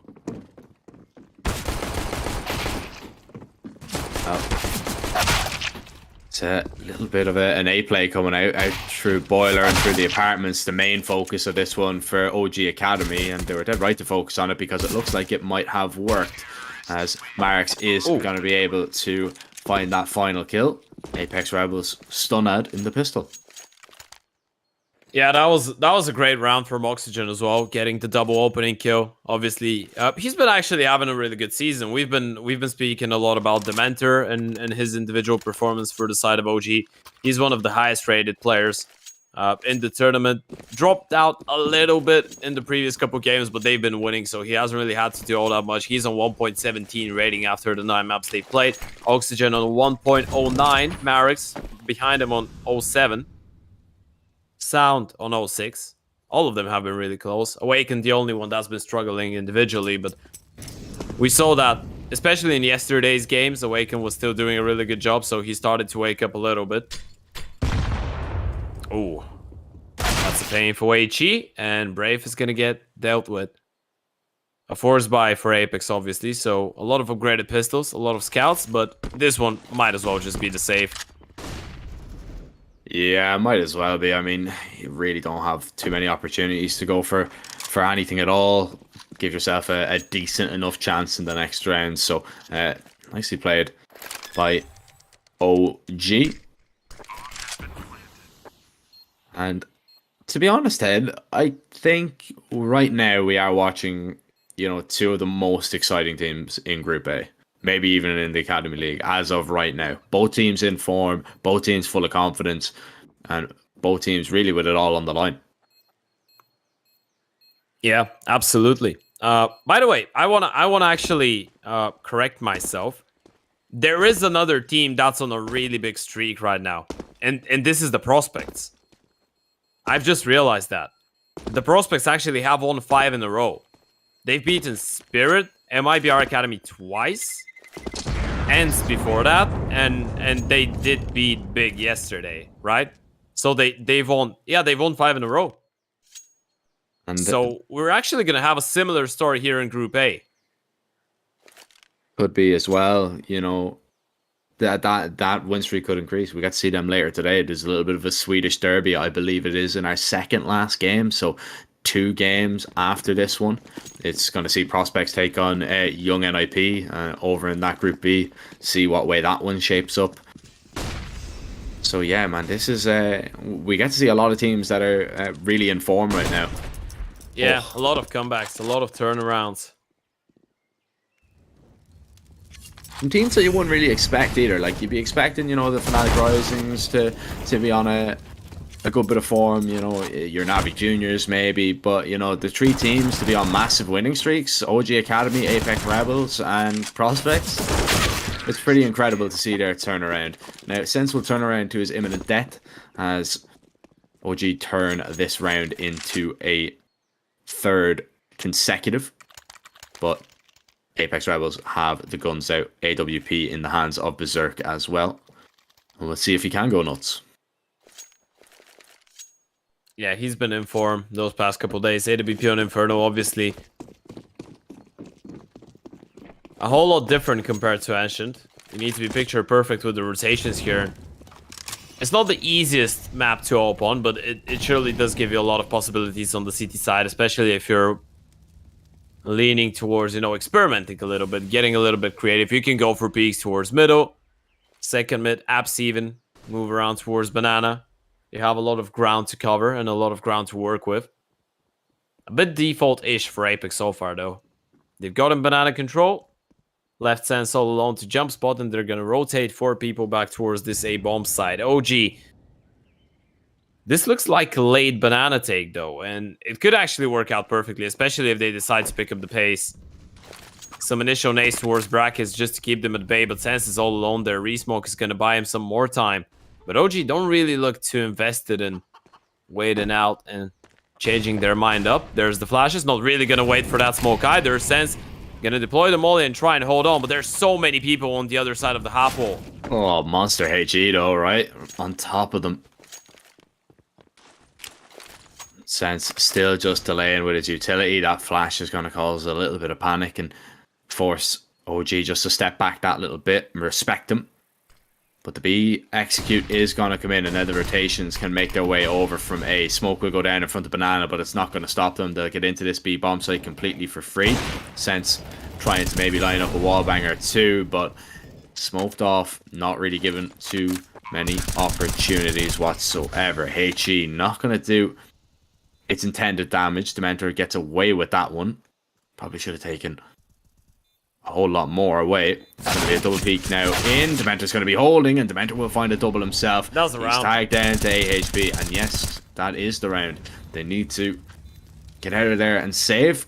Berserk Now, Shirley is going to be caught on the retreat here. His teammates need to help him out. Marix is going to drop him. That's the AWP, and Marix is just going to continue to run. He gets a second and a third. Marix is looking crisp in the server today. Yeah, when did Stunner become so good at CSGO? That's insane.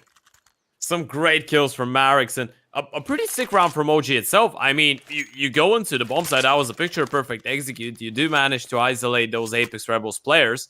And as soon as they decide to go for the retake, the Mentor just gets a double kill. Round done. He even did it on his lonesome. There was no one to support him. 1 versus 2, gets the double. Round over. There's the replay as well. Look at those shots from Marix. This final one. Great readjustment. It's a really good start for OG Academy. Flawless. This is one of the best starts we've seen against Apeks Rebels in a long time.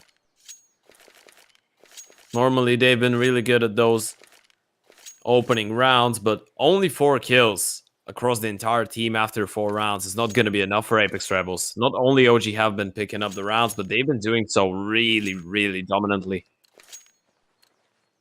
It's still early stages, though. We've seen only 1 buy round. The pistols now, all across the board. A bit of a lightly armored deco for the CT side, a Molotov, a double molly actually, and 1 smoke for Sense. Gonna try and delay things as long as possible. Towards Banana. Actually getting some Banana presence in. Gonna have the control.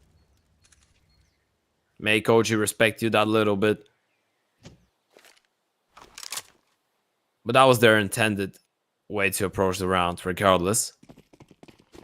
You can just hold it on. And one of the favorite anti-ecos that OG do have on this map is just the standard execute on B. And it's around that a lot of teams have actually implemented recently, right?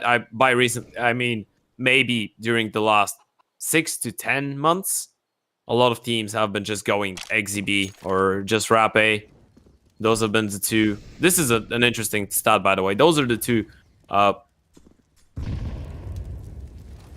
mostly used anti-ecos on this map on the T side. It's not going to be the B execute. It's going to be run right into the bracket stack. And it's Ape where Sense combined for a few quick kills. Oxygen and Awaken. Now, this Bulgarian duo on Dust 2 yesterday were a nightmare to deal with. Oh, that's a really good call. Oxygen has heard all the steps. He's warning Awaken, who is just going to hold. He hits 1, Oxygen hits another, and these Bulgarian boys seem to be unbeatable when they are working together. I wonder, are they communicating to each other in Bulgarian? They are, yeah. When they're in the clutch situations, because you do see that with a lot of international teams, especially when there's kind of a duo, you know, from the same country. Once they're in that clutch situation, I know Volt and Regali used to speak to each other in Romanian when Regali was there on Fnatic Rising. So, yeah, it's a nice little detail.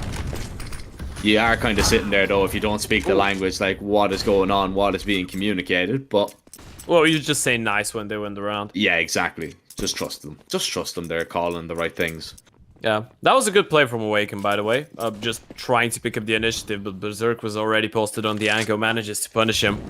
Get the opening kill.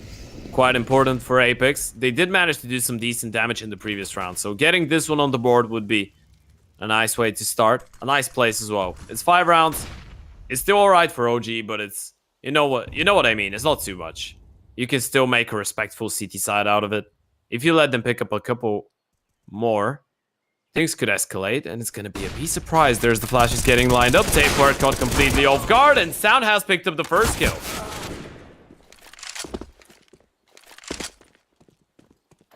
And then back into a 2v2 as eventually OG Academy will take that A bomb site for themselves. Molly behind that smoke, and another piece of util picked up by Oxygen. Smoke goes down towards long. Both players going to retake from this position for the Apeks Rebels side, and Berserk and Sense are going to have to work together. 2 AKs now in a little bit of a crossfire. Marks finds that first kill, bounces a molly onto the bomb, and well, they've seen the Opera try to put a second Molotov down, but it's not going to happen. Berserk looking for the kill. Marks is not going to give him anything at all, and well, Berserk taps the bomb, gets him off it. No time anyway, even if he did hit the shot. Marks is going to clutch up one more time. 3 kills for him. 9 on the board. He couldn't get away from that bomb in the nick of time, so everybody falls in that round. But it only goes one way, and that's OG's. Yeah, and Marex is 9-1, by the way. He's had the best start of the game so far we've seen from him in the WePlay Academy League Season 6. Great work. Another clutch won by OG. It was a good round. I like it. Especially when you know that the CTs have waited for a long time to get the guns out. It's a nice call to, you know, switch things up a little bit, shut down the economy, put a stop to them, make them feel like they couldn't really dictate the tempo even if they wanted to. Especially when you've lost the initial fight. Just try and catch them off guard, refrag efficiently, and, you know, eventually close it out. And it's the pistols again for the Apeks Rebels. They haven't really been able to save a whole lot because some of those rounds have been a little bit closer and they've been tempted to go for the retakes. Unfortunately, though, not working out. It's been a really one-sided start. Maybe not what a lot of us have anticipated. But, yeah. Glad that, by the way, you brought up the clutch factor for OG Academy. Both these teams have been really good at winning those 2vx situations. I'd say those are the two best teams we've had under those circumstances, by the way. Yeah, don't seem to be bothered by the pressure that much at all. You know, they seem to have pretty clear and concise comms when they're in that situation, which of course is the most important thing, especially when you're not just in a 1vx, but in, you know, a 2vx situation, maybe retaking a bomb site. Yeah. No retaking going to happen in this round, though, because OG Academy are going to be going into that B site, which is completely empty. Yeah, you remember what happened on the last anti-eco. You don't really want to be walking out of middle once again into the hands of the pistol, so you're going to try the other one.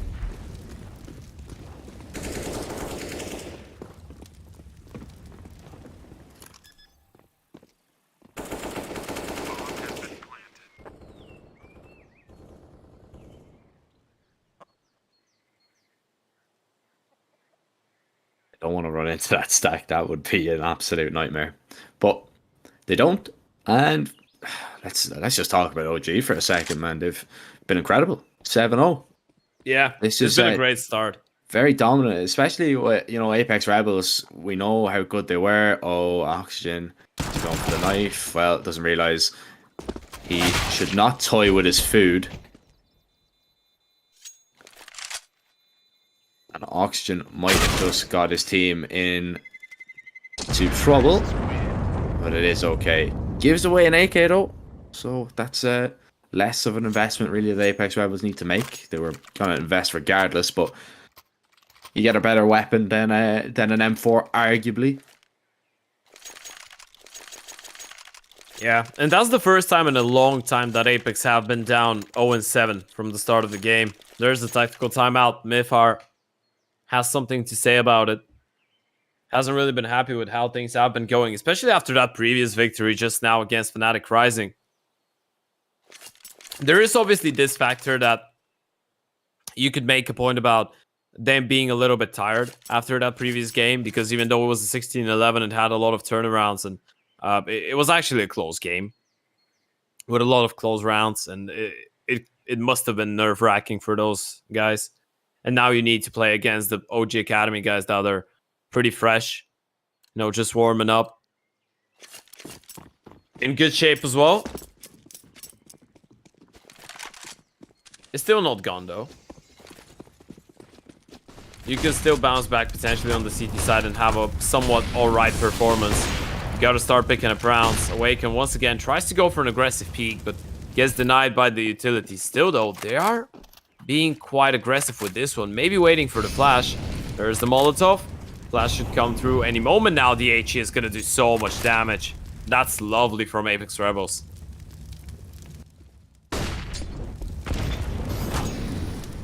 Awaken, though, he will be able to find the opener. But still, that health isn't looking pretty at all, Ted. I would agree with you. Like, so dangerous if you go into a bomb site, you know, if you get a stray HE, and there still are 2 HEs in the utility belts of the Apeks Rebels. There's a Molly on Berserk as well, and the majority of players are going to be over towards this B site. So Brave left to defend alone, as what looks like is going to be a pretty standard BX. Oh, Berserk's going to walk in here. This could be absolutely massive, but up on top of the wall, Berserk needs to react. Marek, see, is going to go down. Berserk will even find a second as well. Sound gets that refrag, but 2 low HP players, still not favourable for OG Academy, and there's still 2 players to find on this bomb site. Sound goes down in 1. Oxygen needs to get this refrag, able to do so, overlooks Sense completely. Awaken has the AWP. That smoke is going to make it very problematic for him to find another kill, and once Sense doesn't see him towards Banana, he's going to be looking to see if he's wrapping around, but it doesn't matter. There's just no time. 4 seconds, 3 seconds, 2 seconds, 1. And Apeks Rebels get the job done. Yeah, he's going to hold on to the AWP. They were never ready for that third member towards the back of the side. It's so massive from Berserk, by the way. Once again, he delivers. The first shot on Marek's on top of the half wall is extremely hard to readjust to, and he even gets a follow-up. If he goes down 1 for 1, there might be a chance, but especially with Sound and Awaken being softened up so much by the early utility from the CT side, it was always going to be really tough. Oxygen gets the instant headshot, but doesn't really think that there would be another player toward Oranges. Leads to his demise. First round for Apeks Rebels. Let's see if they're going to be able to build up on it. A little bit of a quicker one out towards brackets, as the T's are going to try and smoke that molly and go straight through it. Now, VHW is successful in his initial fight, but Sound is going to be able to avenge his mate. 4v4, and OG Academy, they freeze towards long. I like this. They're waiting for some aggression from the CT side. They know the rotations have probably come in, so they go looking for them, but because the smokes are cleared now, Berserk can go for a peek like this, but Sound is ready and waiting. Tapeware, however, trades it right back. 6 HP isn't an awful lot to be going into the rest of this round with, though. 1 for 1s all across the board. This is going to favour the T side, as they do have a bomb plant and they have an HP advantage as well. Yeah, 2 versus 2. Low HP for Tapeware. Diffuse kits for both, but the AWP being that low isn't perfect. Going into the retake, he's going to have to walk in first and hope that Sense is going to be able to clutch it up. Sound and Oxygen towards the back of the side. Oxygen, he just playing the close off angle. There's the first one, but they're not ready. Sound's completely exposed. This is a massive misplay from OG Academy. Just completely unaware and caught out. That's going to give Apeks Rebels their second round. Sense gets 2. Even if he's towards the apartments, this round is still in the back for Apeks Rebels. Sound should be playing a lot more safe there. Caught in transition, but what a round to pick up for Apeks. This is great for them.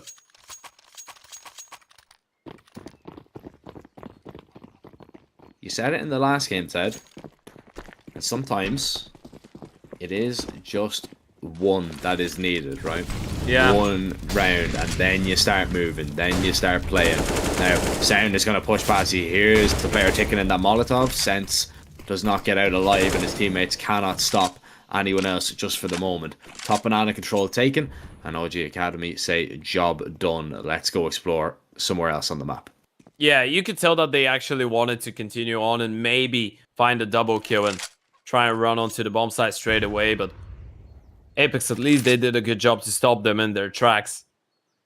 Still the man advantage, and once again they're going to run the same old setup with the 3 defenders towards the B bomb site. The only problem I have with this setup in a 4 versus 5 is that you either need to push into it, or if you want to hold on, if they go away, you just save. So right now, you've made your gamble, and you hope that you're actually going to be able to do something with this. But OG, they've taken their time. They know what happened last time around, and it looks like this is just going to be a bit of a fake. Berserk pushes in. Flash is actually going to deny him from getting that kill, and this is massive information. They know the AWP is towards B now. They don't have to worry about the scoped rifle here. They do have to worry about Brave. He's alone. Awaken, nade in his hand. Luckily, Sound has his gun up. And again, OG Academy, they've got a bomb plant. They've got another round. It's a save from Apeks Rebels, and you have to understand where they're coming from with that one. They've taken a gamble. It hasn't worked out. Now they must pay the price. Yeah, that was the thing that I was speaking about. And it's a little bit risky as well because you're running it for the second time, right? I guess if Berserk actually manages to get that kill, then it's alright. Because they're going to be able to hunt down the second player as well. But him spotting 2 people and not getting a single kill doesn't really help in terms of, understanding whether there's more people behind. It was a good fake from OG. They've been able to adapt so far. They were close to losing that anti-eco towards middle, switched it up for the next one. And now after getting caught by that play from Berserk in the 3-man stack towards B, as soon as they see him, they seal the fake and they run back towards the A-bomb side.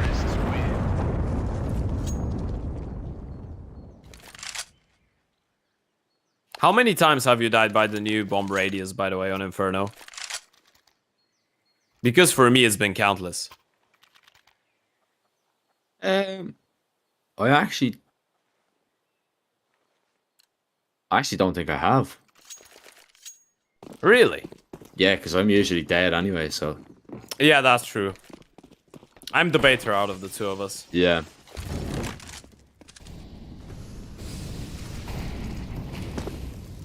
Definitely, I would definitely agree with that one.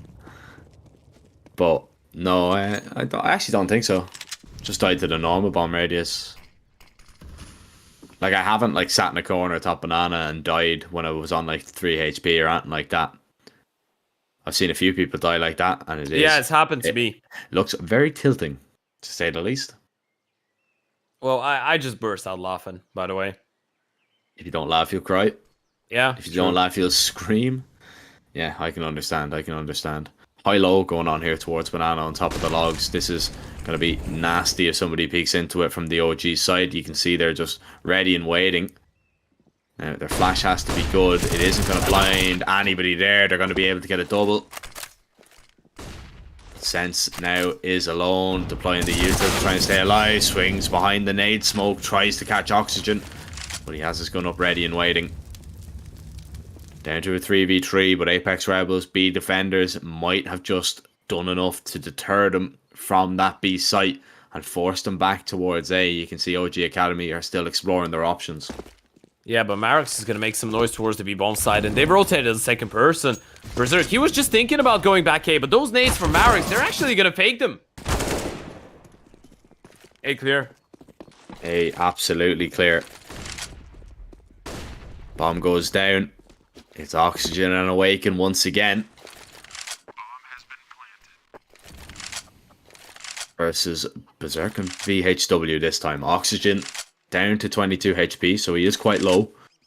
But that might not be a factor. Both players coming in from short. And the op definitely takes first contact here. So once the op shot goes in, they're not going to be expecting Oxygen, surely not. But onto the site they go. Awaken looking to find that first kill. Oxygen does go down. Looking for VHW, who is trying to get an angle up on top of the box. And well, Awaken not ready for that at all. Enough time on the defuse as well. It's a great clutch from VHW. 3 kills and 3 rounds now for Apeks. Yeah, he's been really good in those scenarios, right? Really intelligent, knowing that it's the AWP towards the back of the side. And this is, normally it would be an uncomfortable fight for Awaken, even if VHW decided to peek him in a standard orthodox way, right? But getting on top of the box, you know that not a lot of opers will read that. Not a lot of opers will actually think of it on the fly. Really well played. They needed to win a clutch like that, right? They needed a conversion like that. Because so far, even in the rounds that they've been able to kind of get closer, they haven't been able to convert the clutches. But this is a nice switch up. They played it well. Oxygen getting the first kill. The refrag was in there for VHW in the last kill. But they need to build up on that. Because we had something similar between... was it FURIA and fnatic Rising that we saw that between? Where you would... No, it was another game. But... the point I'm trying to make is, because there's been a lot of BO1s, I've lost track at this point, Jack, but the point I'm trying to make is, it's no good winning separate rounds and not being able to build up consecutive ones on the board. Big. Yeah, that was big on Vertigo. Yeah, thank you. Against Astralis, yeah. Oh, that was big. Yeah, that was massive. Huge. What a shot. Gives Awaken the brain pain.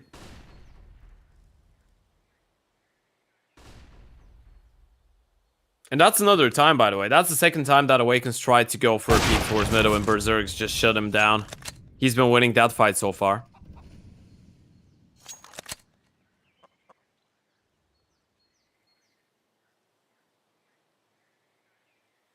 He has indeed. Awaken hasn't had very much to play in this at all.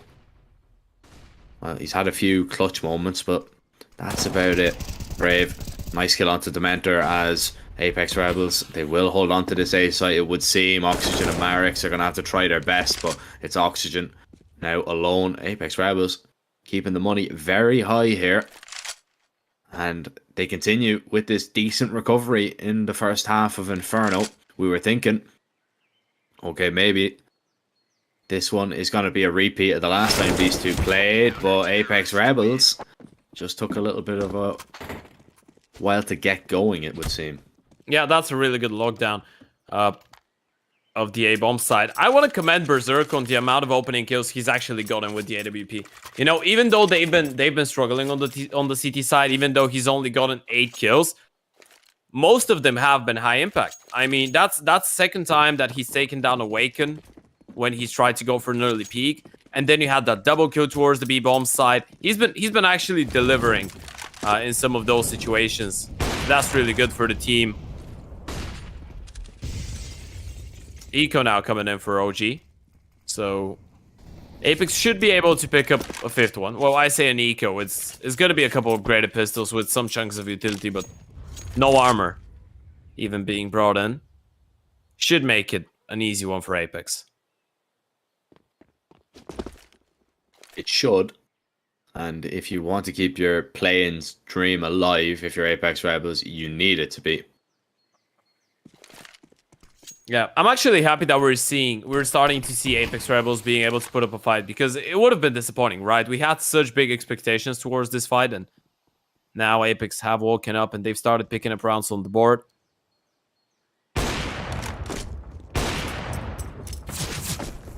Nice shot from Berserk. Pistols won't get near him as he gets back onto the site, and, well, Apeks Rebels will need to just hang on to B here. There's a smoke for either CT or Coffins. Gonna try and maybe contact it in. Tapeware peeks out at a random time. Surely Sound will fall as well. Oh, steal a shot. Oh, Sound. He's got a bomb plant out of this. How has he hit those shots? Sound has got 16 kills, 7 deaths. And if he makes his way towards Coffins, he'll have an AWP. And he might try and pick that up and use it. No, he's going to use the AK. It's a risky move. Oh, no. But it's a great control. No way. Sound. 1v5. Surely not. Wait for him to walk through the smoke. Nearly was whiskers away. Whiskers away. Oh my god. That would have been... believe. Yeah, same. That would have been one of the sickest aces we've had so far. And look at the smile on Sense's face. Yes, it is a smile, but surely it's one of relief. What a play from Sound.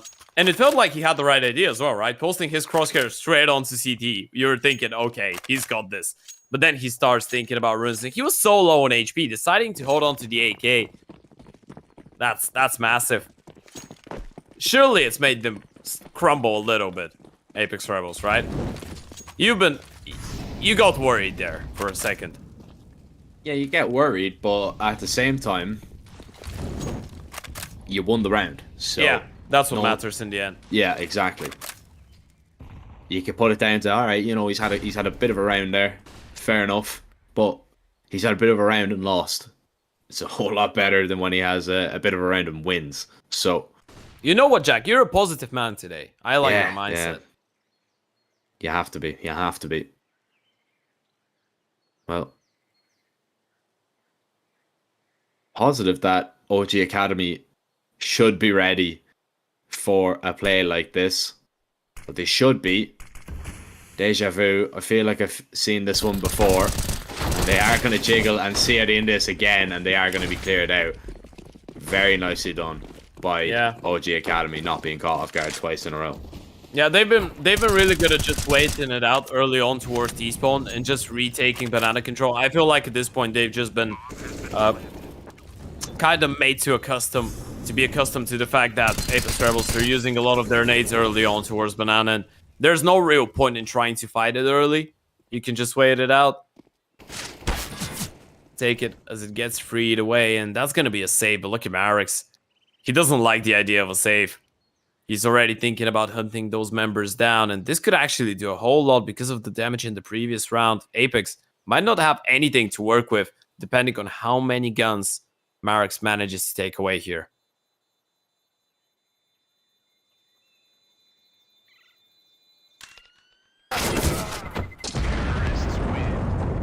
No guns to be taken away there. It would seem, anyway. Yeah. By the way, have you noticed something? The way that every single round ends and Berserk looks straight into his camera. Every time. Every time. Every time. Who was the other one? I think it was Art Frost. Yeah, it was Art Frost who was looking Art Frost, straight into our souls. Milky was doing that a little bit in the Fnatic game. I'm not going to lie to you when we went to the cameras. Yeah. True. There's been a couple players that have been thinking about toying with the camera. So far, Sound's dance moves have been the best. And Yeah. VHW getting a snack as well, of course. Can't forget about Berserk punching his camera after the victory. Oh yeah. On overpass. Yeah, that was great. Or shaking the desk or whatever happened. But, well, he's going to Oh, be no, he slamming the punched desk it. maybe. Well, he could be punching the desk again. He's out of this round. Won't play any further part in it. OG Academy are going to go for a little bit of an apartment spot. And, well, Brave is in an okay position towards short. But he needs to turn around and face here. They'll make their way into pit. Is he going to be spotted out? He drops the bomb. Nobody going to push him. And now he's just going to take the fights with the players that come out of the apartments. Looks towards the pit. Dinks up the player on the balcony, but can't find that onto the mentor. They need to clear out Boiler. They haven't done so. Marix, he's going to find Sense. And now looking for a second. He's got that as well. VHW sits in the smoke. Cowers for the minute. As the bomb goes down. And all Apex's hopes fall onto him. Yeah, would have given him the crown for the clutch of the season had he won that one. But Oxygen is going to take him down. 10 in the first half for OG. I think this is a score that, by the way, makes both teams happy in a way, right? I mean, if you're OG, obviously you're a lot happier because your T side, you did manage to pick up 10 rounds. It's in touching distance. And you can see that Dementor is quite hyped up for that second half. And if you're Apeks Rebels, considering how this one started, you did manage to recover there. We could see there they did manage to pick up 5 out of 6 rounds towards the middle stage of the half. So you're still not out of it. I mean, if you get the pistol and you get things rolling, you could be able to bounce back. But speaking of bouncing back, we're going to bounce back with another TeamSpeak round here for OG Academy for the pistol. Clean shits, boys. Push him in one. 3. 2 left side, 1. Are they pushing? Mexico 3. Made them sound. Are they pushing? No. No. They That's stopped. not me. They stopped. They stopped. You'll probably stack B. Yeah, I'm coming to B. Fuck, okay. They smoke right? Let's B. Smoky ruins. Mollo something there, maybe. No. I will molly side. Mollo. them. I'm molly in front. They didn't. You have a flash. You have a flash for your Call teammates. flash. Don't Call flash. I will let Wait, you wait. the wall. Flash. might go bank. Flashing. I will let They are the in 3. Coming B. Pull. One more pool. I think one pull. One pull, yeah? Dead. Get A. I think they're going A now, yeah. I'm pushing A. You don't have We can win kids. this. Get a arch. Already clear. You clear arch? No. Okay, they they didn't come. could have timed. It's clear. Hold my side. Check grave. Yeah. Probably grave. Headshot one. Headshot's you. Two. Come on, they don't die, bro. Do they? I'm holding them. Nice Can see. side. I don't Behind know. you, what? No grave. Ah, No, they no, don't behind die. you. Oh? I don't know. Let's play mouse. Let's go. Oh? Let's go. No, Yep. what did you say? We do. Can't buy smoke. E-pistol. Nice fake being thrown in there from Apeks Rebels. Opened up that A-bomb site completely and they were able just to hold on to that one. Sent a few players into their deaths, but for the worthy cause, Ted. Yeah, it was one of the better D-side pistols we've seen so far. We've seen a lot of those rounds actually having a lot of thoughts on the CT side with a lot of interesting ideas, not that much on the offense. Sound needs to be careful now. The force buy in for OG. Sound still thinking about being aggressive, but this one is just Apeks trying to condition their opponents. You know, trying to establish map control. Not really committing to anything just yet. First things first. You want to make sure that you have all the ground covered up, and then you can start gathering up the troops and going for a play. But OG seem like they want to go looking. Awaken looks right into his death. Brave is the one to give it away to him. And that looks like it's going to be another A split coming in. Oxygen and Marek towards the back of the side. The only two CTs here.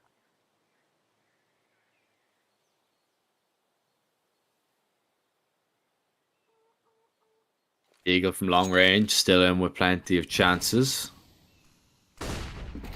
They're going to come through that mortar smoke, and Marek's finds one with that 5-7. The Deagle gets dove upon by that Mach 10, and well, everybody on OG Academy is getting torn to shreds pretty much. Sound follows the exact same pathing as his teammates to the grave, and 2 CT for the next round. Apeks Rebels only have a few upgraded pistols to deal with in this round once again. They might keep the Mach 10s, get the money up. If they continue like that, by the way, this would be their 5th consecutive comeback. If they were to win this game, this is actually a really fun fact. They've been in the role where, or rather in the position of, you know, having to come back from a certain deficit in every single game they've won so far. All 4 games. The enemy team actually had the lead at some point, and Apeks did manage to still win it in the end, which is spectacular. It's not like they've been having some dominant performances. All of those games have been really close, such as this one. And in all of those games, in the beginning at least, it has started with some rounds getting picked up by the other team. But Apeks, they've been really good with those comebacks, keeping their composure, working their way out of the tough situations. This round isn't really going to be tough. Well, it might get tough for Sense, or it might get really pleasant. Oh, it's going to be really pleasant. Yeah. Farm them up. Steak on the table. Eat as much as you can, and he's going to eat all of them. 4 kills for the Mach 10. Money in the bank. 8.4k after 3 rounds here. In half number 2. As we're about to see the first buy round come through from the OG Academy boys. Yeah, we'll see now how OG Academy want to approach this one. Is it going to be an aggressive play, maybe to take control of Banana in the very first round, or are they going to stay and fight towards brackets? Well, Marek's will make his way over and drop utility to a few of the B players. They will be trying to fight for it, not super aggressive. And they're actually just going to be forced away because of the util thrown by that T side. The mollies, the HEs, you don't want to stay there, don't want to get softened up because of them. And this is still a little bit of a bonus round for the T side here. So they take control of the top Banana. I assume this is just going to be a straight up B pop, and hope that OG Academy aren't going to be able to stop the Mach 10s coming at them at pace, and especially if they're setting up this boost when they get going. Luckily, they will have the boost ready and waiting before this pop comes in. Yeah, smokes in, flashes in, boost is really important. Just one counter flash, but they're not playing. They want to bait out the utility, but no such thing is happening. That's just going to give time to Marek to rotate. Yeah, sound up on that boost. Dementor's going to help him out. VHW with that Mac 10 running and gunning. Marks gets 2 through that smoke. Marks gets a 3rd as well. Really good hold from OG Academy. Bonus round. Not going to give any bonus rounds to the Apeks Rebels side. No bonus money really either. So, strong showing from OG there, and you could understand, you know, why they were not going in initially, but couldn't bait any utility if it doesn't exist. Yeah, it actually works out great for OG Academy, right? That's one of those moments. You actually played really smart. You wait out, you see if they're gonna flash somebody through the smoke, if there's gonna be any HEs, Molotovs, or anything like that. But that just gives time to Mareks to get closer. You can't know that, obviously, but it's just unfortunate. And OG, they do manage to pick up the necessary amount of kills towards the back of the site, allowing Mareks to help out with a nice triple. 11-8. First buy round goes in favor of the OG Academy camp. At least they get the money to go again. Apeks.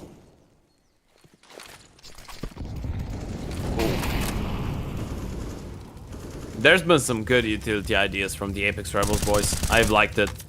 On the CT side as well, there's been a couple rounds where they've been able to soften up the players. That double HE stack towards CT. Nice comms. But look at that setup from OG. Yeah, Awaken, if he's able to hit the first shot, he does. He spots out the second player as well. Once again, it's Oxygen and Awaken combining. And Apeks Rebels forced back into this B site. Tapewire is just waiting, flash over, a good peek in towards CT. Sound didn't stand a chance, but Dementor stands now alone on the backside. Flash goes in at the perfect time. Berserk still manages to hit the headshot though. Completely flashed. He was doing the flashbang dance. Well, will he stop Sound and his teammates from dancing in this round? As VHW gets himself into a 1v2, but there just is not a lot of time, so he has to stick this bomb. Here comes the swing from Awaken, doesn't see him through the fountain, and it's Oxygen to find that kill, but gives away a bomb plant. Little bit of money bonus for the T side. However, OG open up a 4-round lead. Yeah, they're still gonna be happy with this one. I love the effort from Mareks, by the way, trying to be pretty much everywhere, just moving between the A and the B bomb side, considering what's or according to what's going on. And I wonder if this is just them preferring to have that Bulgarian duo of Awaken and Oxygen towards the A bomb side non-stop, right? Because we haven't really seen Awaken move so much around. It's been Mareks most of the time. Awaken's been kind of stationary towards A, you know, going for some apartments peaks, going for some peaks towards short. But speaking of communication and rotations, we're going to see what the comms are like for Apeks in this round as we have a team speak round. Lag 1.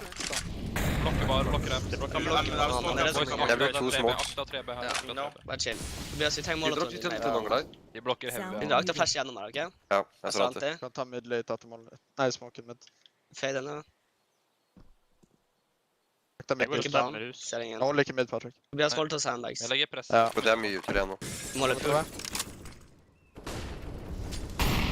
Jeg legger en full flash. Bare... Han må legge avantgar. Ja, 2 sek. Usikker clear, boys. Legg nå. La oss ta mid der, så kjører vi her. En pop. La oss ta mid og så kjører vi heroic En next. close lang. Close slag. Nice, akta kort. Jeg smoker kort. Jeg chiller bare. En til lang, tror jeg. Av dem som var B-boys, husk Bare det. freeze litt. Jeg tror jeg ropte rundt da, altså. Nice. Nice. Av penn Fortsett å rotert. freeze, Du bare boys. fortsetter å fryse. Bare stå, hide mid, og så peeker på meg. Ja. Hold det clear. Det er en smoke igjen, vi må keepe den. Det er 2 som er low. Kan dere gå B? Ja. Får du søke på nå. Bare gå klart å reagere B. Jeg går Han og har tar også første. en lag nå. Jeg får ikke lurka. En flash på siden, det er en smoke. Jeg peeker først helt oppe. Klart å gå an nå, boys. Søk ut Ane. Bare clear. Og Det så er er ikke det tid B. til å snu. Gå, Victor. Vi må springe. Har vi 10? Jeg vet ikke hva er mid Tror her. du har tid. Det er mid. Den er mid. Kort da? Ja, jeg får ikke. Har ikke tid. Fuck, ass. Det er fine, boys. Det er fine. Drit i det.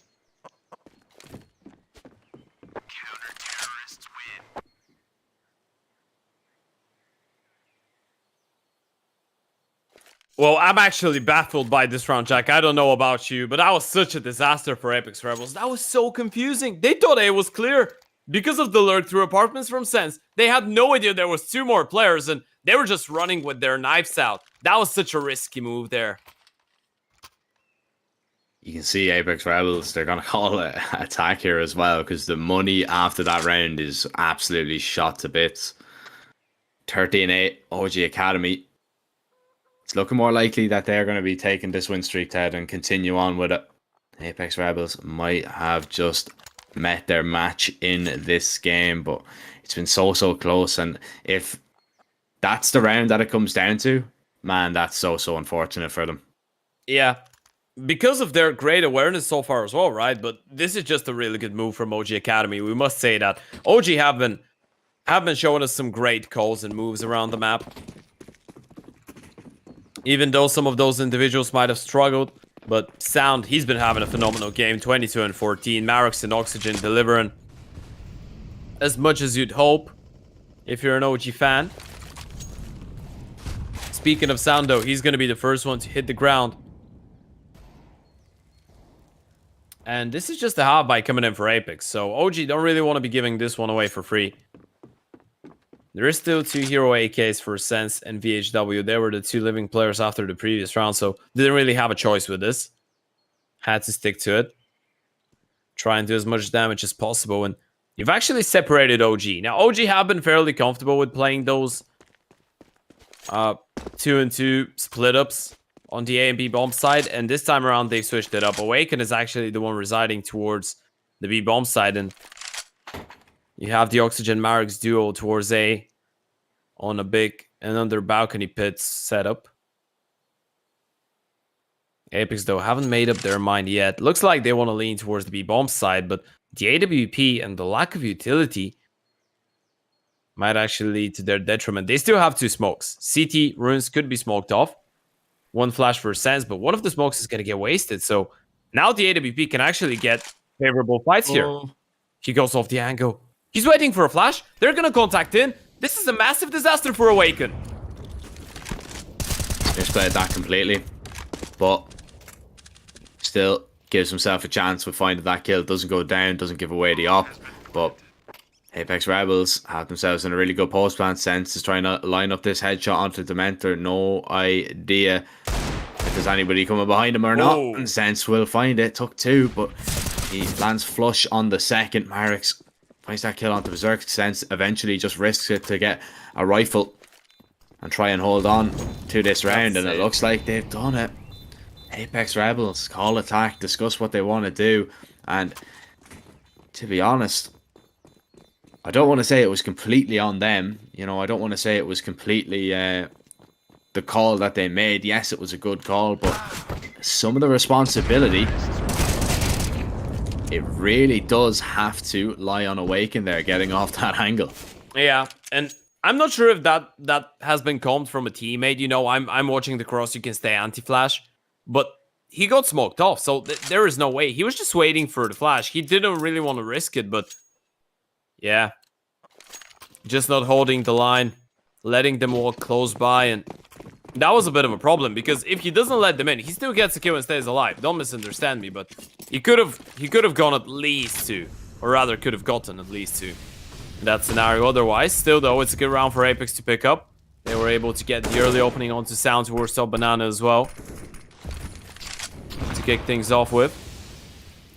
OG thinking about going for the fight towards Banana. So far, they've been quite happy with just having top Banana control. And once again, Sound just going to be playing around the half wall now. Even he's going to fall back from there as they start rotating people back towards the A-bomb side. Dementor only on a Digo. So you want to think about how you play into this one. A boost for Sound. And Dementor moving towards Runes to try and bait out for his teammate. But Apeks realizing that the money is not going to be great on OG. There might be a couple lesser weaponaries. They're going to slow it down and just play the default. Just secure the map.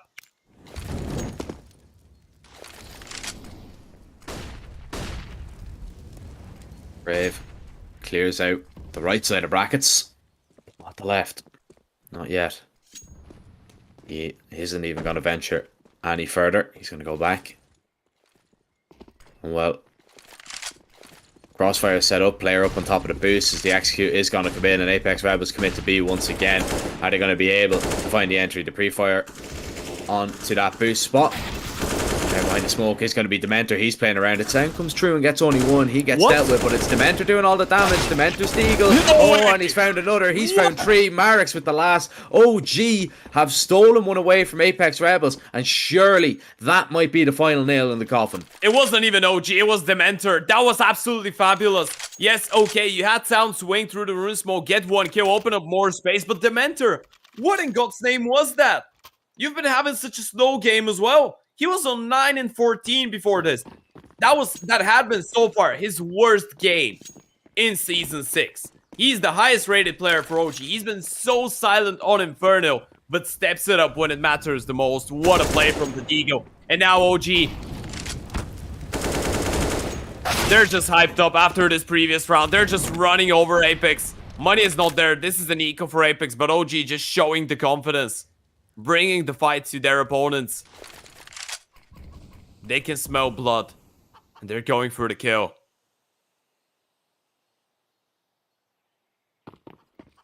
They're going to pop out whatever is left of Apeks Rebels out of the apartments. But two players are going to be holding the cross. They won't get much further, you do feel, unless the Tech 9 and the P250 are crisp, but they are not. 15-9, OG Academy look to stop Apeks Rebels from building up any momentum at all, and this would mean Apeks Rebels do not have enough to make it into the play-ins, which is a bittersweet end to a sensational kind of comeback and rebuild halfway through this season. Yeah, that would put an end to their chances. And that would, by the way, put an end to Flames' chances. Furia, I think, still have a mathematical chance because they have 4 more games to go. But Flames and Apeks are out of this if OG pick up a victory here.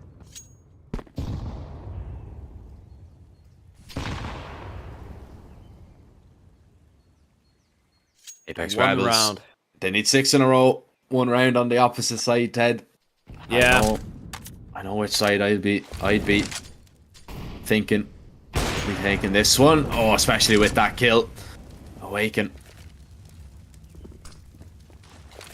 It's that plain and simple shot, but sometimes you just need to hit the easy ones to get the victory. Now the issue is they've rotated another player away from A. He's towards Speedway. Marks is going to try and be holding. That's a very fast peak from Berserk.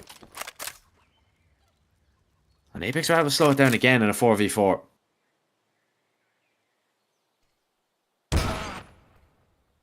Oh, Awaken. He's picked up another. It's a 5v3 now. The B-bomb side completely saved up a 4 versus 3, pardon. But still, the A defense might actually not hold on. It's Oxygen and Sound. Communication in, Flash. Great support Sound off the angle, but Oxygen, they're not gonna clear him out. He's gonna pick up a double kill. And now it's just Brave. A 1 versus 3 year old that stands between Apeks and elimination from the WePlay Academy League. And Brave, he's gonna win this one, but Awaken takes him down. This is it. OG Academy, they eliminate Apeks Rebels after what could have been one of the most spectacular turnarounds we've ever had in the group stage of the tournament. Yeah, 18 points now for OG Academy. They move up on level terms with Fnatic Rising, but they've 1 game less played as well, so they're in a really good position. They're level with absolutely everybody. 4 teams at the top, all tied for first. NAVI Junior, Mers NXT, Fnatic Rising, and OG Academy. Apeks Rebels, though, we have seen them, you know, beat some of the best teams in the group so far. They worked really hard to even be in a position to, you know, go into that play-in spot. Man, just came up short, and it was always going to be difficult with 3 games coming in today. They fall on the 2nd, but they still have another game to play, and they can still maybe finish a whole lot stronger. Still a successful season. Regardless, they could still ruin Furia's mathematical chances later on today in our last game. But man, congratulations to OG. They fought very, very valiantly, and of course they will move up and they will be now in 4th position, or I believe might have leapfrogged fnatic into 3rd spot, but everybody is level for the moment, and it is definitely not the last that we've seen of them, and it's not the last you've seen of us either, because we do have another matchup coming up after this, 3 more in fact, and the next one is going to see NAVI Jr. for the first time today take on the Brazilians of FURIA Academy. But until then, we've got a short little break. Make sure you guys don't go anywhere. We'll be back very, very soon.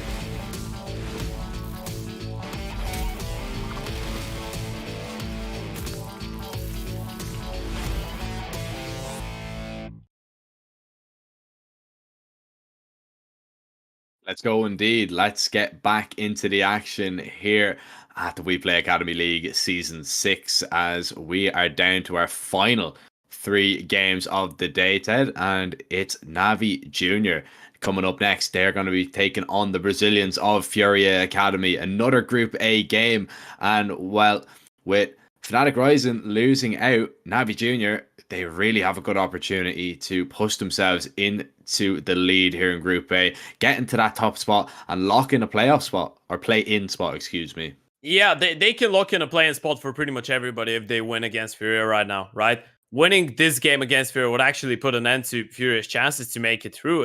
It would make it really tough, right? It wouldn't really literally put an end, but it would really make it quite tough for them. So this Mirage, well, Furia would be hoping to get a result out of this, especially after what OG did right now. They not only eliminated Apeks Rebels from the competition, but they did make sure that the Flames Ascent don't really have a chance anymore. So teams are starting to fall off, Jack.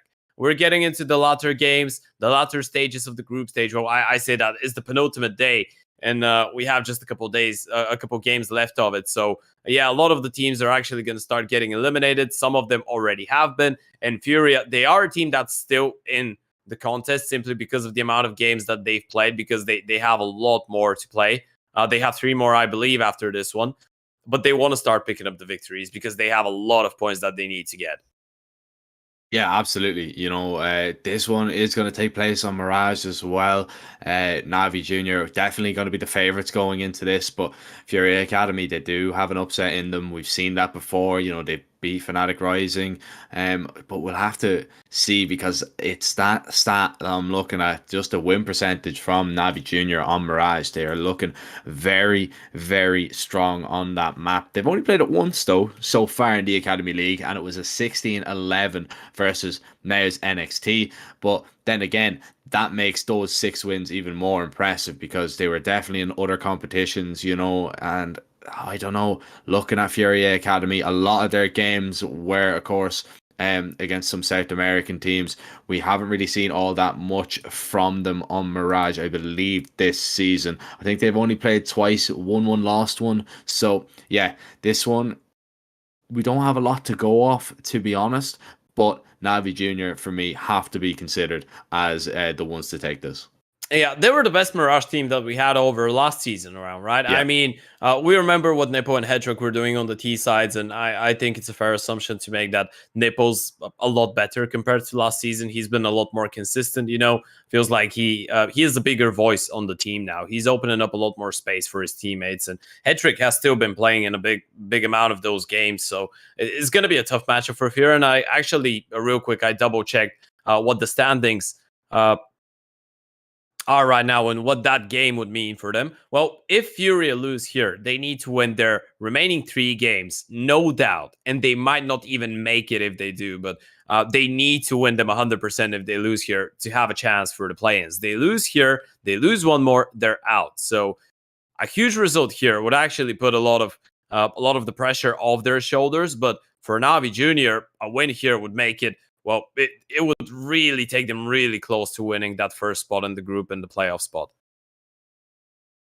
This is a big one for both teams. FURIA Academy, they are going to have another game later on today as well. We've already seen them play. It was a loss against fnatic Rising, but can they best NAVI Junior this time around? It's the first time these two meet, and as well, so you know, there's that. You know, when we kind of get into the later stages, there isn't a lot of teams that haven't actually already played each other. So I think those are the only 2 in the entire tournament. Yeah, they're the only 2 left. So yeah, you know, this should be very, very interesting when we do get down to business. But it does really, you know, make me wonder, are we going to be seeing Hedrick in the server, or is it going to be Randy today? Well, we won't have to wait very much longer, I tell you that much, because we are going to be loading up that cash in the van. We're going to be getting up and getting going with our 5th game, or 6th game rather, where I'm getting behind myself. We're going back in time. Our 6th game here today. Sick. Yeah, exactly.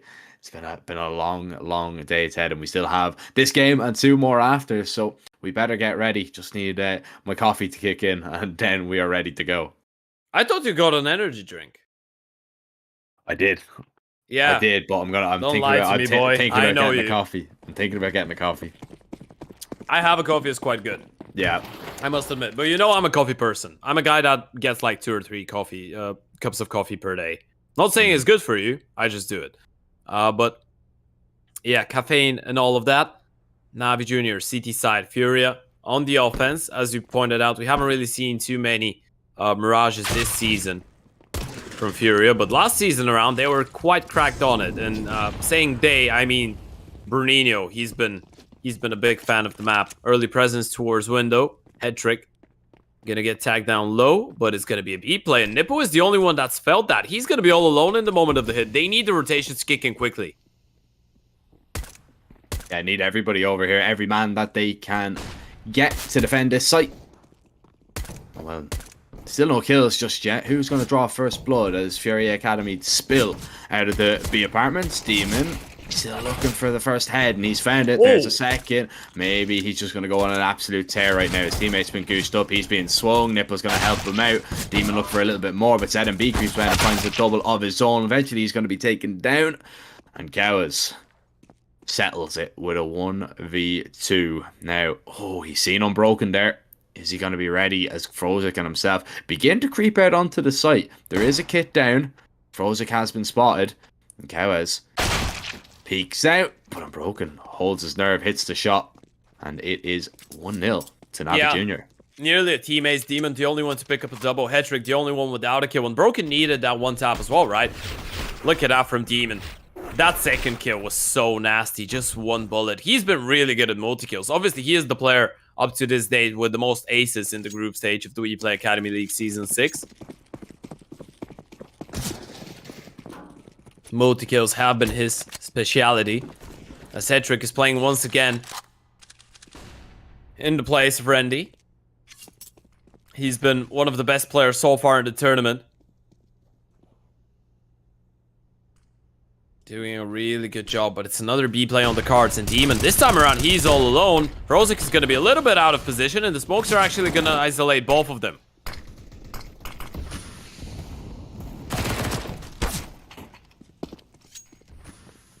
Through the smoke, Cows goes, and when he comes away with 1 kill, Head Trick pushes past now out onto the site to make sure that there's going to be no bomb plant here for FURIA Academy.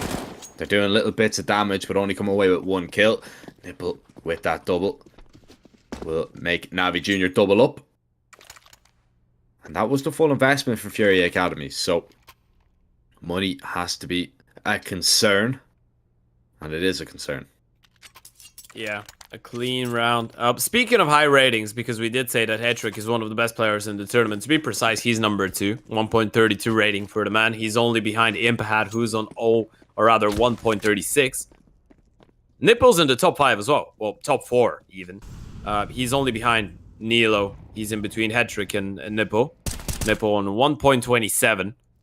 We spoke about consistency and, you know, being a bit of a problem for him. This is something that we see for a lot of the younger players, I feel like, because you have your, you know, set plays and you start well, you start killing people, but then you get into a little bit of a slump and you don't necessarily know how to get out of it. I think this is what happened to him in the previous season, but now it's been a lot better. This feels like he's found the form. He's been able to keep up delivering high numbers. They're going to deliver a lot of numbers in this round. A nice triple for Demon. He's going to farm the cash. 5k for him. Frozik on 6.5 after purchasing an M4 even.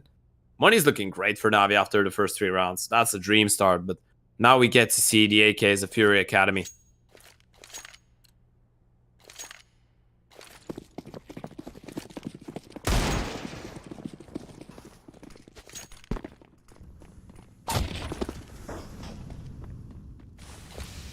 Really favouring this B-bomb site in the first few rounds.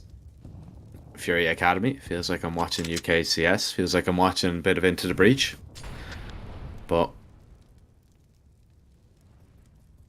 it is, of course, the Brazilians. And you go B because you're British. You go B because you're Brazilian. Well, once again, out towards B, and Decent D starts it off with a lovely opening pick. There's a player on the site that hasn't been found out just yet. Awkward fights towards middle. Nipple comes out on top, but the B bomb site definitely compromised, and this one a little bit more of an unwinnable scenario. Head trick the man from short are going to have to try and combine to get anything done, but they will combine and go for a save.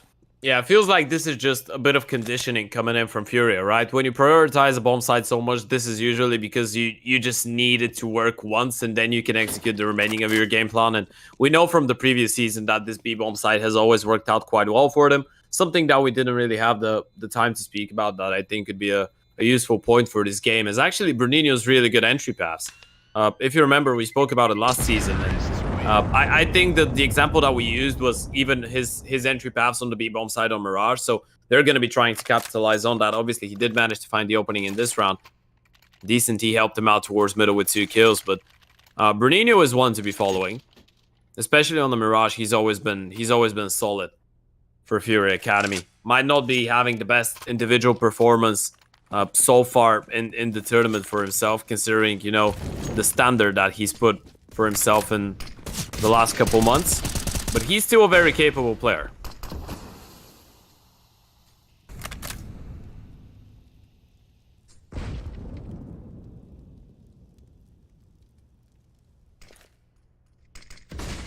I definitely have to agree with that one. Very, very capable indeed.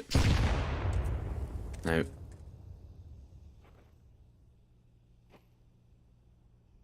sounds being made. Player boosted up towards window. Surely frozik is going to be ready for this as the smoke fades. frozik is going to be looking down. Finds the first anymore. Oh, head trick. He's going to be trying to hold for his teammates. NAVI swings wide, looking for the player that's in window. Koalix actually dinked up his teammate in order to get that kill onto Nipple, but make sure that he doesn't take him down. And Broken and frozik, once again, they are going to be doing even more damage. FURIA Academy down to just 2. Sat on the A side, Demon peeks out. Nade in his hand of Bruninho. Koalix falls next. And another round up on the board for the NAVI Junior side. Really quick rotations there from the CTs. They seem to have a great read on what was going on for the entire situation. Yeah, I've been a huge fan of Demon's micro strafes, by the way. I'm not sure if you've noticed that, but they've been extremely clean. Hasn't really been given too much time for his opponents to react, really. It's either an insta headshot or you go down to his headshot. As simple as that. A really good start from NAVI Junior. Even after losing the fight towards jungle, even after losing 2 people towards jungle, this is when frozik realizes, okay, I need to take the initiative. Get into a fight from short. Unbroken with a massive kill to drop the bomb, and then Demon arriving to the rescue. As you pointed out, quick rotations from NAVI. No bomb plant even for FURIA Academy. They're going to be able to get a buy on because of the previous round, but they've used all the cash that they had, and they need to make this play work. And as we expected, by the way, they did make the B play work, and they've tried to switch it up in the previous round and in this one as well. But I feel like unless this one works out, you have to go back to B.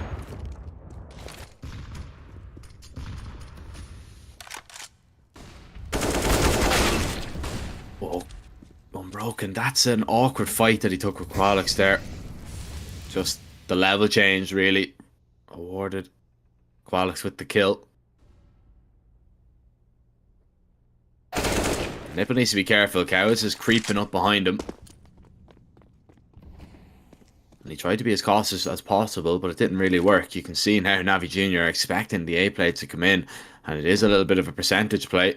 You're going to stack that A bomb site and hope that FURIA Academy make their way there, but you can see decently he's out on B. He's clearing absolutely everything. This will be a second round for FURIA, and I don't think NAVI Junior are going to want to go for the retake at all, but you can see that they are making their way forward, considering it.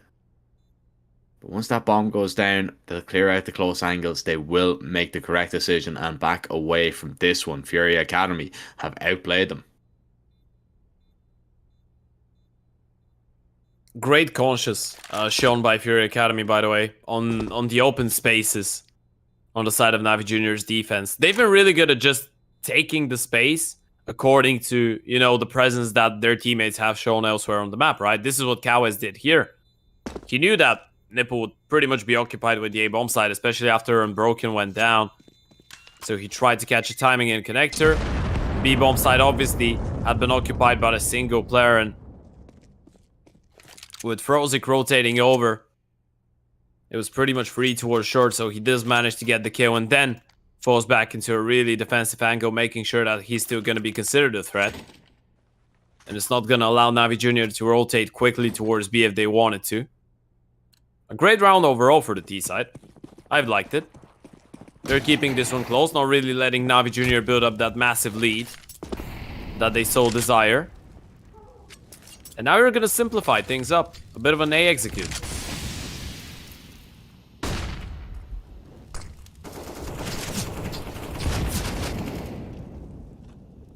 Yeah, you've made, NAVI Junior worry so much about the B bomb site. Now you're going to make them worry a little bit about A. After, there's a lot of presence shown there, but they're not going to commit to this A execute at all. Unbroken, pretty lucky to be alive, to be honest. He's taken some amount of damage. The HE, the spam. A lot outputted on him, and not a lot taken on the side of FURIA Academy in return. Yeah, it's been a game of conditioning for FURIA so far, and this is really effective. I like this decision, by the way. They used all their smokes, they got denied, didn't really want to run through the smoke of Unbroken there, so they fall back, and now they're going to bounce back and re-aggress towards the A-bomb side. What that has done, though, it's allowed Nipple to get into a really comfortable position, and Unbroken is just going to bait out their attention. This could work out really well, depending on how many kills Nipple manages to get. 35 seconds. Run the clock a little bit thin here to get onto the site. There is still a lot of time, but not if you can't clear out Nipple, who's got 2 quick kills. You can see Unbroken backing away to safety there. Doesn't want to give FURIA Academy a chance to take him down on his own, because he is only 12 HP. Bomb's going to be planted. Flash goes deep towards CT, but nobody is going to peek off it. Head trick. Now, might make his way out jungle. Not before Demon is in towards CT, being a little bit of a demon himself, being a little bit of a nightmare. Frozik, Molly's off the plant spot, spots out both players. There's the information that NAVI Junior are after. Demon will find that head as ZMB, and Decently now forced back in towards the ramp. Headtrick's going to be holding, and Decently is going to maybe creep his way up to try and take the Opera down. No chance he's going to save FURIA Academy in the round at all. It is gonna be a 5th round for NAVI Junior. A really good retake, and I'm a big fan of Unbroken not playing super aggressive there, waiting for Demon to rotate in and letting him do the work. Yeah, he was low HP already, right? He had already been tagged previously, and in that scenario you realize that Nipples found a double kill, so you still have the man advantage. You can play this one passive enough, and that happened for the 2nd time, by the way. It's not the first time when we've seen Unbroken just decide, okay, you know what, I'm gonna tuck myself in nicely and just wait for my teammate. Oh, ZMB, that's an unfortunate miss. That should have been a free kill for you. You're just gonna give Nipple the chance to fall back and play it a bit more safely. Middle still under the control of NAVI, though. In FURIA, well, going back to the B-bomb side, are we? Not for now. It's just the AWP getting posted there with a fellow AK of Bruninho.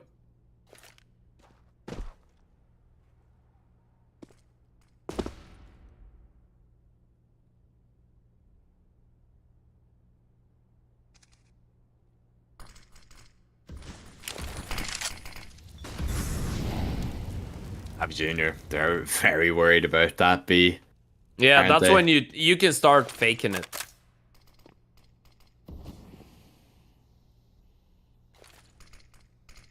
Yeah, they're just so cautious about it. You can't leave it because they've gone there so much, but you don't really want to stack too many players there either. It's awful, really, when you have to weigh it up in your mind. Well, Nipple has been spotted out by Kawes, and he might be caught off guard if he goes for another little jiggle once again.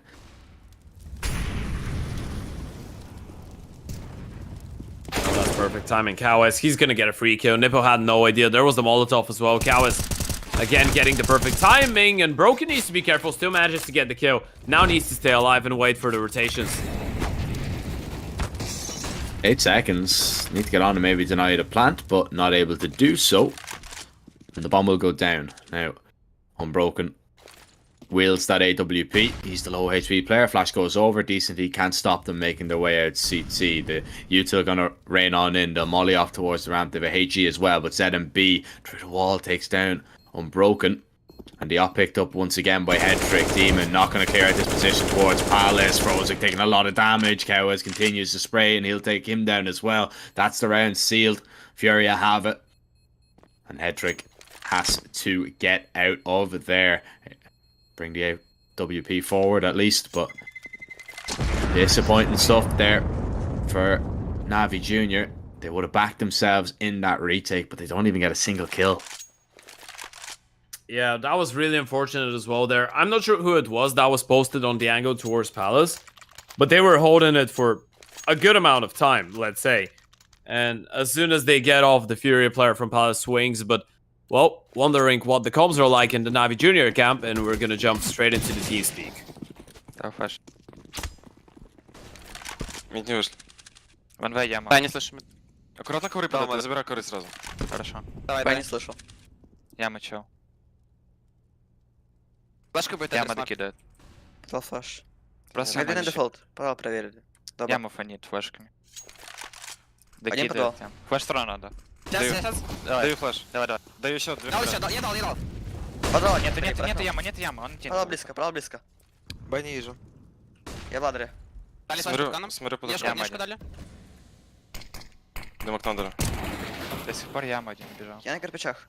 Бля, на сплит похоже какой-то снова. Дал Маритан. Андрей, возьми дым, будешь обновлять Нешкаса. Под кого он сейчас убил? Я ушел. Придешь Я ушел на когда? Б. Я на Б. Тебе на апельте? Да. Мы закрываем на... Ну, я не могу, я Про не кого могу. убил? Флеш мид есть? Флеш мид есть? Нет, нет, я смотрю Б-дом. Под кором нету, под кором нету. Я тоже уже. Черь Убил. один. Под кором бил, еще мид, возможно. Я не знаю, Еще где пошел. еще бэкон. Яма Зик может может быть. быть. Мне помощь нужна. Я бегу в кота, бегу в кота. Я здесь смотрю себя. Между может быть. Хорошо. Между чел. Между. Поживи. Я думаю, надо. Алик убил? Между еще? Между тип. Да, между. Кон ниже. Убил. Кон ниже. Окна. В окне. Упал. Ладно. Бля, пацаны, Алик озвучь. взять, Алик взять, быстрее. Да.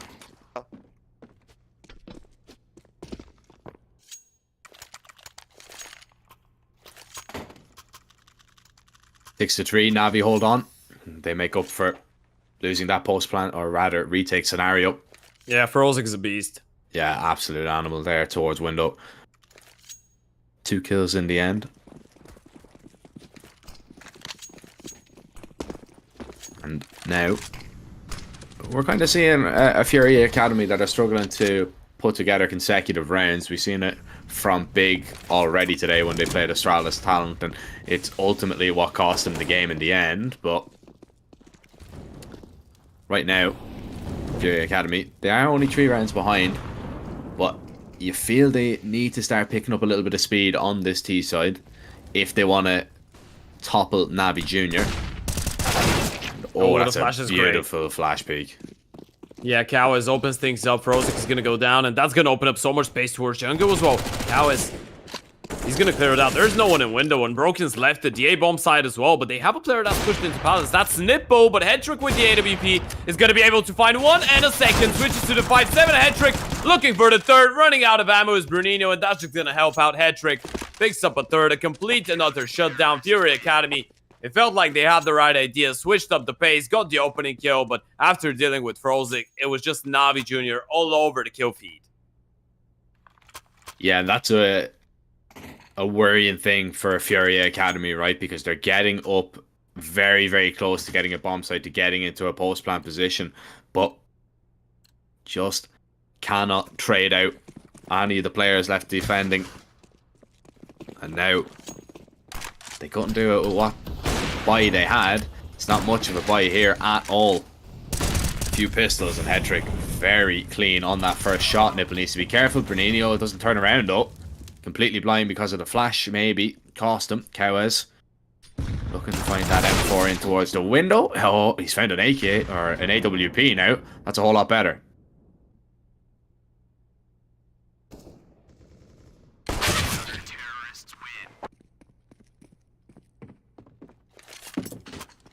But not for long. 8-3. Yeah, And, you've just seen me on the camera, have you? Yeah, I did speak for the last 4 seconds, but unfortunately I was muted. But yeah, What I was essentially trying to tell you, Jack, was that Cowes has been the main reason behind most of the rounds so far for FURIA Academy. So him picking up the AWP was a good prospect, but unfortunately he couldn't make it work in this round. And now Navi are on 8.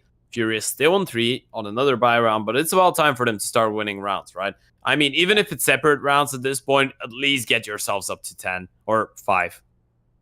So you're too honest, Ed. You see, if that was me, I would have just played it off and just said, No, like, no, pretend, it was too hilarious. Pretend nothing happened. But no, it yeah. was too hilarious. I was just muted speaking to myself. I could see it as well, and I was just giggling at it. And I was like, oh, yeah. Right, how long do I let him go for before I interrupt him? Well, FURIA Academy are going to have to do some interrupting of their own. They need to interrupt NAVI Jr. from the momentum that is being built up once again. It's going to be a flash over, but there's nobody home towards the ramp. Now, the Palace player is definitely hearing this, so they know that they've taken a little bit of control maybe in towards the ramp. They know that maybe, just maybe, there might be somebody pushing, so DCT is going to have to go back and hold that for the minute. But FURIA Academy look to walk in and split A once again, but NAVI Jr., they still stay very close to the ramp. Yeah. This could cost them if FURIA are good with their flashes. That's risky though. That's really risky for FURIA because they know that NAVI could be really up close, but NAVI didn't really write off the potential Palace play, so they should be aware that FURIA could come back. They have come back, and well, Bernino back with a vengeance. Unbroken, close to the ramp, gets caught, is not allowed to fade away. Nipple is the element of surprise though, as his teammate Frozik has been taken care of. Head trick with that AWP, you feel, needs to get something done. Well, Demon isn't going to get any more in this round. Nipple still holding. DCT's going to swing out, looking for a little bit more. Nipple gets 2, sets head trick up, but with the AWP scoping in, they know where he is. Surely there's not a chance given to him in the slightest, but Cowes creeps his way through the murder hole. And head trick, is he going to be ready for him? He was thinking about it. He was definitely thinking about it, but missed shot. Cost him his life. That's 4 now for FURIA Academy. And a sneeze from ZMB there. Yeah. Bless you. It can be horrible when you're playing, especially if you're in a clutch situation from time to time. Oh man, it's happened. It's happened to me so many times when I'm holding an angle. Yeah. Yeah. You sneeze and you're dead, and you're just like, how did that happen? Yeah. You want to know a fun fact, by the way? I think I've told you that before, but some of our viewers might not be aware of it. Did you know, guys, that when you sneeze, your heart actually stops for a part of the second while you're sneezing? So your body pretty much, well, you make a screenshot. You just screenshot. And there's people that, there's people that actually sneeze like a couple times in a row. They don't sneeze only once. They sneeze like 3 or 4 times. You've seen that? Yeah. So they actually stop their heart 4 times repeatedly in the matter of seconds. It's I don't know. Like I'm usually a 2 and done. 2 at most, maybe 3. But I know people that like properly get into like sneezing fits, like 10, 11, 12 in a row. Sneezing marathon. Yeah, and it's like, imagine that happening in a CS game, by the way. That would be awful. Unless Blame It or James is playing against you, you're probably gonna die. Well, enough about sneezing. Let's hope NAVI Jr. aren't snoozing, because this is a very quick round and up towards short and B apartments. FURIA Academy are going to go. Frozik and Demon are doing a nice job of defending. Head trick trying to offer his support as he rotates in, but it's a triple from Bernino as he pirouettes on that B site and finds 3 headshots. Unbroken comes through the smoke. Bernino will not get any more, and it's a 1v1 versus ZMB. AWP in his hand, he misses the shot, and Unbroken takes him down. A lovely 1v2 gives NAVI Jr. a 5-round lead. But FURIA Academy, they thought they had the right idea there, just didn't get the execution right. Yeah, that was a great crouch peek from Unbroken, by the way, to bait out the shot of the AWP. You could tell that ZMB, he was really nervous because of his low HP. So he thought that Unbroken might have swung there. But look at that from Bernino, just turning around. Great in the multi-kill department, as we pointed out. His entry path towards the B-bomb side has been spectacular, but his multi-kills have been really good as well. and Broken with another crucial round. There's the peak. And the kill. 9 on the CT side. Furia, though, looking to switch things up just a little bit. 2 players coming in towards Palace. 2 going out of the ramp, and ZMB, he's going to be the one leading the charge with the AWP, hoping to catch a bit of a timing on the jump spotting and Broken. He's seen him, but ZMB hasn't spotted him. In return, Hedrick needs to be careful, staying on that angle. So he gets off stairs, doesn't want to expose himself to Palace. The flash comes in.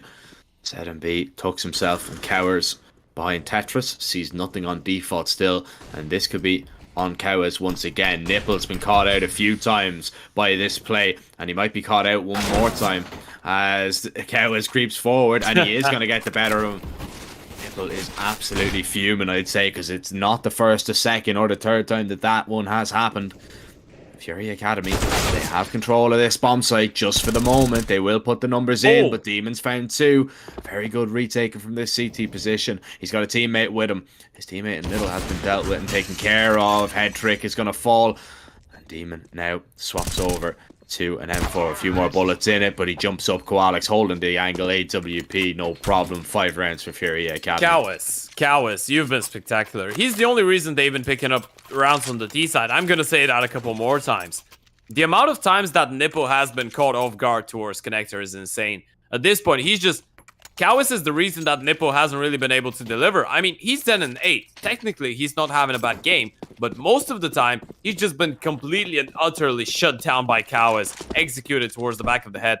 Surely Nipple is upset at this point, right? It's just happened to him 3 times already, and that is so much. Well, he's gonna try and take things to his own hands. Brunino, the only one towards the B-bomb side, and Nipple, he's gonna get a free kill out of this. AK upgrade as well. That's great. Hello. And bye. No one nearby to get a refrag, so Navi will be able to play with that bonus rifle. They have the scout of Hedrick as well, but no further guns, only the pistols. FURIA Academy, they've been kind of decisive in the way that they've been going back and reaggressing towards the bomb sides that Navi have been trying to take advantage of early on, and they're going to do the same here. Did it a couple rounds ago towards A, and now it's going to be the B apartments that they go back to. And it's just Demon all alone with a smoke in hand, jump spotting towards B, no quick rotations. Nipple going to be the quickest one, but he's all the way towards window. Demon needs to hold on. He's doing the safe jump spot though. He'll spire Cowes. And he will get away to safety now. FURIA Academy, they're all over this bomb site. Demon is eventually going to be found out. So is Nipple. That's the AK down. And FURIA Academy look to get 6 on this T side. Smokes, mollies, HGs, they are all gonna rain in towards the market. And bullets as well. Piling on the paint. Our FURIA Academy. The AK acquired for Frozik. Needs to be him. To get them back into this round. 1 kill. And that is all. 9-6. First half finishes up. Yeah, the Brazilians are going to be really happy with this one, right? They even managed to pick up consecutive rounds towards the latter stages of the half, getting 3 out of the last 4. Lovely stuff from Cowes. He single-handedly won them so many towards Connector. You got to feel like he's the reason they're still in the game. The rest have been able to pick up the pieces when needed, but he's been standing out massively so far. And this is, by the way, this is a surprising hero, because normally it's been either Decent or Brunino, right? They're the highest rated players as well, I believe, so far in the season, but we're kind of accustomed to them stepping up. And Cowes, he's always been the player for the big moments, but Navi, they will need someone for the big moments now, as we're going to be jumping into their team speak for pistol round number 2 of Mirage. Я кухню займу.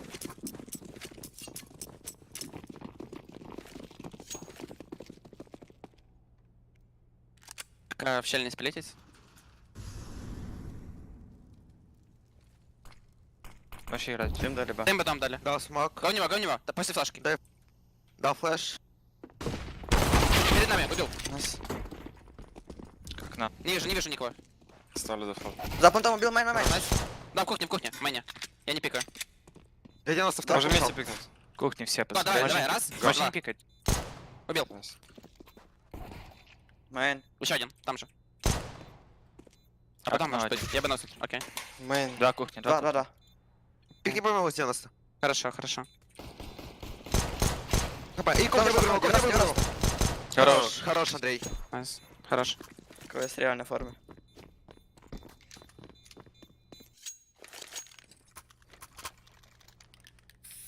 Once again, pistol goes in favor of Navi Junior, one of the best, and I would put my money on they are the best pistol team in the WePlay Academy League. To take both of them here, now 6 rounds away from stopping FURIA Academy and sealing everybody's position in the play-ins. It would mean Navi Junior, Mez NXT, Fnatic Rising, and OG Academy all have a place in the play-ins, and then it's just a fight for the top spot. Well, FURIA would still have a mathematical chance, but they'd have to win all their remaining games. Yeah, it's very, very unlikely. Yeah, it's and they would need everybody else to lose at least one, or well, not pick up another victory. So yeah, it's gonna be quite tough. Force by though, so far has been alright. Okay, Demon, that was a demonic one tap, and Wall actually pushes all the way. He's just jumping around with the MP9 nipple. That was a kill that he had to get, absolutely. And it's now 1 versus 2. Decent T. The one man standing between FURIA Academy and a complete reset at the start of that second half.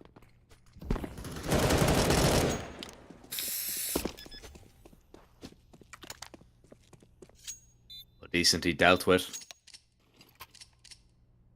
And we do have an 11-6 scoreline. We do have a technical pause by the looks of things. Oh, do we speak about food now? Oh, why would you even speak? Okay, you know what? We're not going to speak about food. Okay, guys, so we have a Brazilian team, and we have something really interesting happening in Brazil in just a couple days that I'm pretty sure that most of you are familiar with. For those of you that are not, the challenger stage of the IM Rio Major starts. What are your pick'ems? Yeah. Myself and Jack did our pick'ems earlier, and I really want to ask you, because last time I asked earlier on the broadcast as well, but I didn't really look into chat to see your answers. I'm going to look into it now. I want to see who you put 3-0 and who you put 0-3, because I'm not going to make you list, Vitality, Cloud9, FURIA, and all the teams that you think are going to go through. Give me your 3-0 and 0-3 predictions. Jack, who did you put 3-0 and 0-3? Well, 3-0, Game Religion, has to be.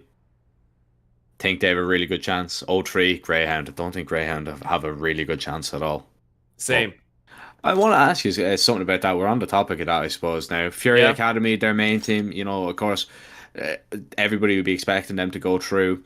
Do you think, just speaking about the crowd, do you think the crowd is going to actually give FURIA 0-0 Nation and also, Imperial? Do you actually think that the crowd is going to be that much of an effect, or have that much of an effect on these teams? As in, will it boost up the Brazilians' confidence? Do you think that they will literally win rounds off that alone? Because that's what a lot of people are saying, man. They're saying, I make the comparison of, if you've ever watched any UFC event in Brazil, the crowd is always crazy, and it always spurs the fighters on. Do you think maybe, just maybe, it's gonna spur the teams on, and maybe there'll be a lot of upsets in favor of the Brazilian teams? Yeah, I think so. When it comes to Imperial, for sure. When it comes to Imperial, 100%, and maybe 0-0 Nation to some extent. I think for FURIA, it's surely gonna hype them up, but I don't really think that FURIA is a team that would really cause upset if they make it into the legend stage, right? I think this is something that most of us expect, and they're a team that's been consistently making playoffs. So yeah, for sure it's going to boost them up. I mean, it's going to help them out a lot against, for example, a team like Mouse that has a lot of, a lot of WePlay Academy League prodigies like Exertion, JDC, Torzi as well, but that's simply because, it could come a little bit shocking. Obviously, there's the other side of the coin. I'm saying that because we haven't really seen them play in front of the crowd. Because let's say a player like Patsy doesn't really care. I mean, we saw him. He plays his first major in front of a crowd. He still slaps. Dexter is the same. Those guys don't really crumble under pressure. But I guess we'll just have to wait and figure out what type of people a lot of those players are, right? And how they deal with that. Because there are some players that are really really crumbling under the tension of a crowd. You know, it's an entirely different atmosphere. But yeah, I think FURIA would regardless make it a bit deeper, even if they're not in the best place as a team right now. I think this is still a lineup that you'd expect to be able to handle those games, especially in a BO3 environment. Yeah. See, my worry is I don't know if I think Imperial, you know, I think they'll get there. Like I think, you know, I don't see them doing well in the best of one. I think, you know, Yeah, if absolutely, absolutely. if they get into the BO3 stage, which of course they're guaranteed to play at least one BO3, they'll probably play like Greyhound or something and absolutely destroy them. It's that 1 and 2 matchup that I'm worried about, because I don't think it favors them at all. Well, we'll see. I tried doing the calculator, you know, the really good, like the app, or well, it's a website, but Yeah. it's really messed up because the first round games are actually so close. We're starting to get a lot of predictions in chat, by the way, for people telling us they're 3-0s and 0-3s. G2 0-3, lol. That's not funny. Don't laugh at this, kids. That's not fun. That's not fun. That's pretty funny. We have a okay, 3-0 Greyhound, G2 0-3. Now people are just starting to take the piss. I mean, what were you poor expecting? G2. Were you expecting serious answers from Twitch there's chat? a lot of people that actually have given their serious ones. I mean, someone said respect to you guys. Cloud9 3-0. There's IHC 3-0, Vitality 0-3, Mouse 3-0, IHC 3-0, 9Z 3-0, which is actually a decent shout. I think 9Z 3-0 is actually a really decent shout. 9Z trio? Yeah, that's a good shout. I mean, they are a potential upset team, I'd say. I don't know. I don't know. I think it's I think Launders actually put that in. I think he did a 9Z 3-0. Made me think about it, but I did stick to the Gamer Legion boys, you know. Chewy, another person from the Academy League, yeah. Another person from the Academy League. We're gonna get back to the Academy League, Ted. It's not a podcast. It's a live match. Well, it's it was versus FURIA Academy. For the past 5 minutes, it was, and I enjoyed every second of it. Well, let's see if FURIA are gonna enjoy every second of this round. It's not looking likely, especially when you see the weaponry they have, and especially when you see the players barreling their way up onto this B site. Nice kill from Kawes there, as they will get a little bit stuck on the site trying to get this bomb down, but the AKs are just reigning supreme and just showing their dominance here one more time. NAVI Jr. look to double FURIA Academy's rounds by picking up this 12th tier, and they have done exactly that. ZMB is the only one that eludes them, and he might do so for the whole entire round, but he's only saving a deagle, so it's not really that much at all. Yeah, it's a good round for Navi, especially after such a technical timeout, to be able to bounce back with such a one-sided one, even though it's just the upgraded pistols for FURIA. It's still a clean round. You lose only one member. Money's going to be looking really good. 12-6. And FURIA right now know that they need to make this next buy round work. Otherwise, you're going to be going down the doldrums. And by the doldrums, I mean not only of this map itself, but if you lose here, you need to win your next 3 games in a row to have a chance to make it through. You're not even guaranteed. So the Brazilians, they surely feel the pressure. And this is not the best team to be faced off against, right? You look at the games, you look at FURIA having 4 more games to play, and you're thinking, okay, they actually have a decent shot at getting those points up, but 2 of those are against NAVI Jr. So if you want to qualify, you'd eventually have to beat NAVI. Maybe not here, maybe in the next one, but you have to. Yeah, this is only the first of 2, really, so we'll be interested to see next time they meet, but we're not done with this meeting right now. And there might be a meeting out towards A meeting of CTs and Ts. Frozik wins that first little fight. As Kawes didn't really stand a chance. Nipple now going to strike from the underpass, and Decenty falls now as well. ZMB has to go scrambling and backpedaling towards jungle to try and stay alive. Nice shot onto Demon, but he's lost his teammate Bernino in the meantime now as well. And that's just going to seal a 13th round for NAVI Jr., who are really showing their teeth in this best of 1. It's 13-6. They're 3 rounds away from taking that top spot in Group A. And I don't think FURIA Academy are going to be able to stop them. Well, surely they're not going to be able to stop them without the AWP and the M4 of ZMB and Koala. Want to hold on and look at NAVI. They're just gathering up as a pack of hungry hyenas. That's a nice headshot from Koala. I've never seen a Koala deal with a hyena before. That's impressive. Good kill. NAVI still thinking about going for the hunt. The AK has been spotted out. Frozik is going to try to close out the distance. In the same time, though, NAVI don't really want to be throwing everybody out there. They still want to build up the economy. Frozik, he spotted the player. Doesn't really want to go down. Gonna hold on. Money looking fantastic for NAVI. Just 3 away from picking up another victory here in the group stage and making sure that they establish themselves as the leaders in Group A. With the same amount of games as everybody else, with 3 points ahead. And just 2 games to go is going to be OG Academy and FURIA Academy. Both of these games taking place tomorrow. Tomorrow's going to be a wild day. We have some pretty serious games.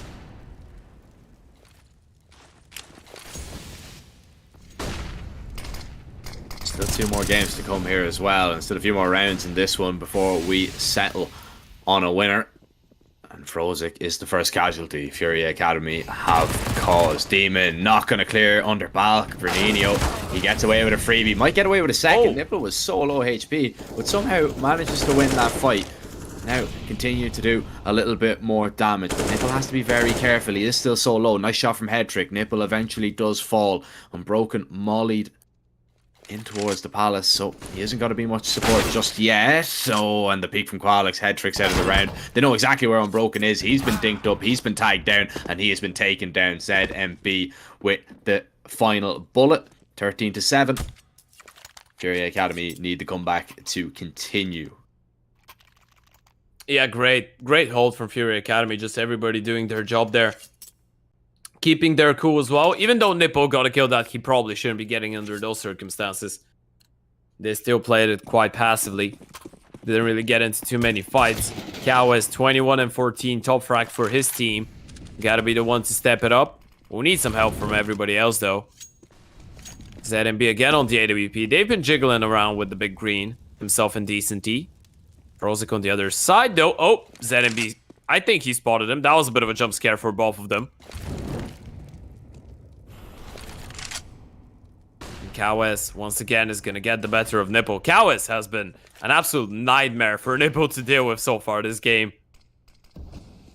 It feels like we're watching a football game and Kawes is just the central defender, making this game a living hell on earth for Nipple. That's, I think, 4-0 between them in favor of Kawes. I would agree. I'd say it's 4 or 5, maybe even. Nipple surely has a headache seeing his name popping up in front. Yeah, it's been a tough game.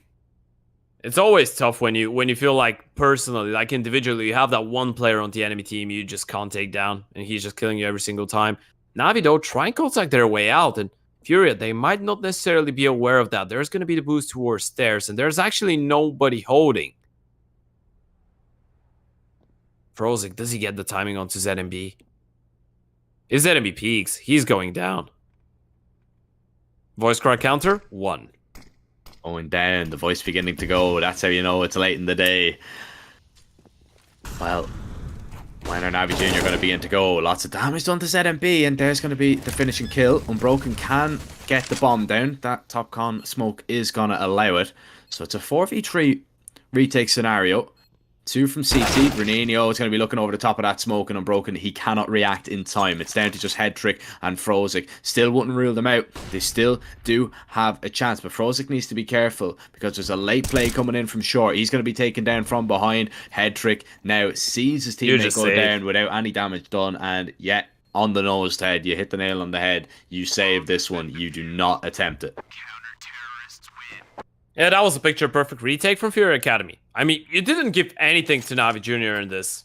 And so far, by the way, I think one thing that FURIA have been really good at is just picking up fights that they want and need, and feel like they need, right? Every single time that NAVI are walking onto a bomb site, FURIA just get a couple kills and then just play really safe angles that will guarantee them at least the first kill if it goes into a fight. And it would make it really easy for them to recover if they miss out on a kill. And it's been a good recovery. First tactical timeout for NAVI as well. Obviously, those guys, they do have a capable coach behind them. It's Crush. Crush, who's an ex-player to Unique, Hellraisers, even Vegas Quadron. I mean, he's played a major. And this is some priceless experience that they're gonna get from the 27-year-old Ukrainian. He did play in the Faceit Major 2018 with Vegas Quadron. Unfortunately for him, they did bomb out from the group stage, I believe.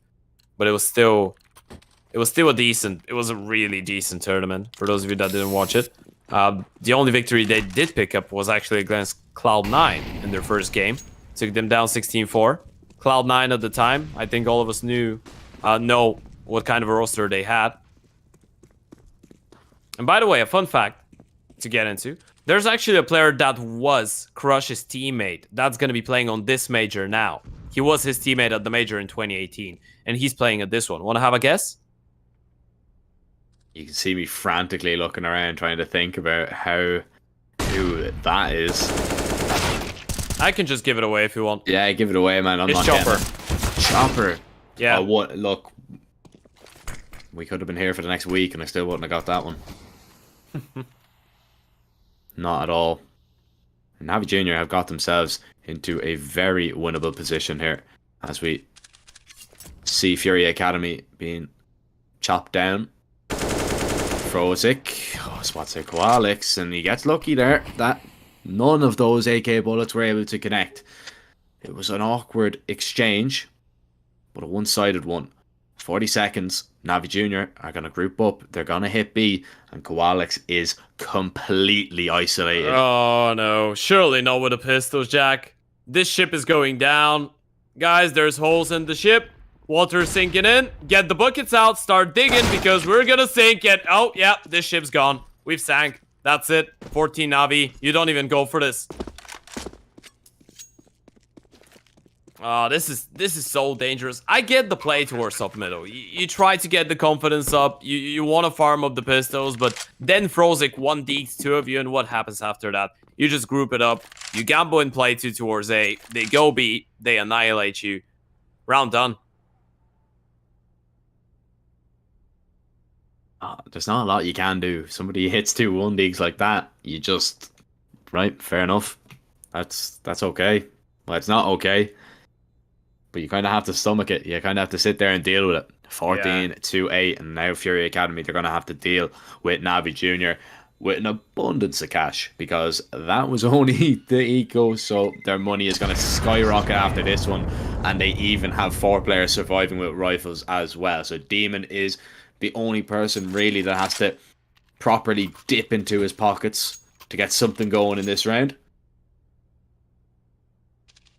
And, well, it's a double op brought out from FURIA Academy here, so when all else fails, you bring out the double sniper. Yeah, and you hope for the best. Scope and pray. That's the motto right now for FURIA Academy. You need this round to work out, and Frozik has already made his way out of middle. Fires a couple shots, doesn't really manage to connect, but Nippo's joining in from under. This play, once again, is leaning towards the B-bomb side. You've just left Nippo and Frozik towards mid to try and have some fun, and maybe if they find a kill, you could start closing out the gap. It's good for NAVI Junior, the fact that the short player is really occupied with what's going on in the middle right now, and this is decent on the AWP, so if they catch the right timing, they might actually have a freebie towards the B-bomb side. Yeah, they might just... Now, decent eat. Lovely shot onto Frozik. That discourages Nipple from going forward altogether. But the AWP is now going to be holding. Doesn't actually shoot a shot there. Koalix calling that the Opper might be holding for him, but DCT still peeks into him anyway. That's a problem. He goes down. Koalix now plays around the smoke looking for Demon, but the AK on top of the van. He's going to be able to find that kill. ZMB takes care of the mid player, but surprise, surprise, Cow scroll wheels, but still gets away with the kill. Denies that bomb plant. Hedrick now gets this 1v2 opportunity. Does he know where ZMB is? Does he know where Bernino is? Both of them are coming from the apartments. The short jump was failed there. ZMB taking a little bit of damage because of it. Oh, Bernino's going to make noise. He has to drop down. And Hedrick's way. holding. Is he expecting the second though? No, he is not. ZMB gets a freebie, gets that kill, saves Furia's day, really. And might just save their tournament as well. Oh, hat-trick. He wasn't thinking that the gap between the players would be that big. And you know what's really messing up with his head right now? If ZMB goes short, their hat-trick actually has the perfect timing to get the short player and then turn around and get the kill onto the apartments.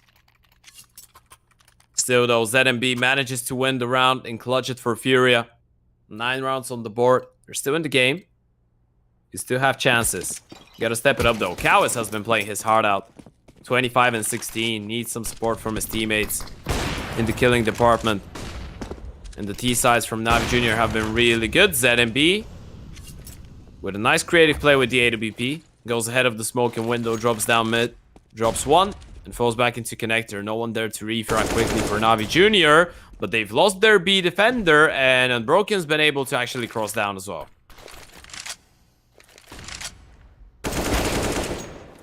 And Bernino goes down. He's the next one to fall. They're fighting Nipple towards top middle, but he's just keeping them busy. And busy he is. A very busy boy. 2 headshots.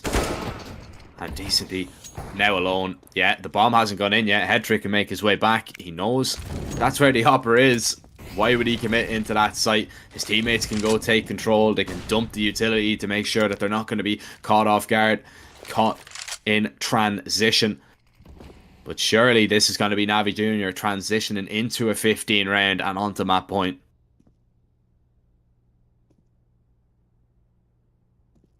Yeah, surely. And taking a look at the money of FURIA Academy, well, I was about to say they can't really go for it. Decent D can't really go for it. He's all alone. Money is not there. ZMB is the only one that has something in the savings account. And I'm not even going to be surprised if NAVI decide that they want to hunt. Even though their money is not great, the moment you realize he's actually going for the save, surely at least one of your players is going to start walking back towards the B-bomb side, and that's going to be Demon. They know if they get that AWP away, there's no money on Furia for the last round. You can afford the risk for at least one. Yeah, there's just going to be nothing there, really, is there? Decent D's been spotted. Is he going to peek into Demon? Demon looking for him now. Can't spot him out. Decent D doesn't have a lot of time to wait until the round is over. Hedrick scopes in, just trying to distract, but nobody will get there. Luckily for FURIA Academy, they do keep that AWP up, but 6 rounds in a row needed. And it's a very long way back, especially when you consider the utility and the buy that the CTs have. 1 MP9, 1 M4, a FAMAS, an OP, and a Deagle. 5 different weapons for Furia to win this round, and well, hopefully for them win the next 5 after this as well. It's gonna be a tough one though. NAVI 6 consecutive map points. That would get him up to the first place in Group A here. With not a lot of games to go, NAVI would secure their spot in the play-in stage at least, if not in the playoffs, especially if they continue getting results like that. And look at how slow they're playing. They don't want to risk anything. Furia, though, they have the right idea. 3-man setup towards the A-bomb side. Problem is, the AWP is not really here. It's over towards B. You're going to have to step it up with the M4 ZMB. And this could be for the game. Could be for the game, could be for the Academy League. As a whole for FURIA Academy, they really need this win if they want to stand a chance to get into play-ins. It's going to be very difficult otherwise. They need all the stars to align. Well, now they need to hold this A site with only 2 players. Koalix is down, Bernino close by, MP9 chews up the first player. Might need to chew up the op, but Nipple is going to take him down in the back. ZMB on default, unable to find a kill. And because it was a little bit of a missed shot, because of the little stutter, that means NAVI Jr. have the site, they have the plant, and they could have the game. Hedrick waiting for the peek from CT. It's a slow one that nearly catches him off guard. Unbroken tries to help out but fails to jump. But Hedrick settles himself for the second. And now just needs to settle himself for the last. And that's exactly what he does. 16-9. NAVI Jr. storm to the top of Group A. Yeah, and they do it with fashion as well. Wasn't their prettiest game so far, we must admit, right?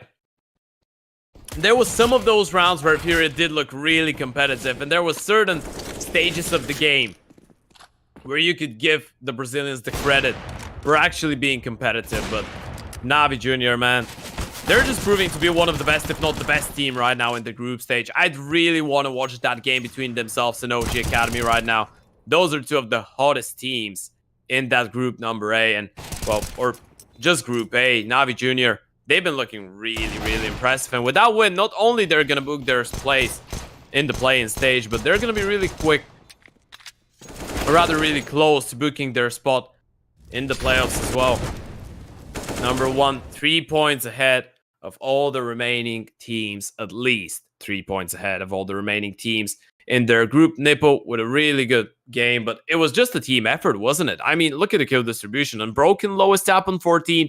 Nippo, highest one on 22. Furia, they tried their best, and by Furia, I mean mainly Cowes. He was an absolute monster, but unfortunately, against a team like NAVI Junior, one person isn't going to be enough. No, you need the whole team to be playing at tip-top form if you want to best NAVI Junior, who are looking like the top team in this Group A at the minute. Definitely one of the favorites to go through and also maybe make a deep run in the Academy League. But, well, we are getting very, very quickly on to our next game. It is going to be Prospects taking on Young Ninjas. We do have a small little break before we do jump into the action. Our second last game of our second last day here. You definitely don't want to miss this Swedish derby because things are definitely still all to play for over in that Group B. We'll see you in a short while as we take this small little break.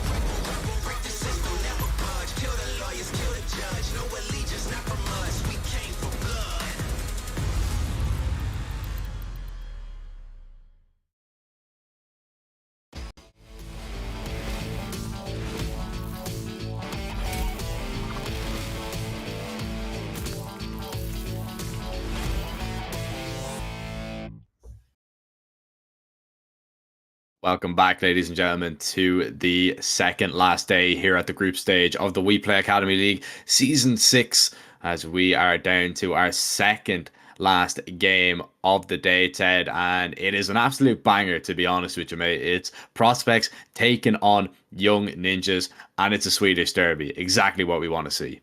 Yeah, absolutely. And it's one of the most exciting games that we can get away with from Group B as well, right? The Prospects on a 5-game winning streak, and then obviously we have the young Ninjas, who have been one of the best teams so far in the entire tournament, especially after the start. They had a 5-0 start, so we're kind of getting the best of both worlds, right? We're getting one team that started really well, but that's been on shaky legs after that, and then we get another one that did start shakily, but has been doing absolutely great in the last couple of games. And in fact, the 0-0 Prospects, they are the only other team after OG Academy that we just watched in Group A that has gotten into such an amazing streak so far this season, alongside the Young Ninjas. But going into the veto, ENCE Dust to an Inferno getting removed real quick by the Young Ninjas.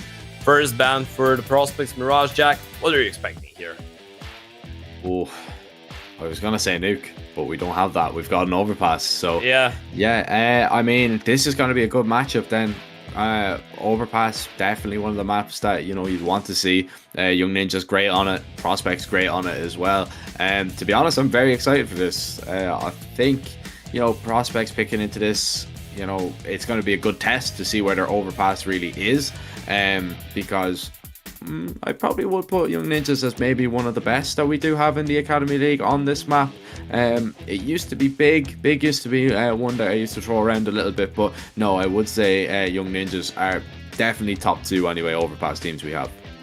Yeah, for sure. I think that Astralis talent is out there as well. Obviously, Spirit Academy are really great on overpass. OG used to play it quite a lot before, but haven't really played it that much here. Now, obviously, their Dust to an Inferno has been a bit better, but yeah, a pretty exciting one. You know, Young Nip, even the last season when they were playing with Jaquinho, still Overpass was one of their best maps. Now we're not even speaking about Era. He's been having a really good performance here in the WePlay Academy League. But taking a look at the other side, the camp of 0-0 Prospects, they actually statistically have better numbers here in Overpass, which is an interesting thing to see, right? Because you normally expect the team like Young Nip to be just one step ahead, considering that they're a little bit more into international competition outside of the WePlay Academy League compared to the Prospects. But the Prospects themselves, they've been playing some BO3s outside of here. They actually got a really impressive victory in the Northern European CCT just a couple of days ago when they took down Tai Lu 2-1 in a BO3 environment, which, by the way, was absolutely shocking to me, but I loved it. I loved every second of it. Watched the game. I was actually on the edge of my chair screaming. So both these teams, they've had some success outside of here, but inside of the WePlay Academy League so far, the young NAP historically have been getting the better out of Prospects, especially in important games.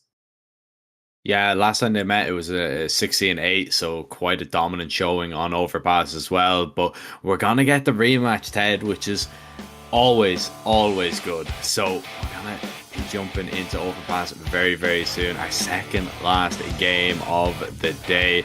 And to be honest, I'm not even going to give a prediction. I'm not even going to tell you who I think is going to win it, because to be quite frank and to be quite honest, I have no idea. I just know it's going to be a banger of a matchup. And I know that we are heading in. Cue the music, cue the spray, as we are about to get underway. I'm loving the tune. I'm just dancing right now, by the way. We need to do a dance-off. Yeah, that's a banging tune.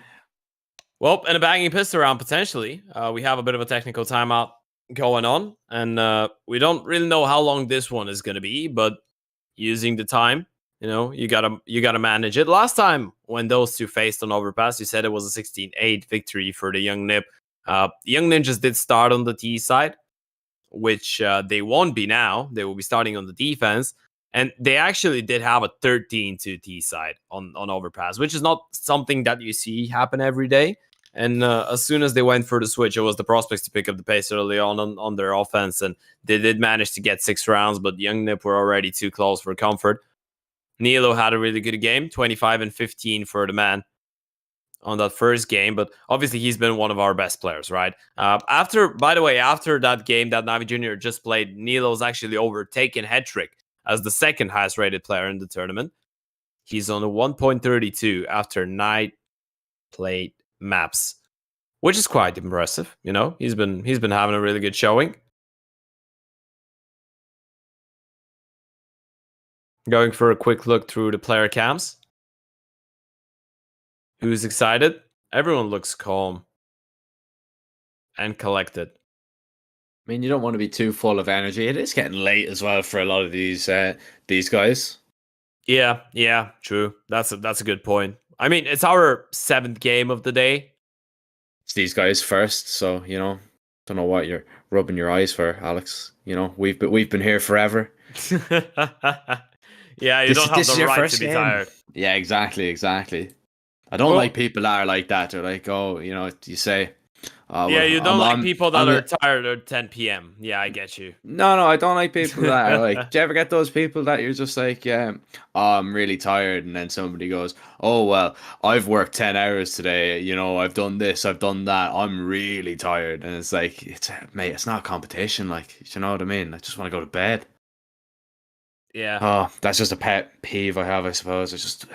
Yeah, those people. Yeah, really you genuinely did sound annoyed speaking about that. This is, by the way, for those of you wondering, this is how Jack actually sounds when he's complaining about something off broadcast. So I got a little bit surprised, but this round's ready to kick in. Heaven Smoke, quick enough for 0-0 prospects and a good old B-rush. We can both be tired together, that's all I'm trying to say. Well, I'm definitely not tired of seeing T-pistols on overpass, especially when they look that good.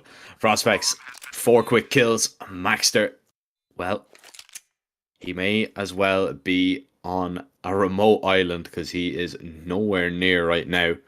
But he will begin the long swim and try and get back to mainland, maybe to go for the retake. But never mind. He's decided he's happy with his new life on this remote island, and he's just going to sit there and wait for maybe somebody to come rescue him in the next round. Yeah, he's escaped. Well, hasn't really escaped. He didn't really get the chance to participate in the round. His entire team just got absolutely annihilated on the B-bomb side. That was one of the quickest pistols you're ever going to see, and one of the more successful ones as well. Oh, he actually takes a decent amount of damage standing in that corner. He's right above the B-bomb side. There's the replay. boBXD with a massive opening kill there. Was ready for the second player as well. Did manage to take him down. A good pistol round for him. Same for Alex, who picked up a double for his troubles. As we said, the 0-0 prospects, they are on a bit of a winning streak right now going into this matchup. They've beaten the last 5 teams that they've played against. Quite impressive. Those teams obviously were Big Academy, MIBR Academy twice, Spirit Academy, and then ENCE Academy in the first one of them. 4 overtimes. No, actually 3 overtimes across all maps. They've been quite good under pressure. And, you know, winning some closer games. A lot of these have been really close encounters. And I feel like every single time we say that they've been able to get away with a lot of the rounds. But, you know, you've won 5 in a row now, so who cares? You're still winning them. That's all that matters. You are getting the results. So who is anyone to question you about your ways and means of picking them up? Well, 0-0 prospects are going to try and continue their mean streak towards this B site. Barrel smoke goes down, which is going to deter them just that little bit. And in fact, prospects are happy enough with the 2-man advantage they have. They don't want to go running and gunning into some deagles that could be waiting for them on the other side. And that is probably the correct call. You can see boBXD has moved himself into a nice position. And he might be able to do a little bit more to help out his team. Now, Maxter is maybe the only troublemaker that 0-0 prospects really need to be overly concerned about, as he's hearing a lot of presence. He's going to make his way back from long, and he might be overlooked. He could be, and this could be a big problem. Nope, boBXD is going to clear it out. Great awareness. You don't really want to write this one off. You didn't spot anybody on your way onto the bomb side, bar the player that you killed towards middle as well. So why not give it a quick check? You have Franson holding your back, but he hasn't really cleared out long, so that's been calmed. Yeah, a good round. All rifles saved up. Spook even upgrades onto a Famous. This is a lovely start to the T side. And actually, speaking of winning streaks, young NIP, they've fallen off just a little bit, right? I mean, they did start the tournament in a really convincing fashion, I'd say.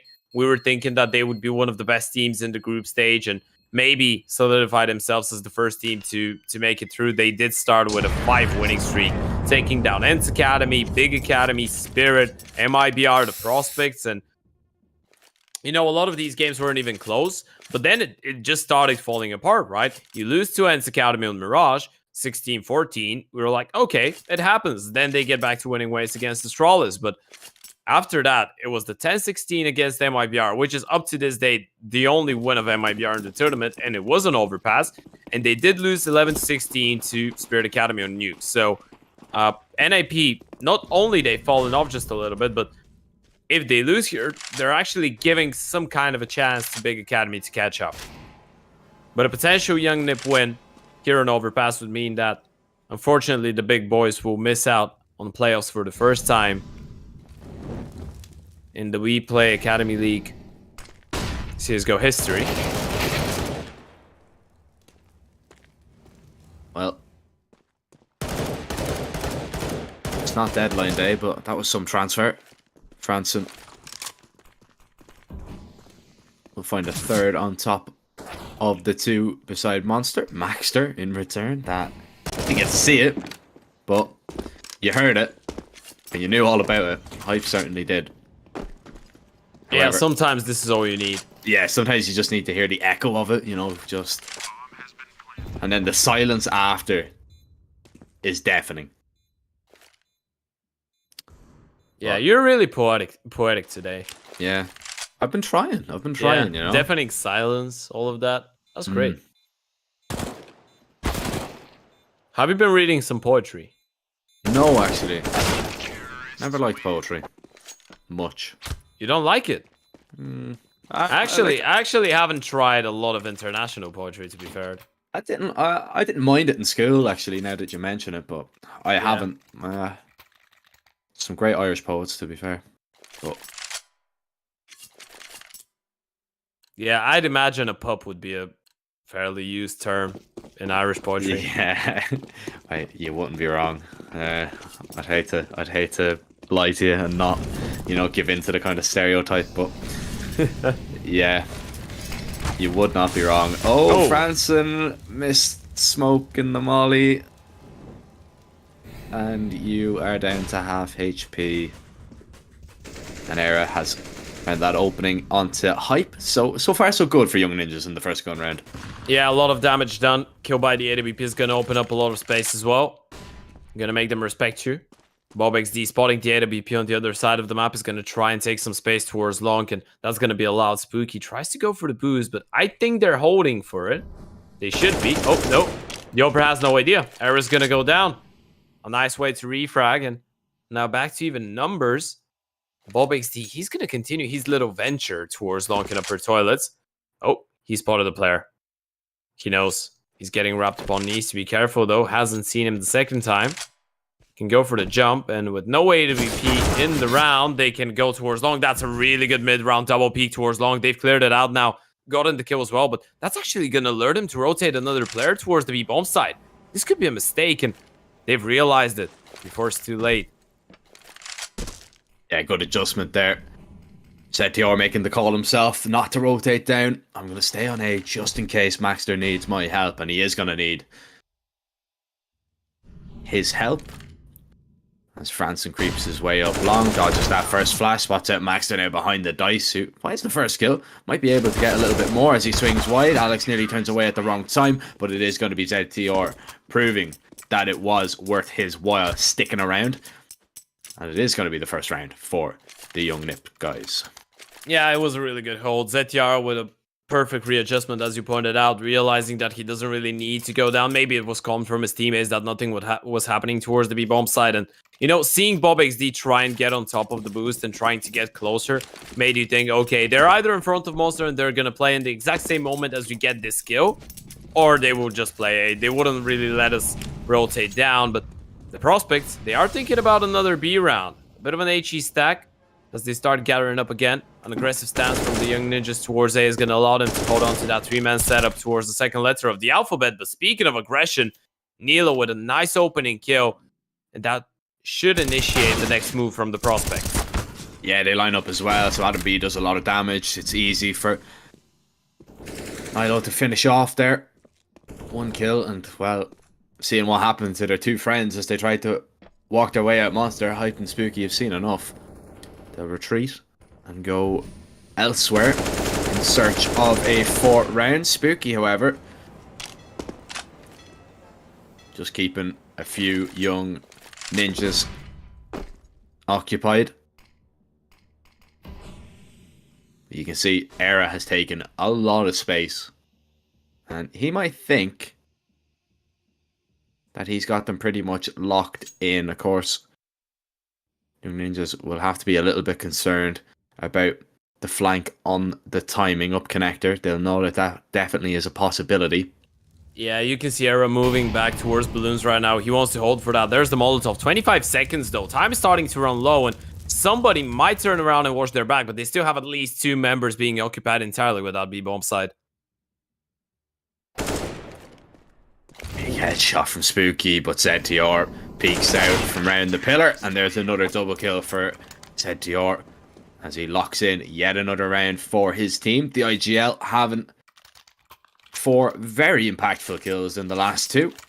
Yeah, rotating in between. Yeah, it's made all the difference. It's made all the difference now. As 0-0 prospects look towards a little bit of a half-boy.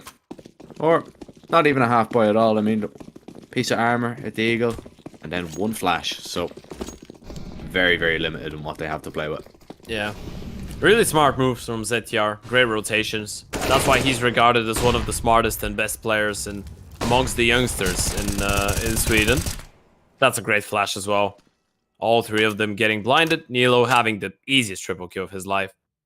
And it's going to be a clean 1 young nip. As soon as they got the guns out, they just started picking up rounds. And this is a bit of a problem for the prospects. Even though you have 3 rounds on the side already, it's not too bad. You know, you've had your fair share of attempts and mistakes. Now you need to fix all of them, though. You don't really want to let the young nip players start building up that confidence. A snowball on the CT side of Overpass could be really harsh to deal with. Let's put it that way. Especially when you have a team like Nip on the other side that have been struggling and that would be trying to get any chance that they could to get a one-sided win.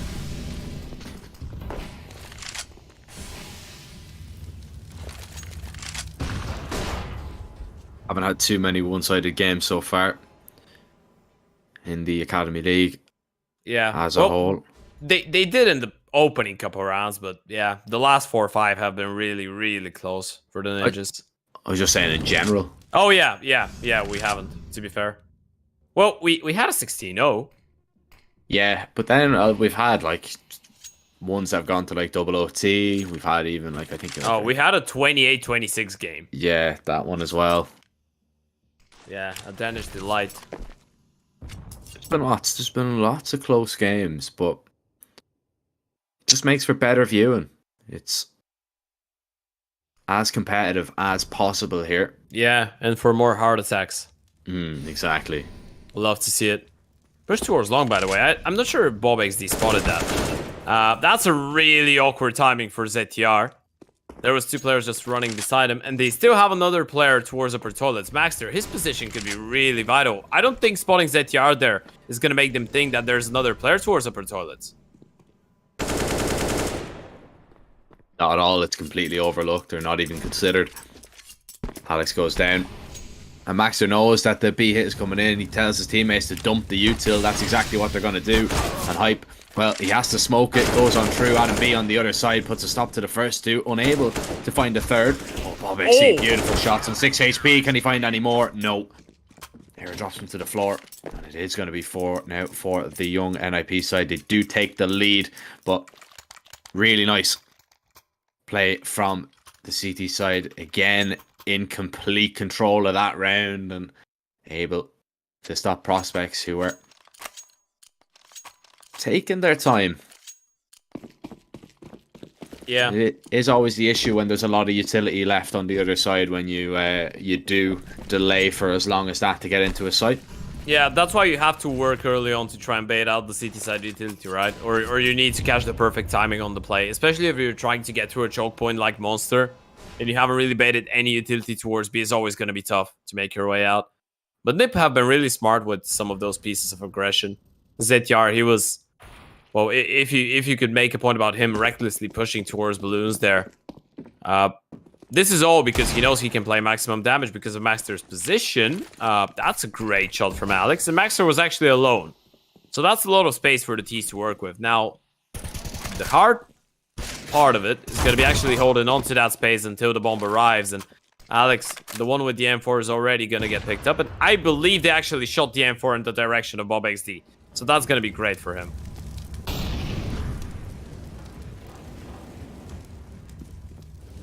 Put it to good use. Oh, but he does the damage, not able to find the kill. Franson will pick up that M4 and continue where BobXD left off if he can. Oh, Adam B, very low, 13 HP, but it's enough to get the Young Ninjas their 5th round. A little bit of a scare there, but Young Ninjas settle themselves and convert yet another round. Prospects, they are going to call their first tactical of the game, so just going to have a little run through what they want to bring to the table. They've got hype on that AWP, yet to register a kill, but once he has the big green out, maybe he can change that. Yeah, he's been doing an alright job, but if you want to really focus on 2 people on the team, I'd say those have to be Franson and Spooky in a way. I mean, I still have a really... I still hold a really high rating for Spooky. I think he's a great player. In terms of, obviously, purely statistical point of view, if you have to look at somebody from the 0-0 prospects and say that they've been the best player so far in the tournament, that would be Franson, obviously. Hype is all number 2, but Franson on the rifle, he's been spectacular. Multi-kill potential through the rooftop. Look at Era, though. That's nice. Doesn't spot the player that's hiding, and this is a really good angle for BobXD. Great timing on the peak. Era double scope, doesn't even realize that BobXD's out. That's a great opening. Big mistake. Big mistake from the Opera there. Milo loses his life next, and Prospects find themselves in a very, very doable position right now.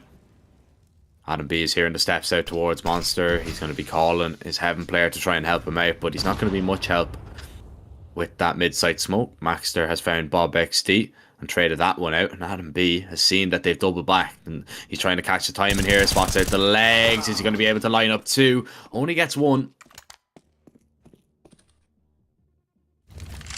Prospects managed to keep the advantage alive. That's a really awkward round for the Prospects. Really awkward. They got caught back going back, and now Spook is trying to fake out the B bomb side, and it's actually worked out. You know, the bomb is making its way towards A, but if Spooky walks out and doesn't spot anybody towards B, do they just call back the bomb to go down connector? Oh, now they do for sure.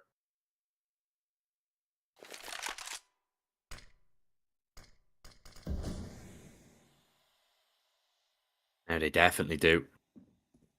Maxter hearing all the stomping going around on that B site, scopes in, and headshot Spooky looking to try and deny the plant. He's just going to run at him. Franson gets off. Oh. It can't hit the flick.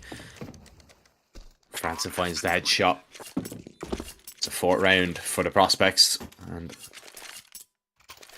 the prospect of them picking up a 5th might be in doubt due to the fact that Young Ninjas are pretty well off. Era able to afford an AWP once again. And of course the Opper going down pretty much for free in that last round. He's going to be trying his best to make sure that that one doesn't happen again. I like the move from Franson, by the way. You can see there actually, sorry to interrupt you, Teddy. Yeah. Era was aiming for that tower, for that 4-man boost. Yeah. So, and you don't really see that way too often, by the way. Zywo is a person that loves doing that, even with an M4 sometimes. But it's good to spread the awareness, you know? Know that this is a possibility. Oh, that's a great flash. Nilo, a 1-for-1 refrag. Great job from 0-0 prospects to make sure that they still keep the numbers evened up. Obviously, those scenarios are always in favor of the offense, but Branson needs to be careful there not to go down towards connector. His position is really pivotal. He's the one controlling the rotation. He is the one pretty much having the entire map under a lock and key with connector. That's how vital that part of the map is. But Young Nib, they seem to have the right idea about this round. They've left ZTR all alone towards the B-bomb side. He's going to be playing this one on the retake, and they're going to have a double rotate up A. And this is exactly where the prospects have actually headed themselves. And there's the AWP of Arrow as well. Surely if you spot the Opera, you're not going to be ready for the M4 either. That's what they're hoping.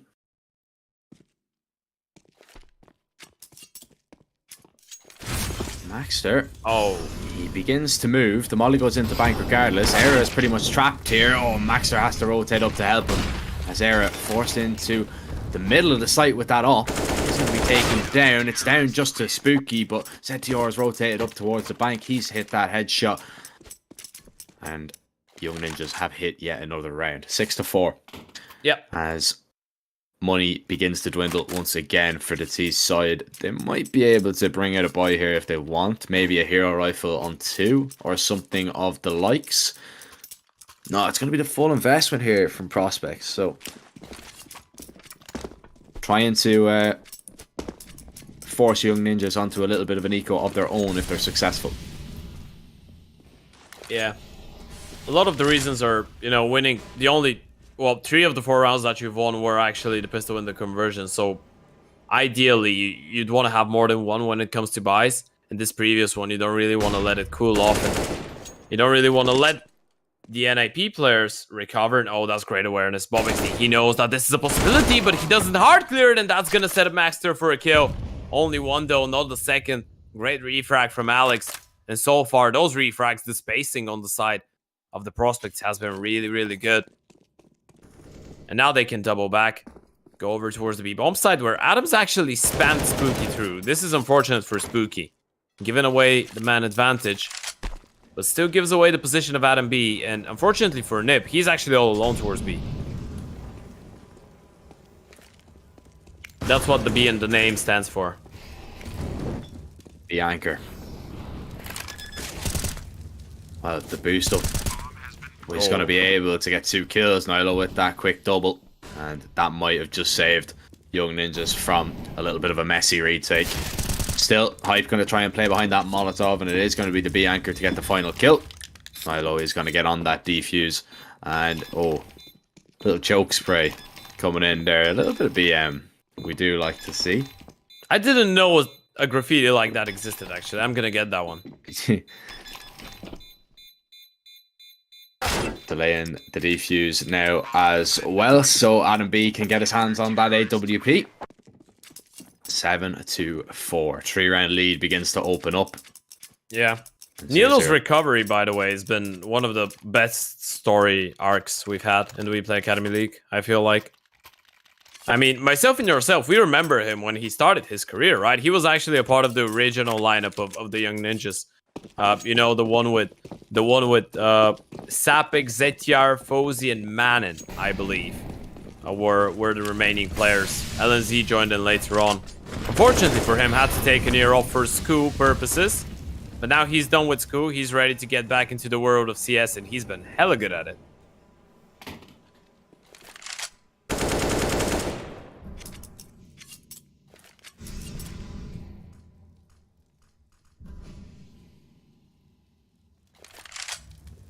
Good always comes first.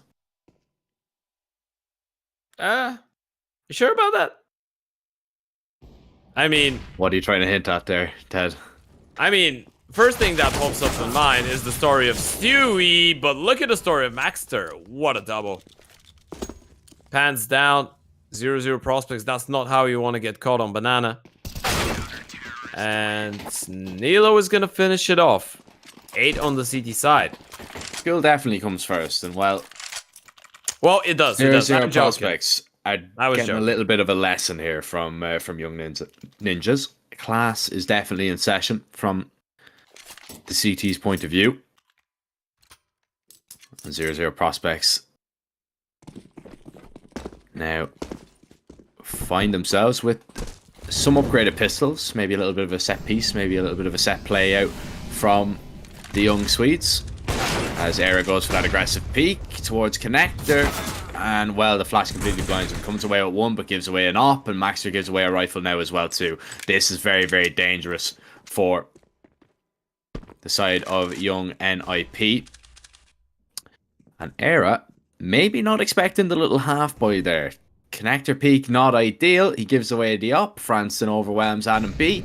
And that was really the domino effect. Once the op goes down, everything else falls. Yeah, Nilo a 1 versus 4. They've seen Unfortunately, him. Oh, that little jump peek Yeah. from Fransson spots him out, man. Oh, that's a nightmare. Yep. And Nilo didn't really spot Fransson there, so it's gonna be a free kill for the man. A triple for Hype, 2 for Fransson, and 5 for the prospects. And that's why in a BO1 environment, winning the pistol and the conversions is actually so key, right? That's why NAVI are getting such a boost in all of their games, because they've been winning all of them and really rarely actually failing in the conversions. I think NAVI might be our best team, not only in terms of pistols, but in terms of converted pistol rounds as well, because we've been having some massive problems. Well, a lot of the teams have been having some massive problems with that here. But the prospects, you get those 3 bonus rounds, even if you're struggling on your T side, you just get 2 or 3 more, and voila, you've gotten yourselves with a nice T half. Whereas young Nip, as dominant as it might have looked so far, will have to work even more, and BobXD's found Maxter with a lovely peek towards balloons.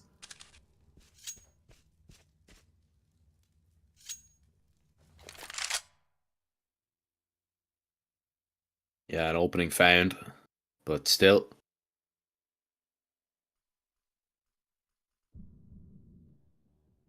Have to get a little bit more going.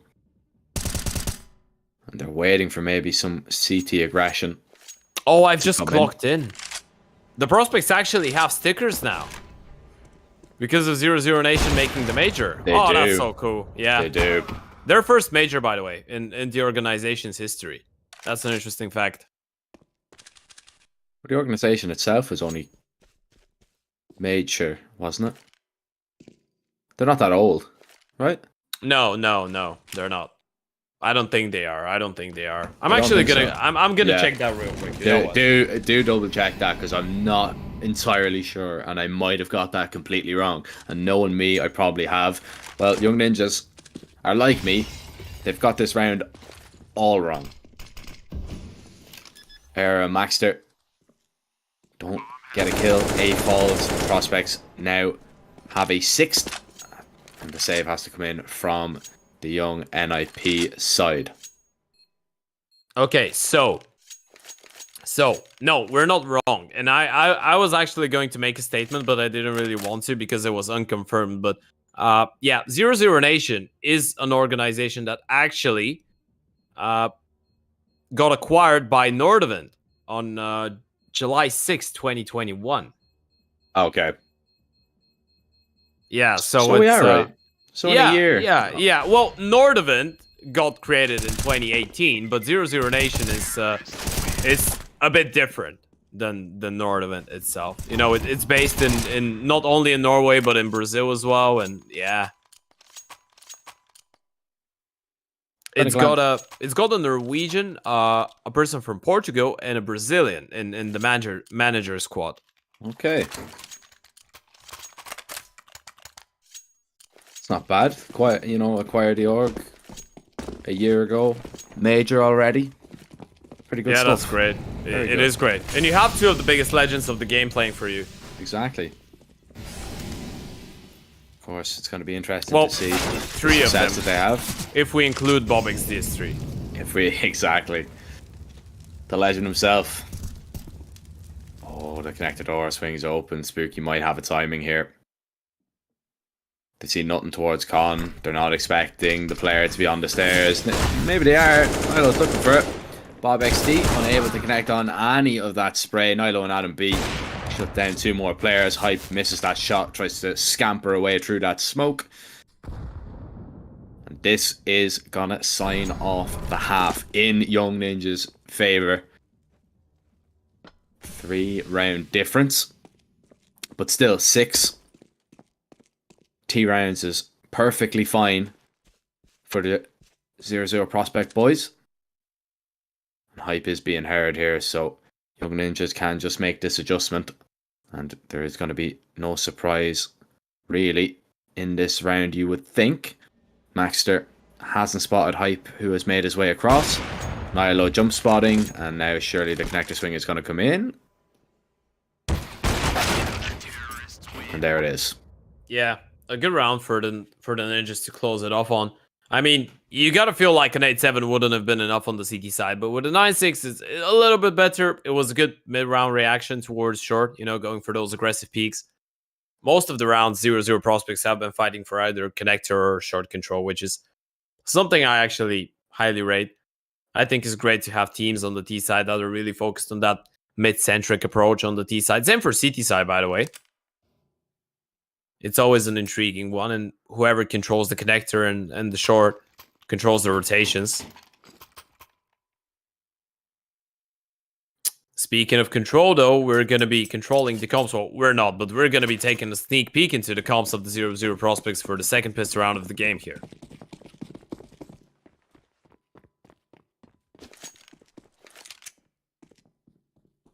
Vänta, jag vänder. 50. Vänta. Vad är det? Solo Den som aktar på benen Ja, hämtar det B. kommer vara B. Det springer upp direkt Kan man alltså. ju också. Ingen inne. En inne monster, 2 inne monster. Jag pushar CV. Sätter och pushar i lower här. Det är låga. Solo in i låga. De vet att Jag vi söker på måste en smoke. Typ gå från låg amerikansk smoke. Jag kommer gå. Ja. Jag kommer med reload. Jag smyger i bank. Push låga. Eller chilla En till låga. Hit ligger i låga. Kom låga alltså. En har ingen kill. Båda. Det ligger låga. En är halva öppet.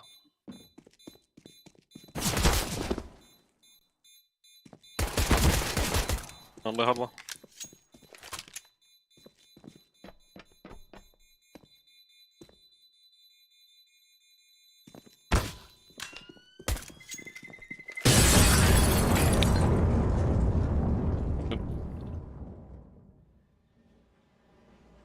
Everybody falls in the pistol, but it's Young Ninjas to come out on top. And Maxter with a very important double kill towards CT. See the reaction from yourself, Ted. It was very similar to my own. You did see the look on my face, right? As I saw Maxter pick up that double kill in CT. I was like, what? Yeah. Very nicely done, though. I mean, that gives Young Ninjas a really good opportunity to push on to 11. You can see Spooky actually is invested, but he's the only player to do so. Everybody else has gone for an eco. This is an interesting one. Usually you buy together. Adam B, is he going to spot the player on the boost? And, well, looks like it was a little bit of a waste of money because Adam B and Era, they are going to find the kills with their Galils and reign supreme. Alex has acquired the Deagle. Yeah. But wishful thinking if he gets more than, 1 or 2 kills out of it, I do feel. And Adam B might make sure he gets absolutely nothing. And he does. Yeah, maybe a little bit discombobulated in this round 0-0 prospects going for that awkward biome Spooky, because now everyone else is going to have the M4s, he's going to be on an MP9.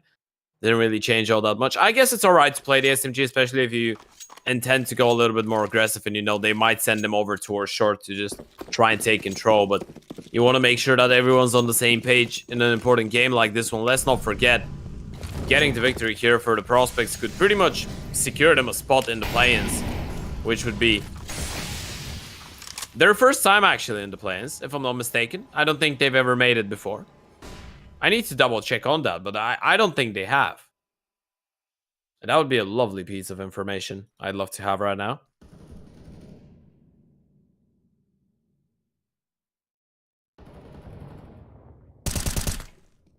Love to be able to help you out, Ted, but I don't want to give I'm an pretty sure I answer. have this one. I'm pretty sure I have this one written down. Okay, they did make play-ins in season 4, but that's because there was only one team that actually didn't go out of the groups, and that was Internal Fire. Eternal Fire. Yeah.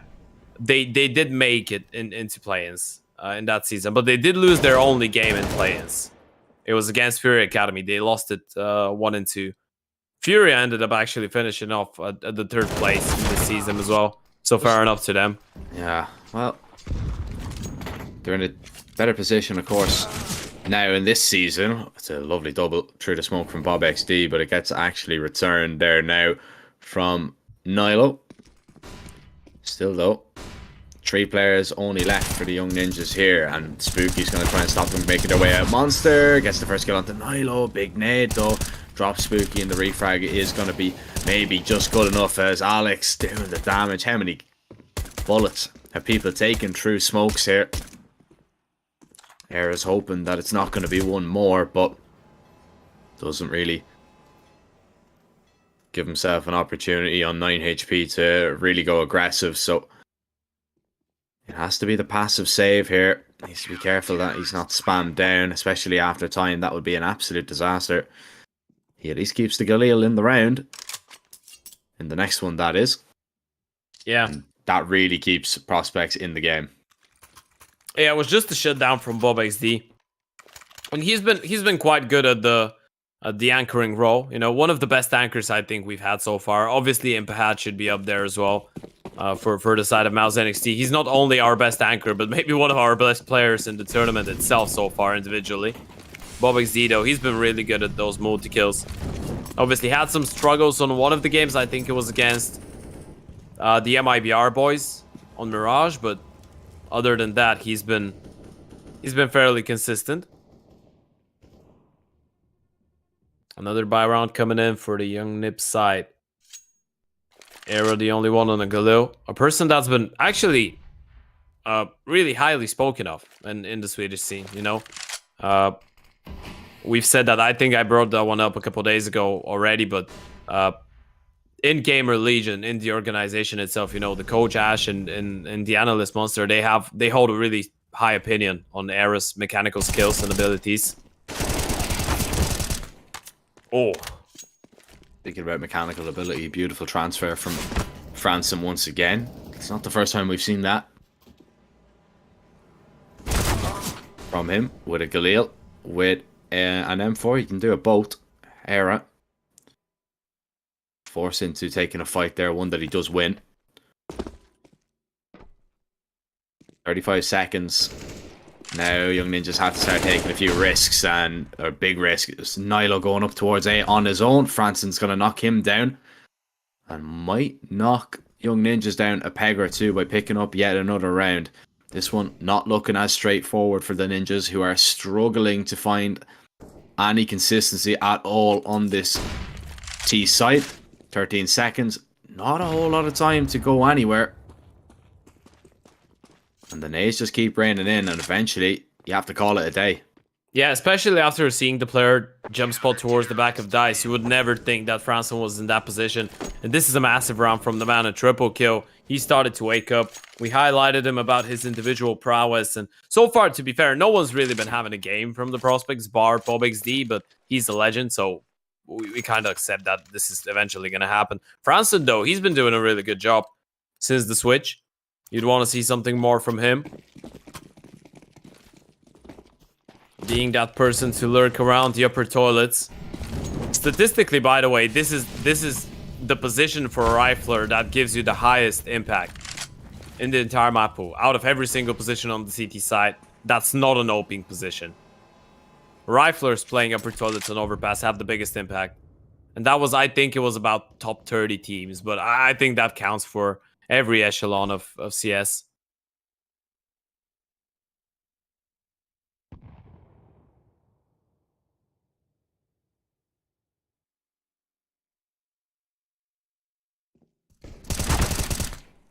Anson tested once again, but once again he comes away with a double kill. Only pistols, so it is a little bit easier. But prospects continue to make their way back into this game. Era does find a refrag, but traded back out by the man we're spectating now. 50 seconds, the bomb is going to try and run its way to long, but this round should just run its course, and go in favor of the prospects once again. Yeah, the comeback is on. CT side overpass, you started getting consecutive rounds on the board. Building up the cash as well. After this one especially, because you've lost only France, and you want to make sure you don't lose another one. And eventually the young NIP players will have to just run in and die. They want to get the bonus money. They've been able to pick up rifles, so they're actually kind of dangerous, but I don't think you're going to be clearing out hype. And he's picked up one, and the second, a lovely spray transfer from the man. Both headshots as well. Makes it clean and easy. Shoot the final balloon. Oh, this is so unsatisfying. One left. Has this ever happened to you? Where you try to shoot all the balloons. Yeah. Yeah, it's one and left. it's just the one left and the round ends. I hate that so much. I'm lightning quick, me, so... Oh, You yeah? know what I mean? Yeah, yeah. Accurate as well. Yeah. Because- You're like a turtle sprinter. A turtle sprinter. Yeah. What's that, that story? The tortoise and the hare? Yeah. That's what I imagine with that one. Oh, Spooky sees feet.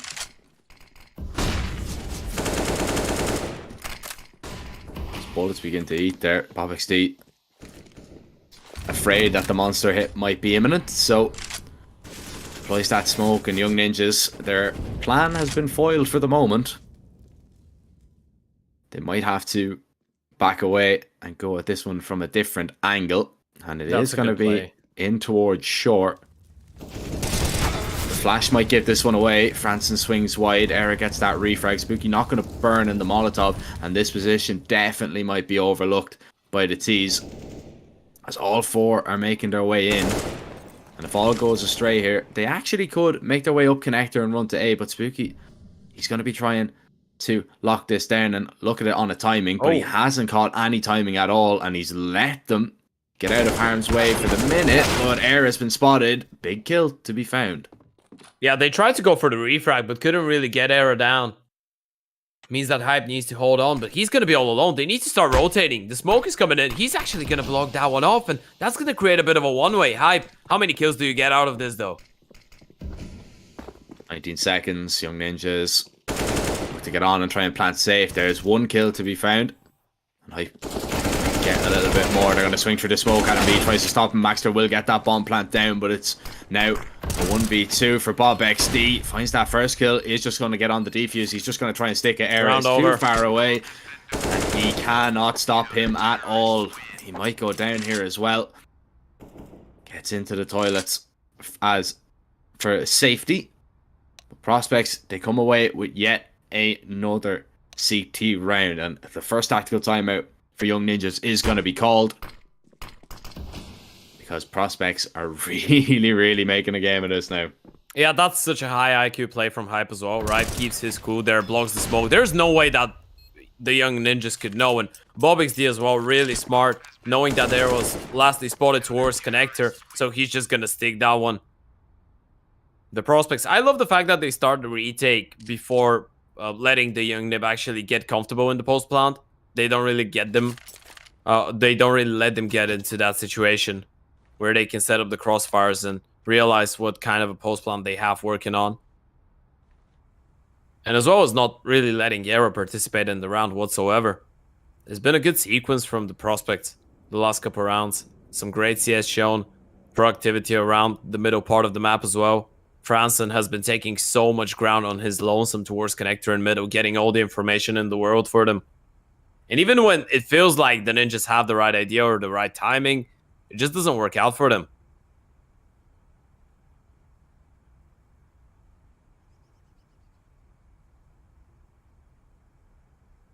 A technical timeout though, Jack. As we hope that everything's going to be alright. Franson is the one that's actually away. Hopefully it's just a quick toilet pause and nothing more. Nothing too complicated. For those of you that are just joining in, we still have one more game on offer today. And this is the penultimate day of the group stage here, the WePlay Academy League Season 6. Standings are, well, kind of messed up, because a lot of these games have been really close. But the last game of the day is going to see FURIA Academy take on Apeks Rebels. And you got to stick for this one. If FURIA lose, they're out of the competition as well. And we're going to have the finalized list of teams making it from Group A into the play-ins at least. So the fight will be just for the last playoff spot, or the only playoff spot from Group A. Here at Group B, things are a little bit more complicated. Well, they won't be if the Ninjas win here. If Young NIP actually win, we have the list finalized as well, and it's going to be Spirit Academy, the 0-0 prospects, Astralis Talent, and the Young Ninjas themselves to make it through. That would eliminate Big Academy. But if the Ninjas lose here, Big Academy actually do have a chance to catch up with them.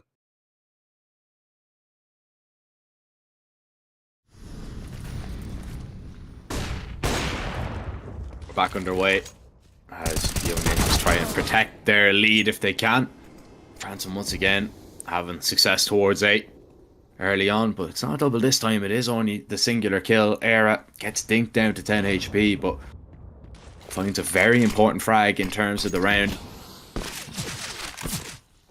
Pipe rattles off an op shot, but deploys a smoke, and he is going to get away to safety for the minute. Young Ninjas not close enough to put him under any real concerning pressure. And he does have Spooky with him now as well, just to help out. Young Ninjas still are just contacting up. Smoke goes down. You can see Young Ninjas were setting up for a little bit of an A-pop there. That smoke delays that little bit. ZTR still lining up the util though. 3 players here to defend. Molly's going to go down towards front toilets. Second Molly as well. Looking for the shots. Hype not able to hit the mark with the first one. Here comes the swing. Spooky and YFT. They both line up. Spooky with a second. Nilo now from Flowers. He gets a quick double. They're still in the round. Hype needs to play this one a little bit safer. Alex has flanked all the way up. He's looking for Nilo, trying to line up the shot. Nearly cost him his life that time. Hype holding the cross, the pre-fire. Not going to be good enough for Nilo that time. And it is going to be Prospects tying this game up 11-11. Yeah, that was a really good try from Nilo, but it's a complete shutdown before that, right? I mean, he gets a nice sequence of kills there, makes them wonder whether they're going to be able to close it out. But when you look at the big picture, it's been 0-0 Prospects just dominating the Young Ninjas and ever so slightly getting themselves closer to the end game. 16 rounds is what they need. 5 in a row is what they've already accomplished. They just need to repeat that now, and look at that from Era. This is what you needed. Shut down Hype early on, make them work in a man disadvantaged situation, and the money's actually not great for the Prospects. So 1 round for the Ninjas could actually turn around this entire game, and Franson, he's gonna go for a peek any moment now, and he's gonna lose that fight as well. Great start for the Ninjas in round number 23. Yeah, 2-minute advantage for you to kind of play around with. Just need to make sure that you don't play into the Prospects' hand, which is predominantly towards the A site. Maxter with that AWP picked up or traded over. He gets Alex and punishes him for being overly aggressive. Once again, are they going to be expecting Spooky? Spooked a little bit by that flashbang, but nothing followed in terms of a peek. You don't really want to be getting into your head right now if you're Young Nip, right? You have a 5 versus 2. You just gotta group up. You can send 1 player over towards B to see if they're gonna spot something, and if they don't, well, you can fall back and just play B. If he does see anything, then you go A. And well, fortunately for them, Adam B is gonna confirm that the B bomb side is fairly clear. Both CTs have rotated up A, and this should be the save for the Prospects. Young Nip, they do manage to get another round. And Big Academy right now are trembling.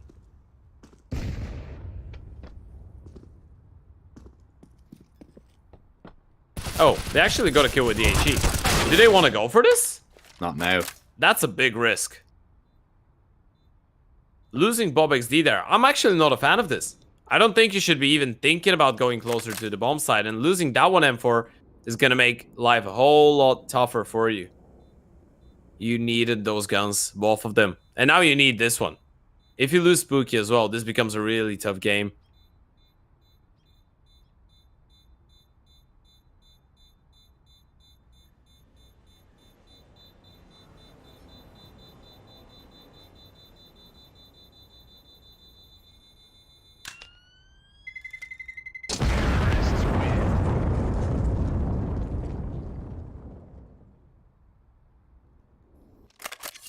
Bomb runs its course. And Young Ninjas do regain that lead, 12 to 11. Let's see. Yeah, money's a little bit of a problem. The M4 would have been perfect, saved, but now you just have Spooky on his, and you go for the investment anyway. So NAVI prospects realizing the small mistake that they've made there in not just calling the save when you're in a 2v4, 2v5 situation. The risk just that little bit too much, but still a decent enough buy on a few players, so we can't entirely write them off or scoring them too much. That's a good play. That's the first time we've actually sent so many players towards long early on. And if it wasn't for the utility, they might have not clocked it. Franston, he's gonna get spotted in transition. This is big. He's all alone right now. Alex needs to pick up the pace and fall back. Young Ninjas, they've made them wonder right now. They've made them worry. Franston's been tagged down to 35, and he's only on a Diego. As you pointed out, a bit of a scrappy buy. Showing early presence towards the A-bomb side, surely you bet your money that the prospects will try and start rotating people back. And if the Ninjas actually play towards B quickly enough, they might catch a perfect timing, but they've clocked it. They know what's going on. The Nates are going to give it up. They're going to start rotating back. They're going to have everybody here to defend. Oh, bob1 is going to be flashed in. This could be huge. Max defend. Anti-flash needs to react in time. Doesn't. Luckily, ZTR is going to be able to spray him down. Hype in the water. Now has been spotted out. He's going to be swung. He's going to be dealt with. Spooky gets a team kill and one himself. I don't think it was going to matter all that much, as it looked like it was only going one way, and that is in Young Ninja's favor. 13 to 11. 3 more rounds needed, and no money in the bank of 0-0 prospects. Trouble for one of these Swedish teams. I'll let you figure out which one. Yeah, would be bigger trouble for the Young Ninjas if they were to lose, right? Because the prospects, they're still in the fight. Well, they've already qualified for the play-ins at least, right? There's no way they fall off. The Ninjas are the ones that need that victory, and it looks like they're going to be really close. Just the eco, a couple pistols going aggressive towards short. And the timing's actually going to be good. Even though ZTR is going to go down, the AKs will be able to make their way out of Monster and just clean it up. Clean up crew. Well, clean up Adam B. Gets the 4K. And they're not going to let him get the ace. He got tagged down severely, so Era's going to help him out with the P250. 14 on the board for the Ninjas. As we get even closer, last barrier of defense for the prospects. Last buy round, M-Force all over the board. bob1 as well. Gonna have one. No AWP in the round. This is gonna be a problem for Hype. Not that he's been having the best game of his life so far, but you'd love to have the big green. He's been able to pick up the pieces a couple times here on the defense. In a tactical timeout, what do you say before a round like that? This is the most important round of the game. Again, a game that might not matter that much for you in terms of, you know, if you're gonna make it through. It could matter in terms of your chances for a direct playoff spot, because you're gonna be leveled up with Spirit Academy at the #1 spot, and this is your last game in the group stage. You want to finish on a good note. You're gonna give yourselves a bit of a chance, even though Spirit Academy's last game is against MIVR Academy, and they should be able to pick that one up. But this is your chance as well to potentially try and stop the Young Ninjas from making it into the play-ins. Or help out Big Academy. They might like them. Who knows?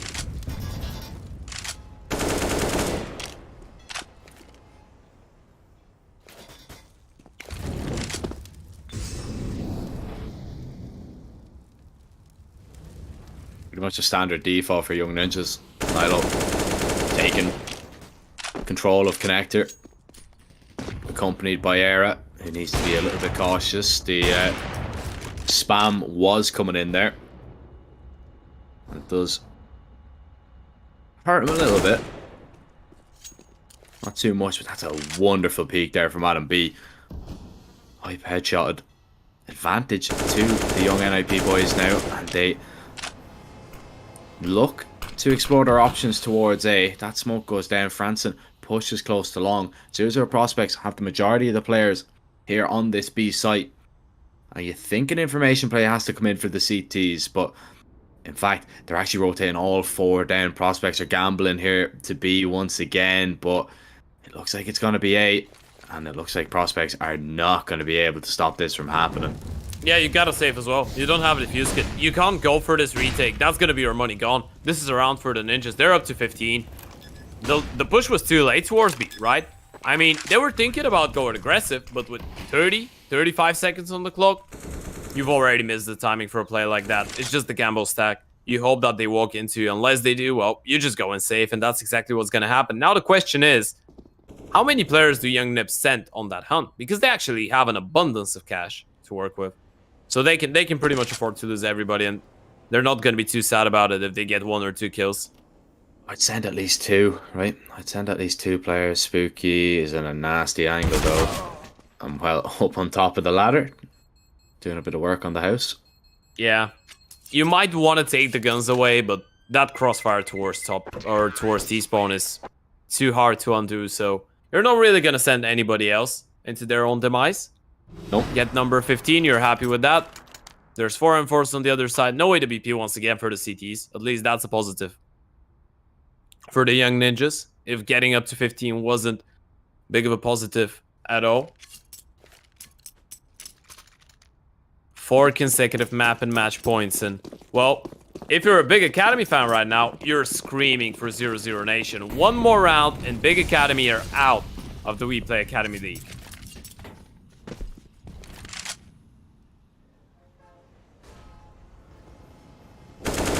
Yeah, the big boys are definitely watching this one. Praying and hoping on the young ninja's downfall, but it doesn't look like it's going to happen. This nade was considered to go over towards wood. Instead, it does no damage, as Alex was just a little bit too far away. Nilo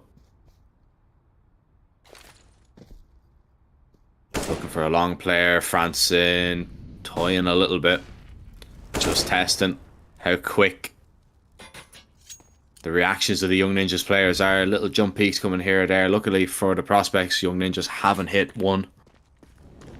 Would punish them severely. 50 seconds. Nobody has fallen, and nobody wants to be the first to go in a round like this. Yeah, and you can see that Young Nip are a little bit surprised by this defensive approach, because this is the first time we've actually seen the Prospects, especially towards the A-bomb side, not really try and get an opening pick or some kind of information. But with 30 seconds on the clock, Maxter's gotten himself into a good position. If there's a good flash right now, he can get a free kill onto Hype. Realizing that, he's going to turn around, but this is going to be the play. 20 seconds. The ninjas, they need to make their way onto the bomb site. They need to do it quickly. Hype is going to put a stop to Maxter. 15 seconds. And well, Young Ninjas, they need to keep going. Adam B will find 1 kill, but that is all the success story really for Young Ninjas, as it is going to be the Prospects locking it down. It's Franson to find 3.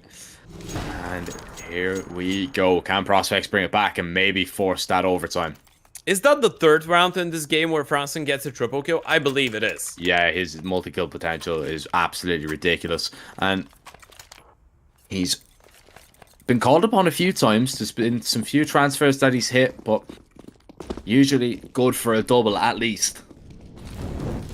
Yeah. Great plays from the man. Another buy though coming in from the ninjas. They'll have a couple more of these. Money's not really going to be an issue for the next couple rounds. That's a good first step for the Prospects. It's not like they haven't been able to force a lot of overtimes. Some might say an abundance of them. There's actually been a fair amount. And you know what they say, Jack? It's not truly over until it's over. That's very true, mate. That is very true.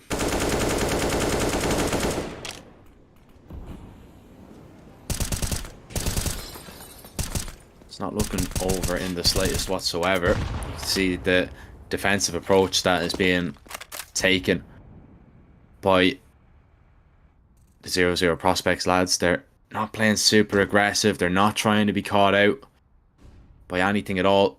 But playing safe does have issues in itself. And with 40 seconds, a pop could be a real problem, and prospects need to be very accurate.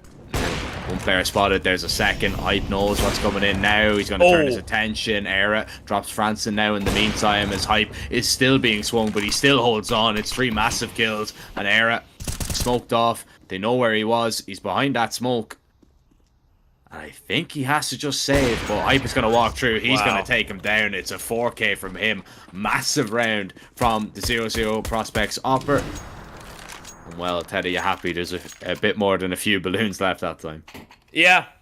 I mean, they've been just taking turns and going nuclear towards the A-bomb side, right? It was France in the previous round with the 4K, and now it's Hype, and it just feels like young ninjas are so discombobulated. They had no idea what was going on there. Hype was just getting the easiest kills of his life, getting the 4K towards the toilets. And you know what's the worst part about it for the ninjas? They don't even realize what kind of a setup the CTs were running there, because they spot only Hype and all of them fall to Hype.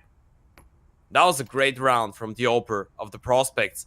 They haven't given up just yet. A bit of a pause here being called upon the young ninjas. Job hasn't really been done. You might think it was, and it has, but it's not over. You still need one more, and the prospects need 2 if they want to force overtime here in Overpass. Hype gonna try and be as mobile as possible with the AWP, going for another peak. They're actually gonna start 4B here. Once again, they've had a couple of those rounds where France has been alone towards A, but he's been fairly alright and calm in those endeavors of his. Spam slightly away. And surely the ninjas don't really get caught again by the same trick, right? Surely they don't run the timer too low, because in the previous 2 rounds, they were just waiting for some aggression from the prospects that never really came. So now you gotta take that ground. They've been playing lean back towards the sides. So now you must be aware of all the space that's opened up. But look at that play from Franson. He might actually catch a godlike timing here. Oh, he's literally just holding for the toilets as well. Oh, the timing is going to work out. Nobody spots each other. He's going to hear the smoke. Franson, he is going to spot outside TR, who can't get his gun up. And Franson, once again, he's found another multi-kill. There's 2. And that's going to force young ninjas to make a decision. Do they want to go back towards A or go towards B? Nilo doesn't realize Franson's behind him. He can knife him. Nope. He was thinking about it. He was definitely thinking about it, but decides, you know what? He could turn around. He could really foil my plans, but Franson, he spoiled this one again for young ninjas. It's going to be 15-14. There's not enough time to get to a bomb site. Yeah, and that's so unfortunate for them, right? I mean, they didn't think about it. He was alone towards A, and he still goes for that play. Catches a perfect timing. Franson's been an absolute criminal on the CT side, finding all the empty spaces. And the ninjas, they need to save. Remember that insane economy that they had? It's gone. They still managed to hold on to the AWP and the AK. That is good, but those are going to be the only 2. Well, not the only 2 rifles, because Nilo still has the money to go for another AK, but not everybody's going to be on the premium guns in this round for the ninjas. Overtime is right around the corner, Jack. It's cooking. It's in the oven. The prospects just need to take it out.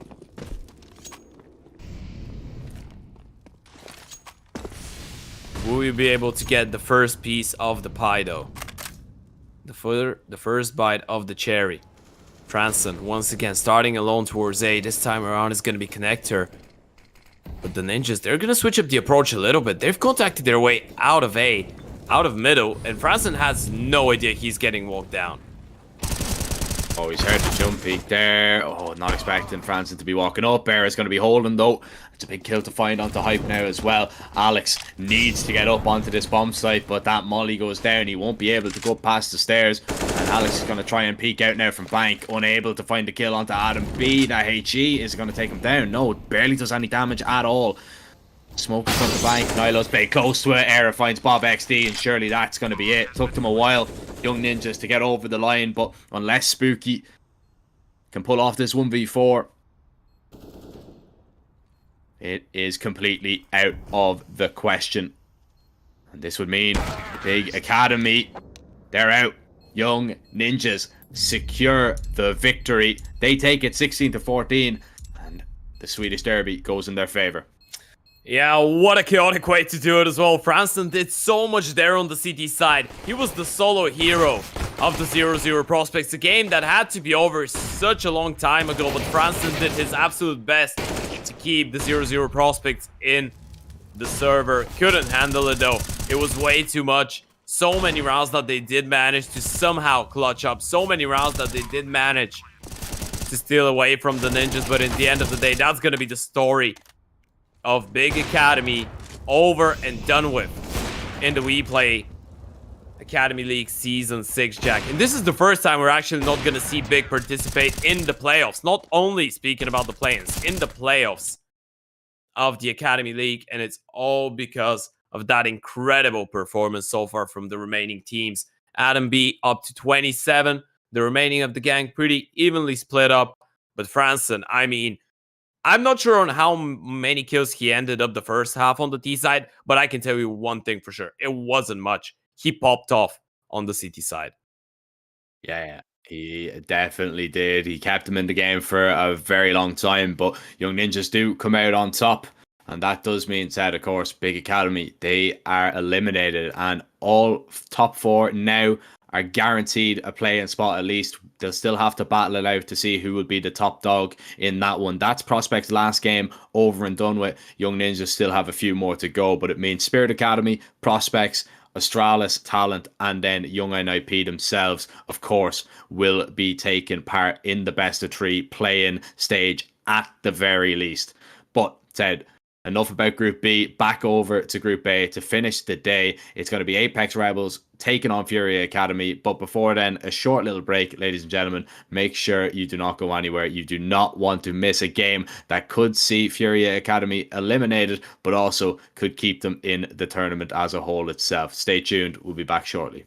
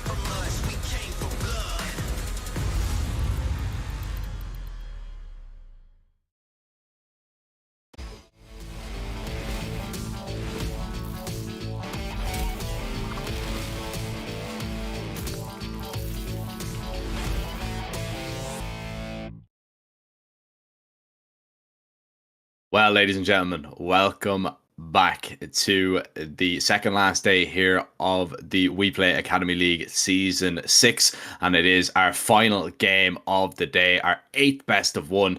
And well, last but definitely not least, FURIA Academy taking on Apeks Rebels. And it is to keep FURIA still in the event, to keep them still in Group A and still within a chance to go into play-ins. Of course, Apeks Rebels, they were bested against OG Academy. Their winning streak ended today, so sadly they mathematically cannot make it anymore, but they could still ruin FURIA's event if they manage to take the victory here. Ted, mate, looking at the bans already, Mirage, Vertigo, Nuke, Ancient are already gone. What are you thinking? Where are we ending up on? Oh, that's an interesting choice. I think FURIA might have wanted to go for another Mirage, but I'm actually thinking, is Dust 2 a possibility? Because that would be a pleasant surprise to end the day on. I feel like an Inferno obviously as well is still in the cards, and they kind of have to decide between the two of them. I'm not sure if you want to test the Apeks Rebels on Inferno. I think Inferno is a good map for them. And even though they did lose to OG previously, I think OG is just a really tough opponent right now. And one loss doesn't really mean that it's not the same Apeks that did get those 4 victories in a row, even if they might not be in the same mind space, knowing that they don't have a chance to make play-ins anymore. I just feel like this is still a really dangerous team. And Us too, and I can see your reaction, Jack, is pretty similar. I didn't expect us to go into this matchup. I think this is really interesting. Teams are switching things up. I'm very confused about this, because this is usually Apeks permaban, no? Yeah, it is. They haven't played Us too. Maybe they just want to experiment, knowing that this game doesn't really make a difference for them. Yeah, well, they've left it in, and, you know, they're going to be playing against a team in FURIA that are pretty decent on Dust 2. Of course, the main team don't play it, so that's a little bit interesting that, you know, the Academy team have decided, you know, we are going to play Dust 2, and, you know, they're pretty decent at it. It's their best win percentage now. It's one of their least played maps, but, you know, this one's caught me completely by surprise. I don't know, man. This is maybe even more excited to see what this is. I don't think we've ever seen a Dust 2 from Apeks Rebels in any of the seasons here. Yeah, I'm trying to even think back. Even the last season, even the season before. No, I can't remind myself of any time. I really can't think of it. They've played only one Dust 2, by the way, in the past 6 months. The past And that 12 was- months, even. Yeah, and that was in season 4. And they lost this one 6-16 to NAVI Junior. That's the only Dust 2 they've played this calendar year, which is crazy to think of. I mean, you've picked up 6 rounds in total on Dust 2. So maybe you're going to be hoping that you're in good form right now and, you know, the good vibes in the team are going to change it up a little bit. But that's going to be interesting. FURIA Academy, you get in with a really good chance at winning this game. And, well, not securing your spot into the play-ins, but at least still being in the fight for them. Look, I don't know what to say, Ted. I don't know what to say other than we're getting into the action. We are just going to dive headfirst into Dust 2, our final map of the day. And a curveball thrown definitely by the Rebels. But it's probably a welcomed one for FURIA Academy. We don't know just yet. So let's not get ahead of ourselves either. As the player cams are live. It might be, and it might be a nasty one for FURIA Academy. Oh, that's flexible. Need to be careful. Imagine it. Yeah, I can see you trying to do it. Oh, this is hard, by the way, but it's a nice warm-up. Yeah. Yeah, just get the arms freed. You want to have that aim on point. I could see you popping your shoulder out of place there and me having to continue this cast alone while you go to the emergency room, but... That's alright. It is only the final best of one. I think I would be alright. It'd be a bit different if it was BO1 number 1, but Apeks Rebels have started very well in the CT pistol. They found 2 opening kills. FURIA Academy, though, do get up onto the site and do get this bomb plant down. Now, no kit in the equation for Apeks Rebels, so they will need to get a move on with this retake, and it should commence very, very soon. Triple swing. Brave finds that first headshot. Kowa is cowering on that bomb site. Senses taking care of him. They know that Decenty is a million miles away right now, so they can just stick this defuse without any real issue at all, and there's nothing Decenty can do about it, even if he wanted to. Yeah, it's a clean pistol round victory for the Apeks Rebels, boys. You know, a team that we haven't really seen play this too well. We said that we have seen them play it in Season 4. Lost that one 6-16 to NAVI Junior, and that's the only one. They haven't really opted for it ever since. And Sense has actually went for a Nog round 2. A Nog is curious enough. You've actually went for 5 premium rifles. That's a hefty investment. What do you think about the AUG nowadays? Muck. Well, that was harsh. Muck. That's harsh. I'd rather play with a pistol. I'd rather play with a USP. I actually like it. What do you play with mean? the AUG. I don't like it at all. It gets me killed every single time. I mean, Sense is alright with it. Gets quick double. The good thing about it is, you know, when you lose it against an eco, the T's might not pick it up because it's so trash. So you might not have to worry about even the T word. Yeah, you're really going for the AUG's head. Yeah, maybe it's just it's the last game of the day. Maybe I'm just a little bit tired, a little bit cranky, and it's kind of showing in my 8 hours in, seeing an AUG, not pleasant. Yeah, you wouldn't.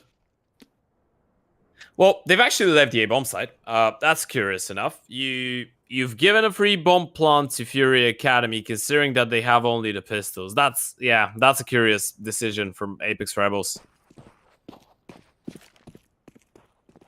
I think that's a bit of a mismove. I'm not sure if they've realized what they've done, actually. Maybe just focusing on making sure that you don't really let them recover that rifle and, you know, not losing more players, but still a free bomb plant is going to be more than alright, considering they haven't really invested anything into that round. And maybe if Koala manages to get a couple more kills, that would be a really beneficial round for them. A couple of heads pop on the screen. Doesn't manage to get a single one. Decenty, though, connects onto Brave. And that's 2 rifles lost. A pretty hefty investment. Maybe anticipating the force buy, but FURIA Academy did catch them off guard. An eco, 2 kills, a bomb plant. That's great for the Brazilians. I mean, you can't really fault them for expecting the force buy, right? Even without a bomb plant in the pit, or even without the bomb plant, right? Because they're playing against FURIA? Yeah. Yeah, okay. Fair point. They did get the bomb plant in the first. So yeah, maybe just expecting the full rifles. That's actually what's caught me completely by surprise. That FURIA actually haven't invested at all. Yeah. But you know, I guess when you don't find a single kill, you don't really see the purpose, because you know that anyone can pretty much afford to pick up a rifle. you're gonna have a really tough time. Even if you go for the investment, you're still not gonna have the upper hand. And a bit of a contact play though. First buy round for Furia. Oh, this HE could do a whole lot of damage and slow them down for VHW, but he's gonna be good only for one. ZMB and Bernino good for more than one here. ZMB is gonna find another one towards CT. Oh, Sense locked in with that AUG. There's a lot of damage as well. But he's going to be smoked out. His teammate towards long is a little bit far away to really get anything done. And it might just be the save from the two remaining Rebels. I think it has to be. So FURIA Academy get on the board. They were dead right not to go for the force in that round previous, because once they have the guns up, that was a pretty straightforward round.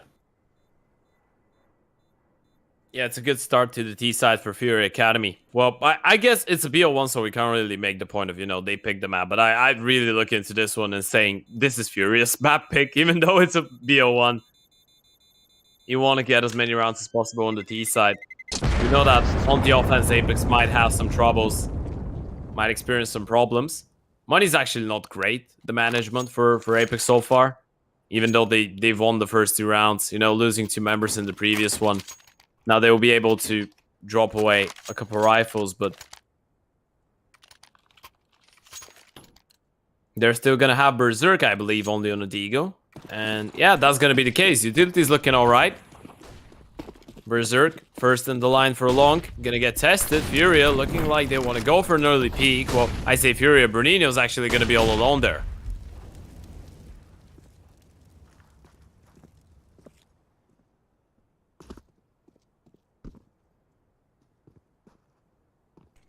Everybody's still alive at the moment. PHW is hearing a lot of steps, sees the shadow. He had the advantage there, but Koalex is going to be able to spot his side.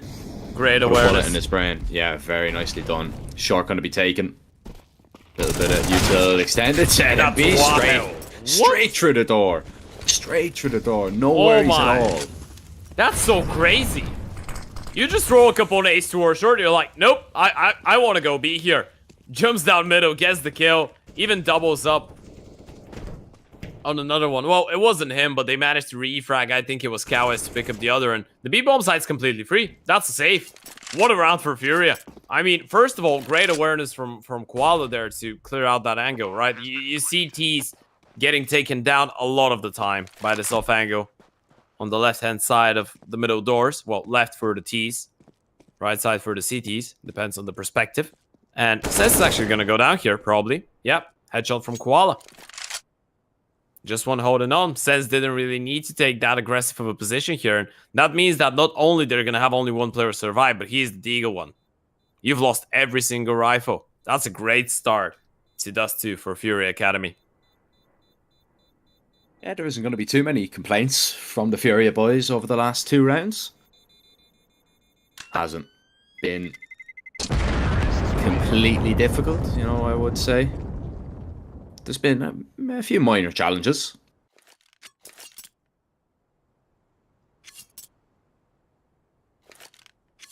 Yeah. We do now see it level, and we do now see a big eco having to come in from the Rebel side.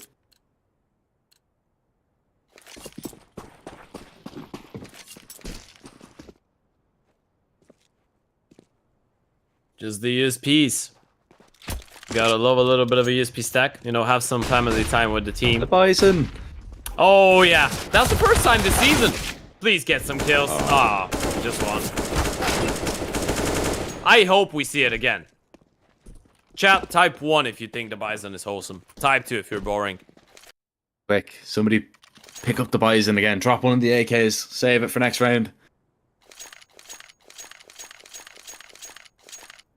So, you know, with that being said, I actually do want to see FURIA Academy, you know, go through to the playing stage, because we might get to see the Bison then a little more often. Okay, you want to see them play the Bison in the BO3. You just had to say it. Yeah, that's all I want to see. Oh, that's scrappy. messy. That's so messy.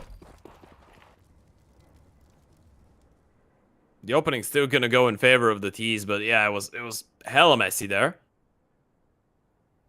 VHW thinking about going aggressive towards the tunnels. He's got a bit of a setup with Brave towards B, and they're not really moving. I'm really curious to see how this one looks right now. He's just holding the line.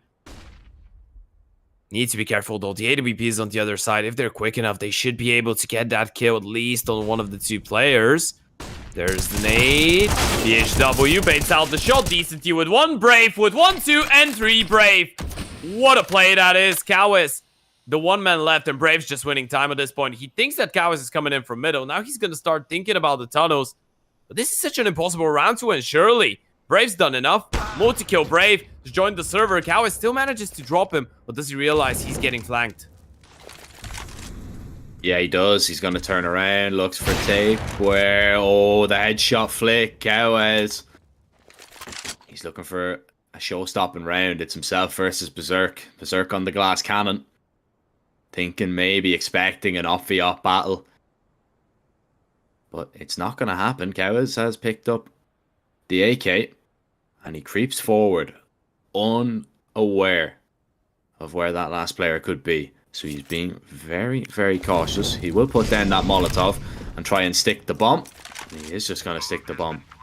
And he can reposition. Berserk making a bit of noise there, jumping around. The AWP in his hand. Kawis trying to spot out the angle. The jiggles come in. Berserk is going to rattle off a shot. Now he knows what he's up against. Kawis trying to bait one out one more time. Berserk, is he going to pull the trigger? Not just yet. Yes, he is. He misses, and that costs him that time. Kawis, a beautiful 1v3. Fist bumps all round. FURIA Academy, they managed to overturn that one somehow, some way. Oh, he's been on form today. Even in the earliest game, even though they lost it against NAVI, he was still the one causing so much trouble to Nipple. Do you remember that? He was essentially the only reason they were actually picking up rounds against NAVI Jr., and he's done it again. And against fnatic as well. He had, you know, the ninja defuse. He had another massive 2 or 3k as well. So has these clutch abilities in him. Yeah, Kawis is a gem for FURIA Academy. He's just able to bail them out in all of those rounds. Well, now against the Pistols, they should have no troubles. Decently and Bruninho just having some fun. Well, Bruninho doesn't really have a lot of fun in those rounds. He usually gets his headshot, but Kawis, he's been a monster. 5 rounds now, 5 unanswered rounds as well. Apeks Rebels did pick up only the pistol in the conversion, and that's been about it. Ever since it's been FURIA, and a lot of those have actually been quite one-sided. Well, bar the previous one. So the money now on FURIA is actually going to build up quite quickly, even though they did lose 4 in the previous round. Oh, and look at the laugh on Decently. He's enjoying himself right now. FURIA, even though this is as high stakes as it could be for them, they're having a fun time. They're having a laugh. That's what you want to see, right? The WePlay Academy League, we want everyone to enjoy participating in it. And I feel like someone's freestyling right now. We're just giving a bit of a sing because Decently is dancing. You reckon we can arrange a rap battle between some players? I think that would be a really cool piece of content. I'm gonna be the referee. Definitely, maybe. Yes. I wanna see Shui back for a rap battle because he has some ability. This guy. Yeah. He's a young man with a lot of imagination. Very, very true. Oh, look at this FURIA Academy. They're gonna go out quick towards. Oh, they're gonna go for the boost here over the top of the long door. Set and B. Oh, misses. That's very unfortunate. It's a clever little play. Yeah. But not gonna come to anything. Luckily for them, though, they don't get punished on it either. So all 5 players on each team still alive. That's actually a boost that I think James came up with, I believe. I think he was the first one that I saw use it. Might be wrong, but that's what I think. That's so quick.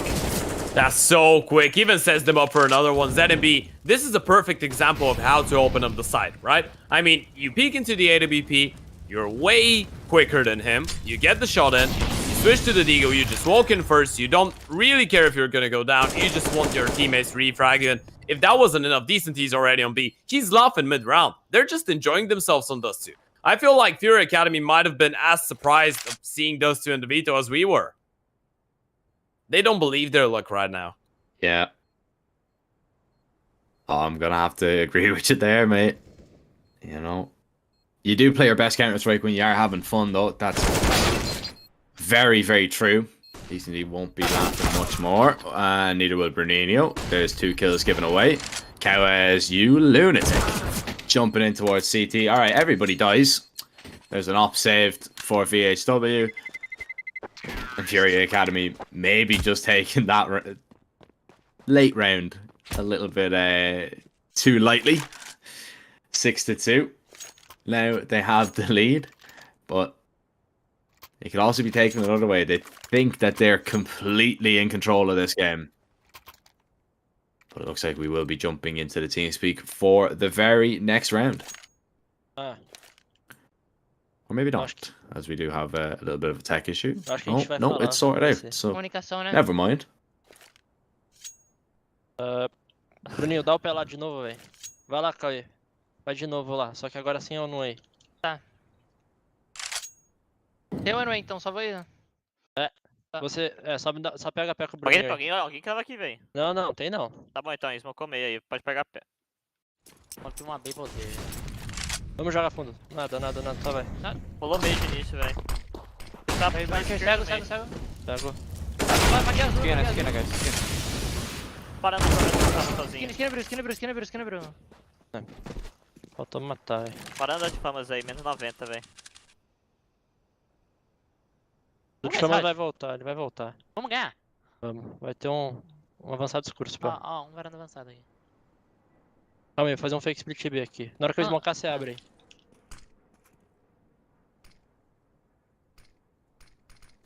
Calma, deixa eu fazer um bagulho aqui.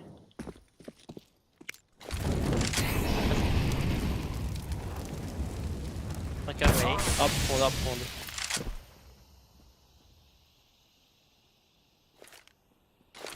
Outra bang.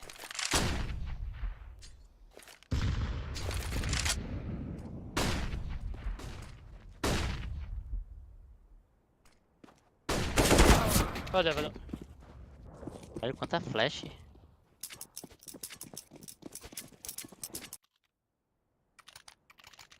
Maybe that's the magic, Jack. The TeamSpeak round. TeamSpeak round, and Apeks Rebels do manage to pick it up fairly easily. It was a clean one. They don't lose a single member. That's actually impressive, you know. They might have a little bit of fight left in them. Well, I'm saying left. It's still early days on Dust 2. But just according to what a lot of the rounds were and considering how they went, FURIA did look a lot better. Still, though, the Norwegians, they've been able to put on a bit of a fight. Brave. Oh, he's looking for the peak. Doesn't really spot anything. Well, spots, but doesn't fire a shot. Rocking the double up setup now. Maybe this is the change they needed. After all, we're on Dust 2.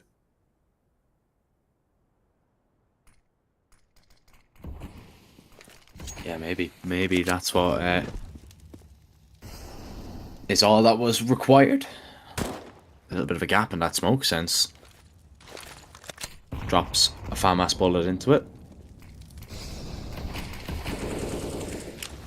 As now we can see the FURIA Academy boys trying to get across. Difficult to do so when the mollies are up.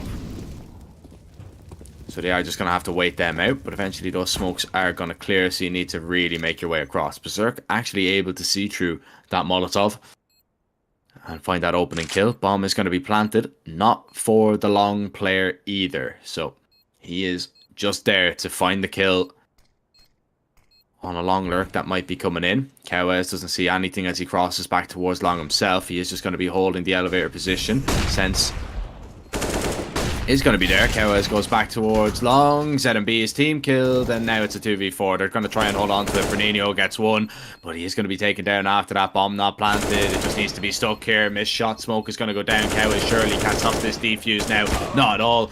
And they move too far away from the bomb. And that time they're going to be punished.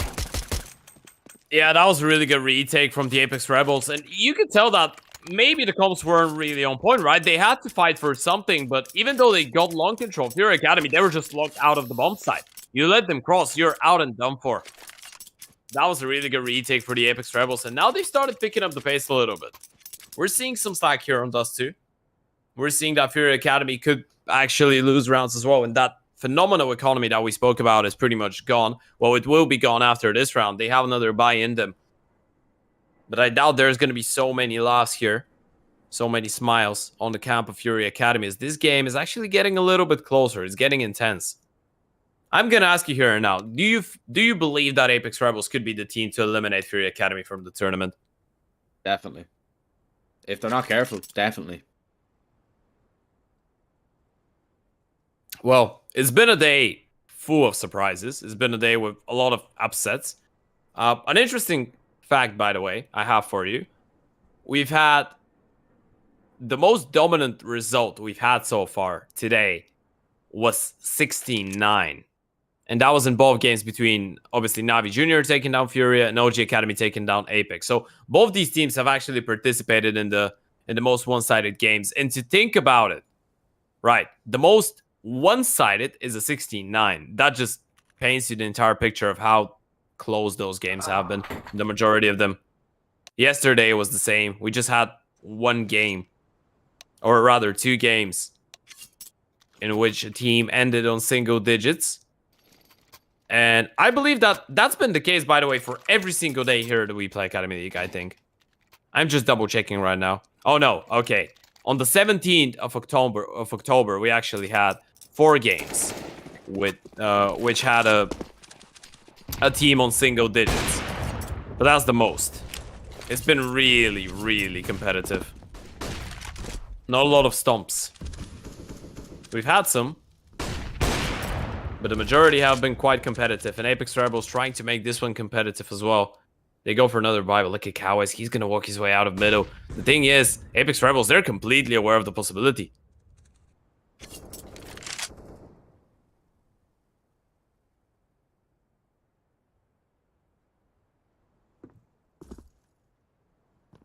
Yeah, they know. Now, there's a little bit of noise being made towards mid. Setting B was the man making all the noise. Yeah, again. And his up shot is very, very loud as it takes down Berserk. FURIA Academy, they do group in the tunnels here. Cows can try and lock off the rotates as they make their way from A to B or vice versa. And it looks like the rotates are going to have to make their way from B to A this time because the bomb's going back. Yeah, you can see the big idea there was to just put Gowes in a good position and then try and bait out the rotations from the bomb side. Gowes, he's going to get taken down, but now you're not ready for the opener of ZMB, and he's going to be able to pick up one. They found the MTA bomb side. In the meantime, ZMB, he just needs to stay alive here, and he's going to go for more. He's going to repeat, misses the shot. Surely he's going to go down now. VHW takes him, but it's still a 3 versus 3. That's going to be such a tough retake. And look at Fernino. He's got such a powerful angle to work with. 1 for 1 though in that position. Thought he might get a little bit more than that. Not to beat. Qualix and Decency now just have to defend this 2v2 retake, but have to see where the bomb is going to be planted for. And I think once again it's going to be planted not for anybody. It's planted for short here. Decency finds that kill. Now Qualix is going to have to run up and fight. Tapeware is just going to try and keep his head down and stick this defuse, and while Qualix runs his way around, there was just too little time left on the clock that he has to run at him. Once he gets him off the bomb, he had won it regardless, but decided to be stuck, and Qualix finds the kill. 7-4. FURIA Academy extend their lead to 3 once again. Yeah, that's just such a methodical T side from FURIA Academy as well, right? First of all, you get Kawis in that good position, and you make sure that you don't use any nades because you don't want to be giving it away for later on. But now you switch it up completely, running out of long, and Qualix, he's already picked up the first one, but Sense, coming back to his spidey sense, this is going to take a double. Lurks off wayward twice, way. so he needs help from Sense here. Flash comes in, and that's what Sense is waiting for. Looking for a fourth, not able to find it. And look at this, FURIA Academy.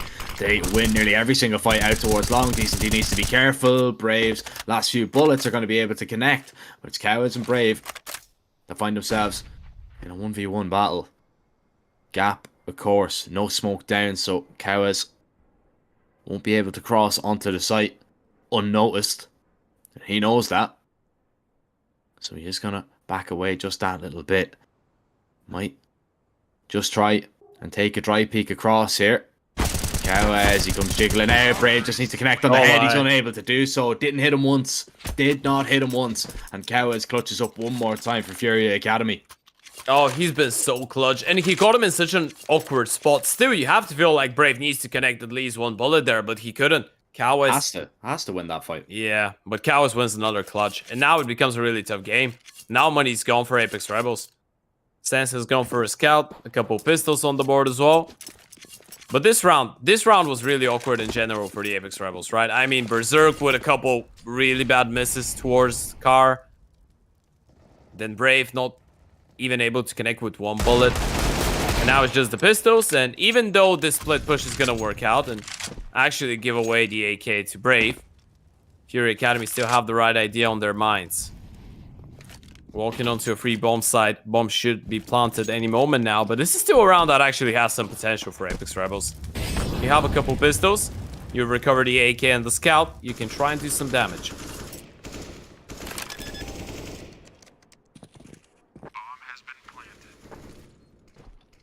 Yeah, you really can. Flash goes in, VHW maybe looking for the head of Cowes that he's going to be trying to remove. Cowes shooting left and right. Doesn't find it onto Brave. Luckily, ZMB finds a quick double, lands the tag onto VHW, and well, looks for a little bit more. Swaps over to the Deagle, just looking for the head of the Scouter, just taking the fight, no respect whatsoever. It's a long and drawn out fight that has come to a conclusion, but not that because of a kill. Looking at my Faceit game. Yeah. I was about to say, do I have your stream open in the background? Yeah. No, it wasn't. 9-4, awkward fight. AK saved, but 9 rounds given away on this T side. So, FURIA Academy are going to be feeling very, very optimistic about their chances in the second half. Apeks Rebels, they will call their second tactical now. I just thought of the meme, by the way. As soon as you say they're going to be feeling very, very, I just think of Xantares. I'm feeling thank you, man. That's all I can say after such a long day full of CS and action. FURIA Academy will be feeling, well, I really, really thank you for that if they win that game here. They're still going to be in the fight. Now, ladies and gents, for those of you that might not know, FURIA, they're not in the best spot, but they can still fight for it. I mean, they win here, they're going to be up to 12 points, which is going to put them just 6 away from fnatic Rising, Mouse NXT, and OG Academy. But they have 2 more games to play, and those 2 games are against Mouse NXT and NAVI Jr. So if they do manage to beat both of them, they actually have a chance to overtake somebody after a potential tiebreaker. It's a long road, it's a tough road, but it's still a road. You can still see it. Oh, triple boost. How long do they stay on it? Oh, Brave is gonna walk in. Patience. Are they going to be ready for VHW in this position? Brave stops the first. VHW doesn't need to peek out. I don't think he's even been spotted yet either. So they're playing right into Apeks Rebels' hand here if they commit into this fight. But that smoke going down surely deters them. Surely they're not going to risk it. They'll go for the boost again.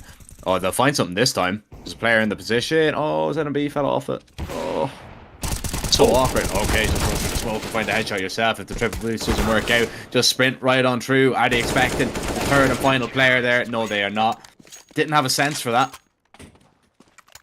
Nice. 5 rounds for the Apeks fellas. Looking to make it 6. We've had plenty of 9-6 halves today. Yeah, we have. In the first half. Maybe another? Yeah, a lot of those games have been relatively close. And you could tell that they're very tired as well at this point. I mean, it's been a long day for FURIA, right? This is their 3rd game for both these teams, actually.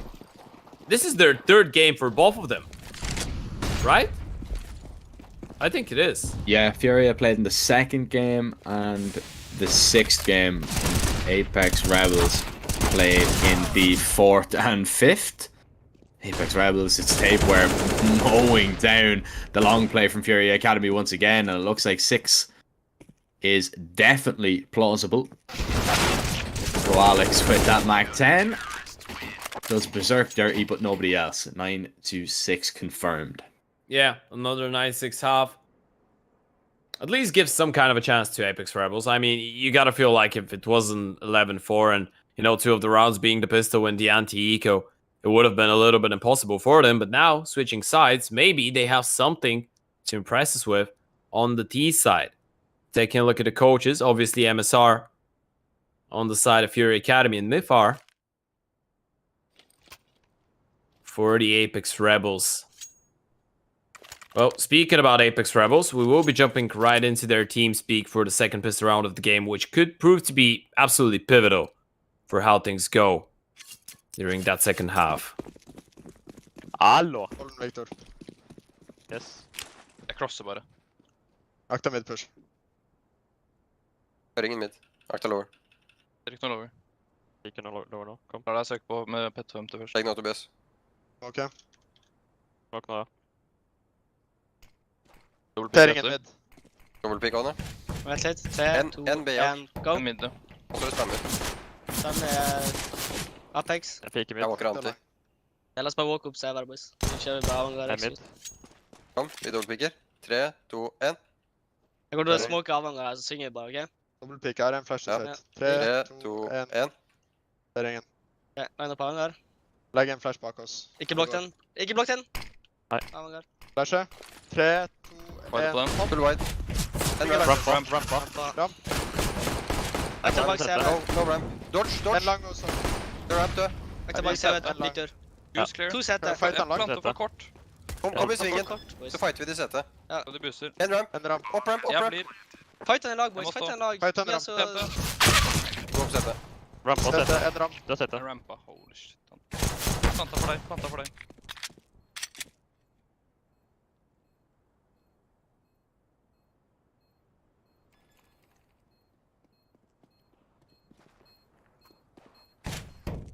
Han tok kit til setet. Han venter kit.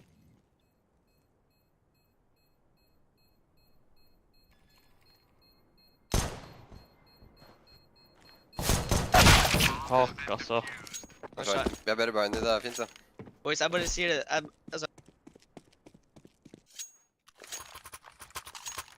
Little bit close there in the end. Wow, that was one of the most amusing pistol rounds I've seen. Bruninho just pulls his knife out. He's like, yep, I'm just gonna go and run and grab that little defuse kit dropped in CT. Yep, thank you. Go back, defuse the bomb. That's great. Apex gonna call their third timeout of this game. One more left after this if they do need it. And that bomb plant is gonna facilitate a decent enough buy in this round. They are gonna pump the cash into this round and hope for the best outcome. Now, there is an AK on VHW. Brave sadly does not have that luxury. He's gonna have to go for maybe a Galil or something of the likes, and that's exactly what has been purchased. But the T side, we're gonna see maybe what Apeks Rebels have been cooking up on it. Yeah, and hopefully some nice homemade apple pie. Oh, I'd die for a slice of apple pie right now, by the way. whipped cream with it as well. Yep. Yeah. Yeah, you love it. You Top of the absolutely pops. love it. But look at that from Apeks. They're gonna switch up the pace completely. They've just run down middle. Haven't really spotted anybody decent. He needs to be really careful, and he is careful at least for the first one. Berserk with a nice refrag on the scout. But now they're pretty much contained, and look at the aggression towards long. Bruninho doesn't really spot anything. They're gonna double back towards the B bomb side. The problem could be that Koala is all alone there. Yeah, but he's got that smoke to play around, and he's just going to use it with the one-way spears over the top. VHW, oh, was helped out massively by Tapeware. ZMB, though, he's just rotated in, done all the damage once again. Tags Tapeware alone. Tags him down to 50 HP.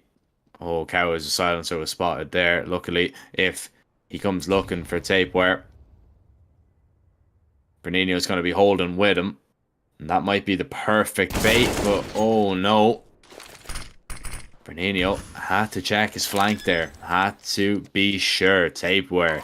3 kills, looking to make it 4. Doesn't realise where the CT player is coming from. Now he does. Bruninho making a lot of sound. MP9 versus AK, but 47 HP could be a problem. Absolutely no problem, no issue. Tapeware, big round from him, keeps Apeks alive. Yeah, that's great. And to be fair though, Brunino, he didn't really have a lot of choices there, right? I mean, it's a good 1 versus 2 from Tapeware. It's absolutely perfectly played. Brunino turned it around to look at his flank. This is really normal. He had to. Great job by Tapeware, isolating both 1v1s. Having the AK as well did help out. Force buy works out for the Apeks Rebels. The tactical timeout did manage to help them out here, and now they're the ones with the better weaponry.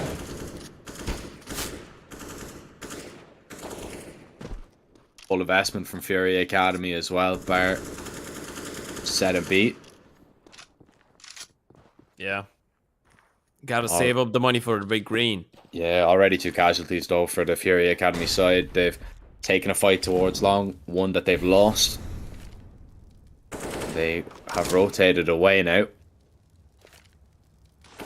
And are hoping for a B play. They might just try and hold on to whatever they've purchased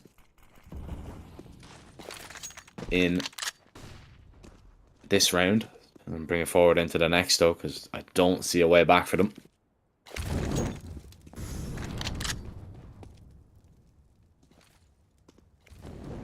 Well, they've made their choice. They stacked the B bomb site. It's not gonna work out.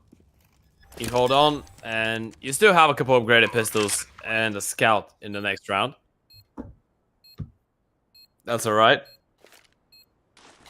Apeks Rebels managed to bounce back. Not really losing a single member as well. Apparently, those tactical timeouts did manage to actually have some effect. And by the way, Apeks aren't playing like a team that's playing Dust 2 for the first time. I'm going to tell you that. You know, some of those rounds haven't actually been bad. Prioritizing, obviously, long against the low buy. Kind of a standard thing. But there are still some mistakes from, you know, teams that haven't really played them up that much. We've seen some pretty cool set plays from Fury as well, but yeah, Apeks so far, they've been doing a good job to keep it close at least. Qualex gonna make sure to hold on to that Mac 10. That's gonna be another person on the team with a potential kill in the next round, as he's gonna drop over either the Mac 10 or the Deagle. Probably the Deagle, as with the armor, he's gonna have a bigger chance of getting a kill here. And that's actually not a bad looking round for Fury in terms of, you know, potential damage. There isn't a single person on the USP. Potential damage doesn't necessarily translate into direct damage. No, it doesn't.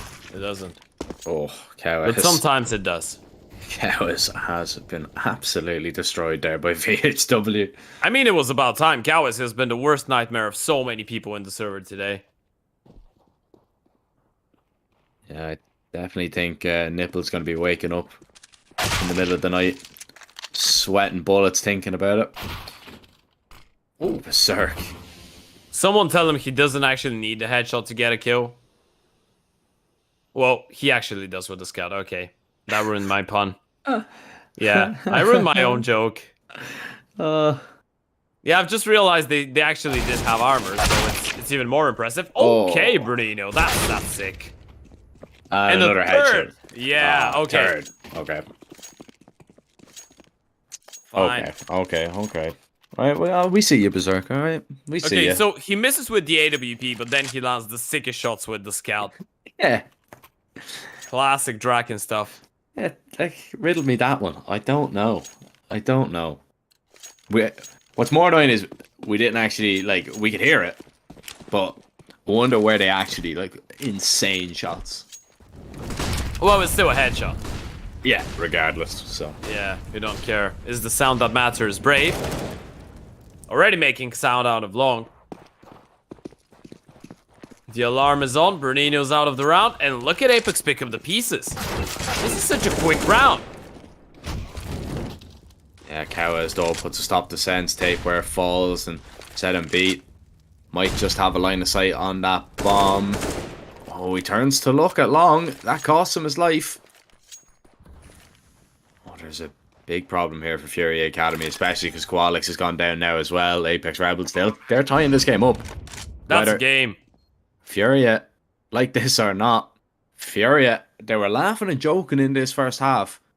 Well, tell you one thing, we might need to see a tactical from them in the next few rounds, because Apeks Rebels, they've brought this one back. And now I'm kind of considering that, you know, Dust 2 was left in here for a reason. Well, let's think about it. I mean, even looking at the face of Decenty, he's a little bit worried, but Apeks just did show us actually another pretty sick round, which is something that normally you'd see from, you know, people that invest more time into their Dust 2. You send one player out long, he gets an opening kill, and then knowing that Furia is a team that loves playing for long and they love picking up that fight even if they lose the opening kill, you try and pick up the pace towards middle, thinking that, okay, this player going down towards long is going to mean that they probably won't have that third rotation player who's normally flashing long occupied with mid. So we're going to be able to have a freebie, and they might not realize that we're up short so quickly. This is actually a legitimate round that Apeks Rebels have just pulled out, and it worked out perfectly. And again, Berserk, another opening kill. Things are looking solid. Furia, they need to get into action. Let's not forget, they lose this game, they're out of the tournament. They have no chance whatsoever to make play-ins.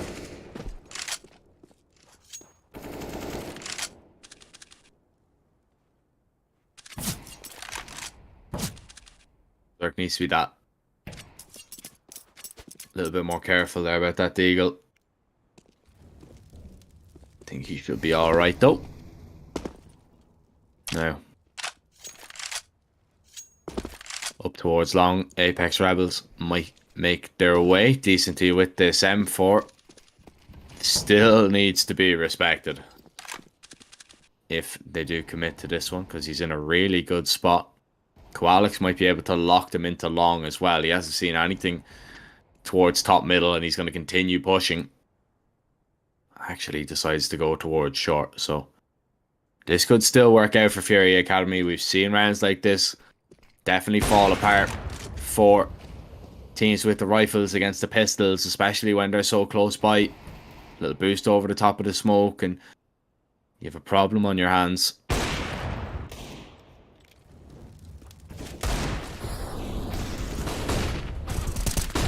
They come, Koalix and Decenty. There's the double, there's the bomb drop. Bernino finds a headshot onto Berserk. They walk right into the stack. And like a house of cards, Apeks Rebels fold. Tapeware has been spotted out. Decenty's just going to swing him, no respect. He's tagged him up very, very low. Tapeware finds the headshot, but Bernino with a double dig headshot as well in return. 11-10. FURIA Academy, they're going to steal that one away, and that's what you need to be concerned about. When there's Deagles and plenty of them on a bomb site, that's what they can do to you. It's so risky, man, especially when you play such a slow round on the T side, knowing it's a low by Furia. They push and clear out the entire map, and that's the risk that you're playing with, right? If you want to go for such a one-dimensional play against the Pistols, you need to A, have a lot of utility to isolate all of those players, or B, just be able to play quickly enough so you don't give him the time to clear out the entire map, but they couldn't. And walking into the stack, 1 and 4 was all that they needed, Furia. That was great, and I love the fact that they didn't really buy into the bait from Apeks, you know, slowing down and waiting for the flash play. Koala, though, needs to be careful. They're actually walking out of the bomb site. Decenty's picked up another. Koala needs to step it up, and he will. And look at what that has done to Apeks Rebels. They've been completely demolished in this round. Yeah, VHW has been hurt as well. Towards long, I'm pretty sure Bernino has heard that. You can see FURIA Academy, they're pushing through. Decenty's going to be holding. And it is going to be a 12th round for Furia. Now, Apeks Rebels, do they want to invest on Brave? I don't really think so.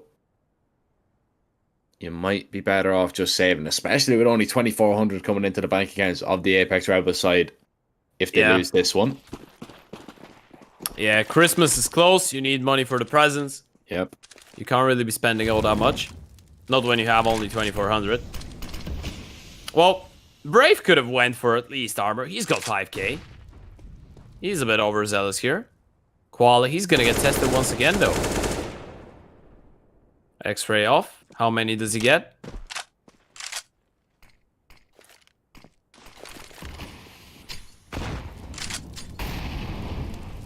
Monster HE. Molly. Means they won't push past it just yet, but eventually Apeks Rebels are probably just going to have to go with this, especially because the bomb is falling in the tunnels now. Flash goes over, they'll just commit to this one, they'll hope Gwalex will run out of bullets. Eventually he does, but not before he takes nearly every single member of Apeks Rebels down, bar just one. That's sense. He's found a nice 1D up close. ZMB is going to run on with the pistol, and he is going to take him down. 13-10. Apeks Rebels running out of opportunities to really ruin FURIA Academy's chances of moving into the play-ins. Of course, I will stress the fact that even if FURIA Academy do win this game, it is still rather unlikely that they do get through. They need to hope that there is a massive drop-off from a few of the teams that are still battling it out in that Group A.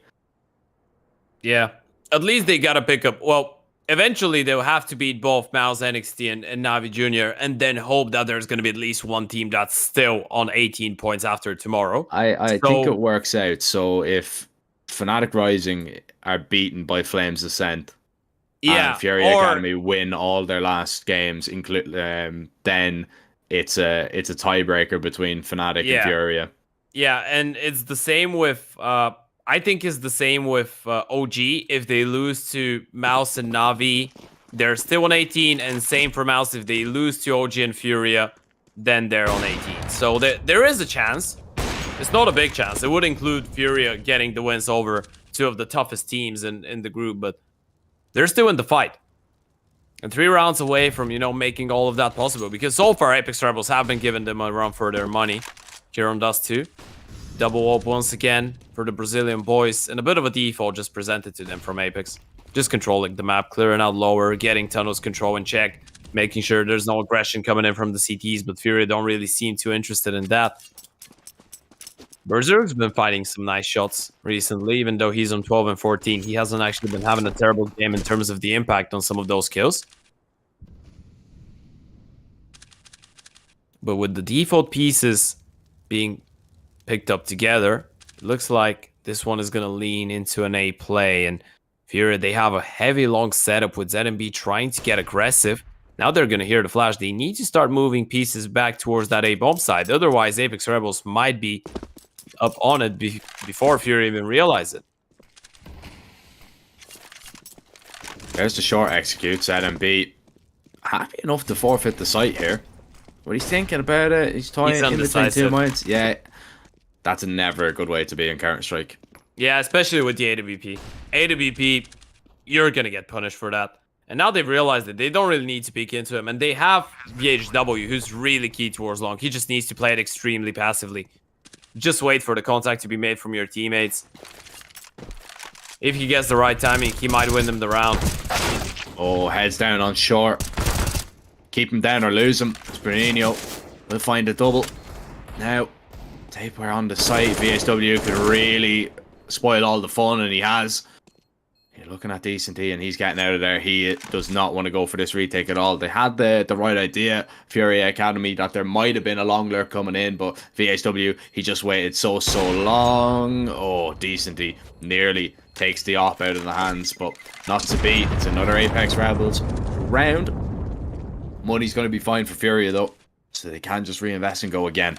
Yeah, that's on the AWP of ZMB, by the way. He gave it up way too easily. He just couldn't commit to a decision, right? He didn't really know if he wanted to go for the fight and then fall back, or he just wanted to make sure that they have a 5 versus 5 going into the retake. It was just really lucky there. And you can tell that he's feeling the pressure, right? He's changed his mind like 3 times in the matter of 3 seconds, which is never good for an oper. Once again, you need to be decisive with the big green. Even if you're able to get, some quicker readjustments with a rifle, it's not that easy with the AWP, but he's going to fix that mistake in this round. He's decided he wants to pick up the fight with Berserk, and he's going to win it. Early man advantage for the CT side in the 3-man stack. ZMB is going to move quickly towards middle as well, so they have 4 people leaning towards the B-bomb side here. This is massive. Apeks were never going to be ready for a play like that. Not in the slightest, and now they have to be ready to maybe, just maybe, find a way back into the round. But with only 2 people, VHW and Tapeware, yes, very capable of doing so. But it is going to be difficult. Pernino, he's cleared all the tunnels. ZMB is going to make sure of it as well. It can only be A right now. Run boost for their troubles. But nobody's here. Yeah, they've been given a bomb plant and a side to work with, but I'm actually a fan of this. I think FURIA are playing this one really diligently right now. You can let them have the bomb side. They don't have short, they don't have long, and ZMB is already behind. They don't even have a bomb plant. This is great from ZMB. He's full W through a molly and killed both of them. Yeah. Oh, welcome to Brazil. You can see that, you know, like they weren't expecting that at all. They mollied short, and he was just like, you know what? Fair enough. I'm just gonna come through it. You gonna stop me? No. Yeah, that's the mind process through it all. You know what? If you're actually holding that Molotov for such kind of a lunatic play, fair enough, you deserve to win the round. Otherwise, well, I'm sorry. He's not sorry. Don't lie. He's not sorry at all. No, he's not. He doesn't care. He doesn't give a damn. He's got FURIA onto 14, and Koalix is going to be trying to get FURIA onto 15 now. Mid player is going to be dead. They wait out that HE. Koalix needs to be ready. They come jumping out of the tunnels. Decently connects on the first, and the AK having a little bit of trouble. But the op having no problem. 4 kills for Decency. That eco dealt with 15-11, and the smiles have returned.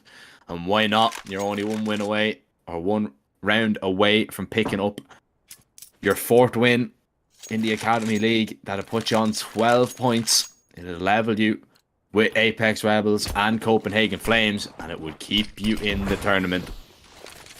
Yeah, that would be a massive result. They need to close it out here and now. Apeks Rebels in their last game as well of the WePlay Academy League Season 6, trying to put up a fight. Let's not forget, they've been through a lot, and they did make us believe. Started the day still in the fight for the play-ins, but so did a lot of teams. FURIA Academy, the last one that's still in the battle, that's not currently in the top 4 in either group. Bruninho, he's gonna get aggressive, doesn't see anything. And look at how methodical Apeks Rebels are in this round. But FURIA, they're not giving them anything right now. They don't want to risk it. And we can't really blame them for it. ZMB is the only one that's thinking about going for a peek, but he's alone towards B, so he needs to be careful. This time around, they are getting prepared to stop an A play, and they would be really correct to assume that it's going to be the Alpha Bomb side. Or is it a curveball from Apeks Rebels? But ZMB. Oh, he's going to walk in. Is he going to be scoping in at the perfect moment? Is the timing going to favor him? Oh, he spots out the player. And he gets out of there with his life intact now as well. Repositions. Actually just gives up the site completely. He's going to spot them maybe on the cross back. Oh, Flash comes in. Oh, ZMB gets the gun up. No scope. Is he going to get a second? No, he's not. Tapeware is going to be able to find that kill. It's a 3 versus 3. The B bomb site completely free. So, right now, Apeks Rebels are just going through standard procedure, clearing out all the corners, all the nooks and crannies. There's no Brazilians on the bomb site. Yeah, you gotta clean up middle first. You don't know if there was anyone there. And this is gonna be such a tough retake. Only 2 flashes, not a single smoke. You have kits on everybody, but you need to take all the fights. Those flashes need to be perfect. Flash goes in, Brave playing anti-flash, there's the first kill. Bruninho finds that second though. Now just a refrag, Brave needs to find it, but not able to do it. Berserk in a 1 versus 2, and this is for it, the life in the tournament. FURIA, they have just won it. Do they have enough time? Yes, they do. 16-11, FURIA Academy.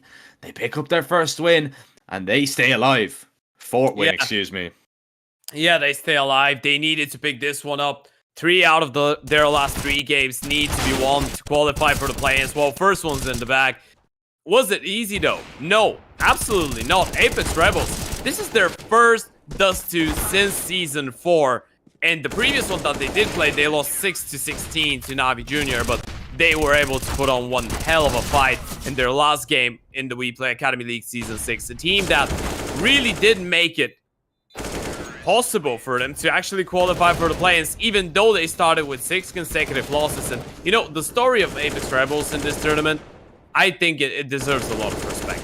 not a lot of teams would actually have the mental fortitude to start with 6 consecutive L's and then manage to come back, win 4 games in a row, taking down some of the best teams in their group and making it so close, but yet so far. But still, FURIA Academy, well, they are so close, but yet so far, but they're still in the fight for a spot in the play-ins, Jack.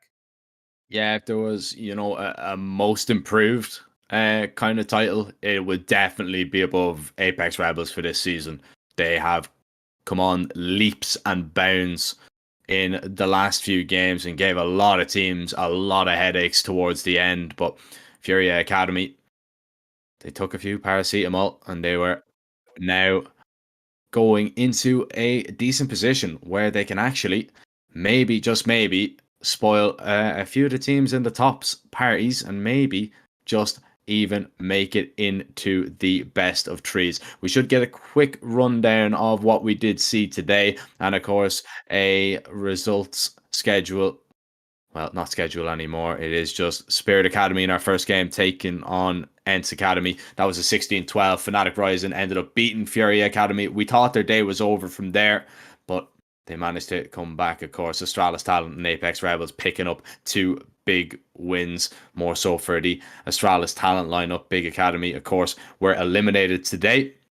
And then in our final 4 games, it was OG Academy taking down Apeks Rebels, NAVI Junior beating FURIA Academy, and then Young Ninjas and FURIA picking up the final 2 wins as a whole.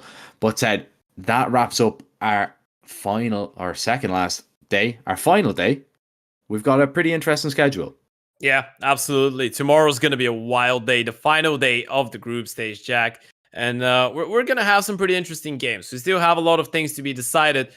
We haven't really had an idea on what's going to happen in terms of the teams that are going to pick up the playoff spots, because obviously every single group has 1 spot for a playoff and then 3 for the play-ins. FURIA Academy still in the fight, but we're going to start things off with a really, really interesting game between MOUZ NXT and OG Academy. Both these teams in the fight for that playoff spot in Group A. FURIA Academy then battling out against MOUZ NXT again, saying that FURIA Academy don't really have the right to make a mistake right now, so they need to beat MOUZ NXT 100% if they want to be still in the fight for the play-ins. Young Nip followed up against Astralis Talent, and then the 4th game is going to see NAVI Junior take on OG Academy in what could be a direct matchup for the first spot in Group A. Yeah, and then we have a look. Young Ninjas and Big Omen Academy. Big can spoil Young Ninjas fun maybe as well. Fnatic Rising, their last game against Flames Ascent follows that one. And then after that, we've got Spirit Academy taking on MIBR Academy. If Spirit pretty much win their game, they are confirmed in that top spot. So very important one in terms of Group B. And then finally, NAVI Junior will take on FURIA Academy in our final game of the group stage, unless tiebreakers are, of course, needed. But, ladies and gentlemen, sadly, that is all that we do have time for today. We'd like to thank you all for joining us at home. A very, very long 8 bo1 day schedule. More action will definitely come tomorrow. More thrills and spills. We'd like to thank production as always. Ted, I'd like to thank you for joining me as well, mate. And I hope you guys can join us tomorrow for some more Counter-Strike action as we do wrap up the group stages. But for now, take care and we'll see you tomorrow.